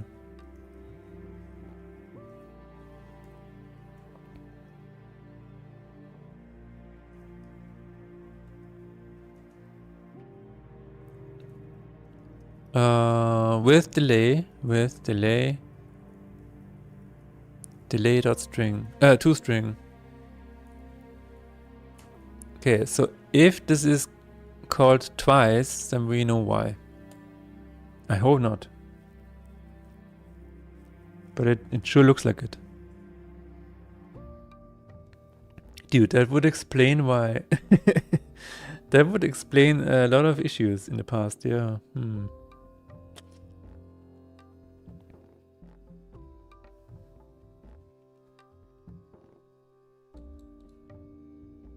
Let's wait for Unity to compile the universe, and then we're going to check it out again. You know, it's I believe it's important to have this correct. The game over screen, I don't know, it just always looks a bit glitchy, and I don't like that.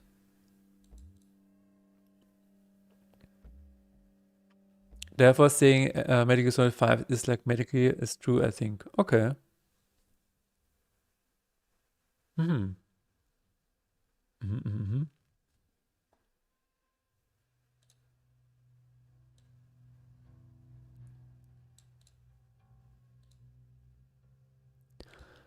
All right.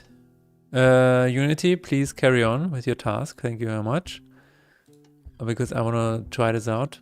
The iteration time is getting slower and slower with you, Unity. But that's okay. That's okay, you know. We're going to clear this out.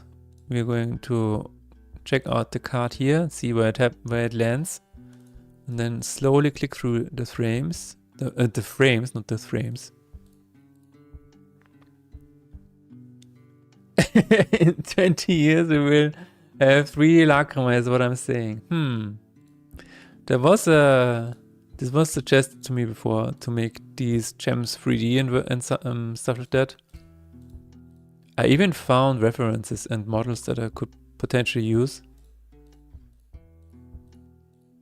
Where is the frame? Oh, there it is. Saving to last turn.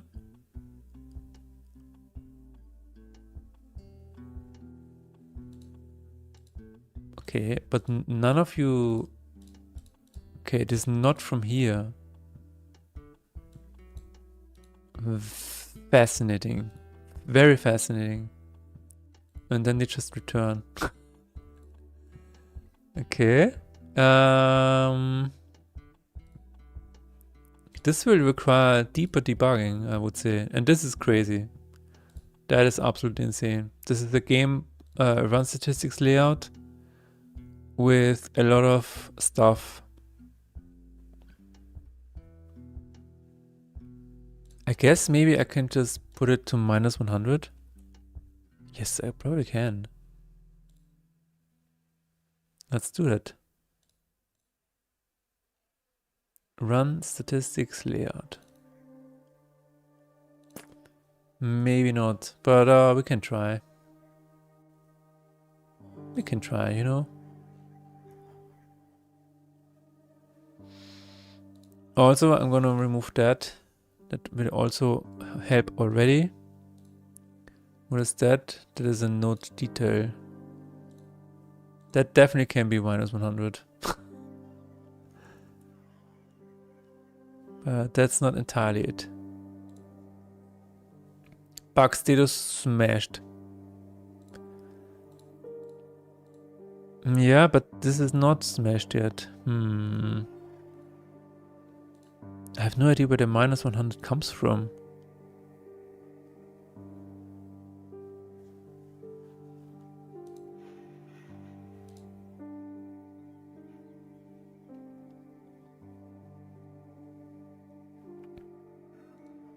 What is that? That is sacrifice. No, I don't care about sacrifice. Card arrow, card attackers, card active. It also doesn't matter. Okay, so the next thing that we're gonna look for is -100. That's indicator, okay. Card active, card arrow, no, that doesn't matter. It also doesn't matter. Map. It's not a map though.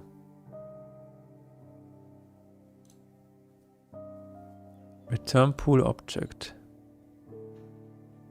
Fill card. Okay. Maybe it's... Oh, here it is. Wait. Oh my god. Here it is. Returning to pool. We still need to keep that, but for now, we're also gonna add this one here. Card.name with delay, whatever. Is there a delay here? Yes, there is. Okay. So maybe it is this function.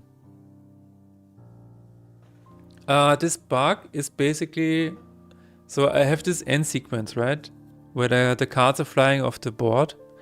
And if you go through it frame by frame, you will see them for one frame being off the screen.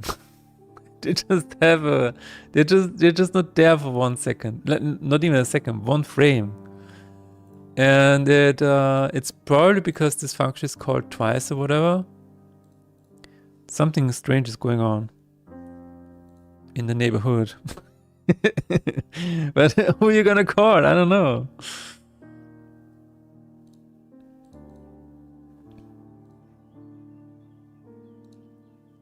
We have iPost card here, so here's what's gonna happen. I'm gonna clear the log file and then we're gonna go through it step by step, frame by frame. It don't look good. That's the main reason we need to fix that. It don't look good.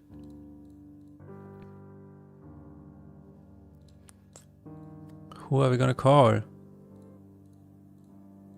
One of these frames. Almost. I mean, I could set a what is it called? A halting point. There it is. Returning the pool with a delay of 0.5. Oh my god. Yeah. Why are you doing that? Even after the delay. Alright.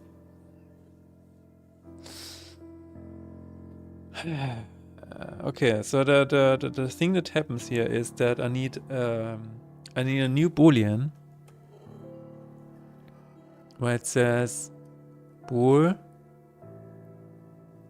hide card off screen. Needs to be true by default. If hide card off screen, it's gonna be moved off screen. Otherwise, not. And in this case, we're going to return the card. Return card. Clear deck.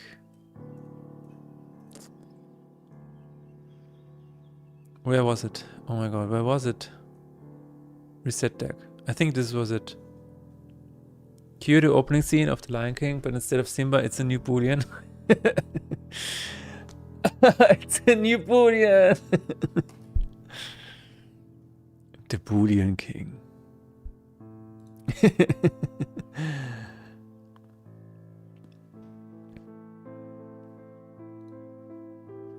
Nasipanya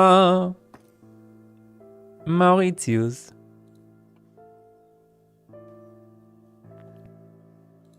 I think this is it, right? Reset deck.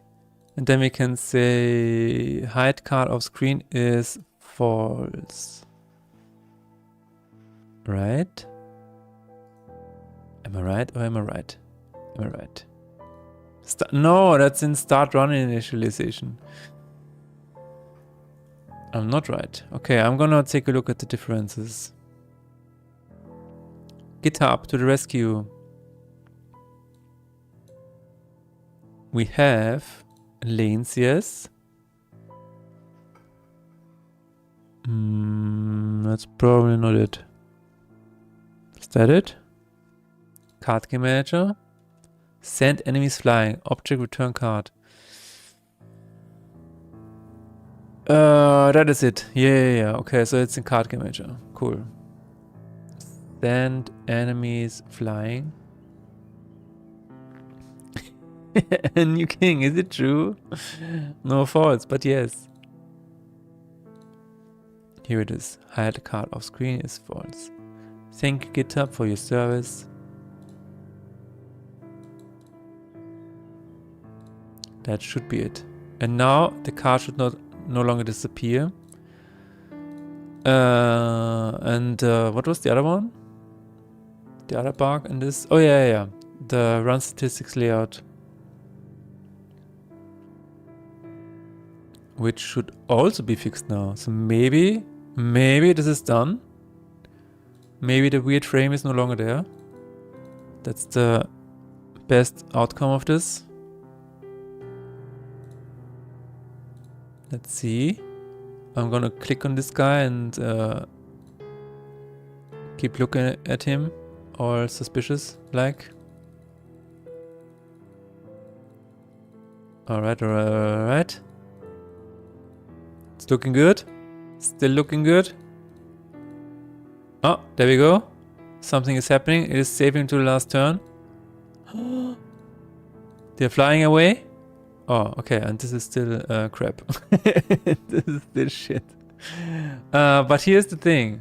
I think we can just fix this by moving this thing off screen. -100. And then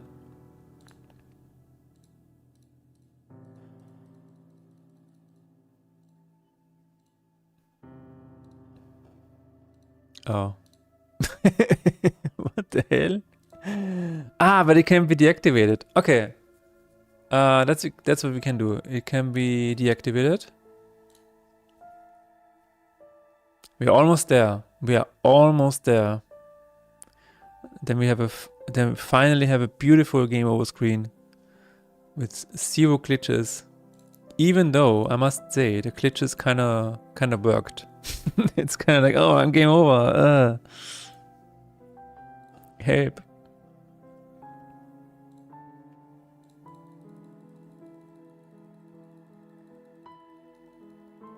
This is a okay. Here we go. Oh my god, it's beautiful. It's absolutely beautiful. It works. Let's see it in action without pressing stop and pause or whatever. Cinema. No, it was not. It wasn't entirely cinema. There was something going on. It was half cinema. Wait a minute. So if this already happened, I think. Okay, let's see. It was half cinema. Ah, because yeah. Wait a minute. Wait. So if I go to statistics and then continue, it is still active. All right. Okay. We are getting there. Run statistics layout. Yes. So we need to make sure it's deactivated. Top statistics. Please give it to me. Bug status false. Just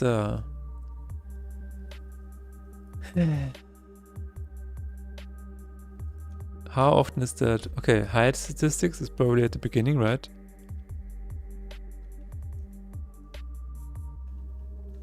This needs to be. Does it need to be public? I don't know. But it needs to be also hidden when hiding.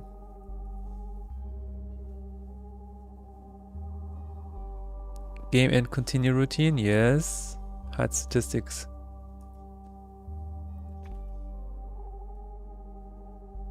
Close menu, hide. Clean end game.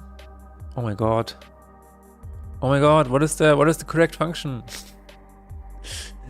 What is the correct function here? End this run, continue. Maybe that's also it.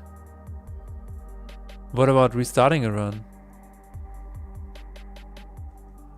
That's also it. Okay, let's look for menu hide. Sounds good. All right, I think this is it. I think that's it. No more weird frames, please.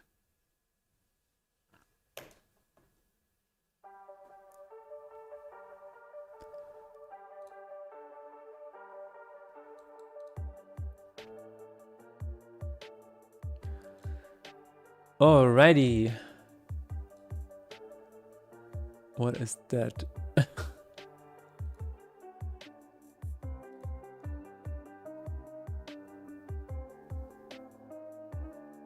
Alright, so start. Then we have, yes, let's try another run. And just identify it and see if you see anything strange. No, it's just clean. I like that. I like clean. I like a clean scene. Let's try it again. It should be clean again. Yes, wonderful. What is that?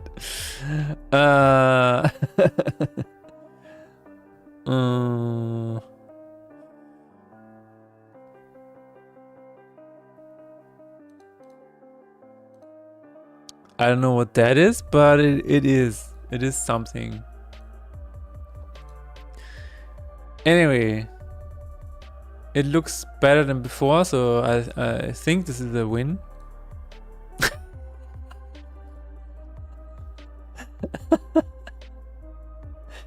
You see that? That's hilarious. I would consider that a win, yes. So anyway, this has been a really fun stream.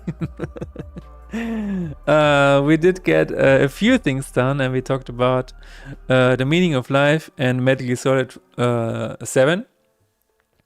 And now we're going to raid Liz VT, because I don't think we have ever raided him. So here's the thing. I'm gonna be in San Francisco the entire next few days. So 10 days, okay? Friday, there's a 50% chance that I'm gonna stream in real life. We will see. I'm not entirely sure yet. As for next week, I have no idea, because I don't know what the regulations are. If I can stream on the inside of the venue, that would be really cool, to just walk around at least once or whatever on stream. That would be nice. Otherwise, maybe no streams next week. Then on March the 23rd. No, that's way too far in the future. Let me see. Yeah, March the 16th. I'm still in San Francisco, so maybe another RL stream. I'm not sure yet. But March the 18th is when I'm back, and hopefully there will be a regular stream again. So we will see. It depends on if I'm sick or not. Make sure to get some American flag shirts and hats. Alright, I will try to do that, yes. Okay, so this is the plan. Maybe 2 IRL streams, maybe a few more, I'm not sure. But at least I will be back on March 18th with regular streams. Alright? Thank you everybody for joining with me today, and for always joining me in all of my streams. It is always nice to have you all here with me. Yeah, I will sure to tell you all about San Francisco. It's gonna be so much to talk about, so be sure to tune in when I'm back. Alright? And until then, I wish you a nice rest of the week. And as always, believe in yourself.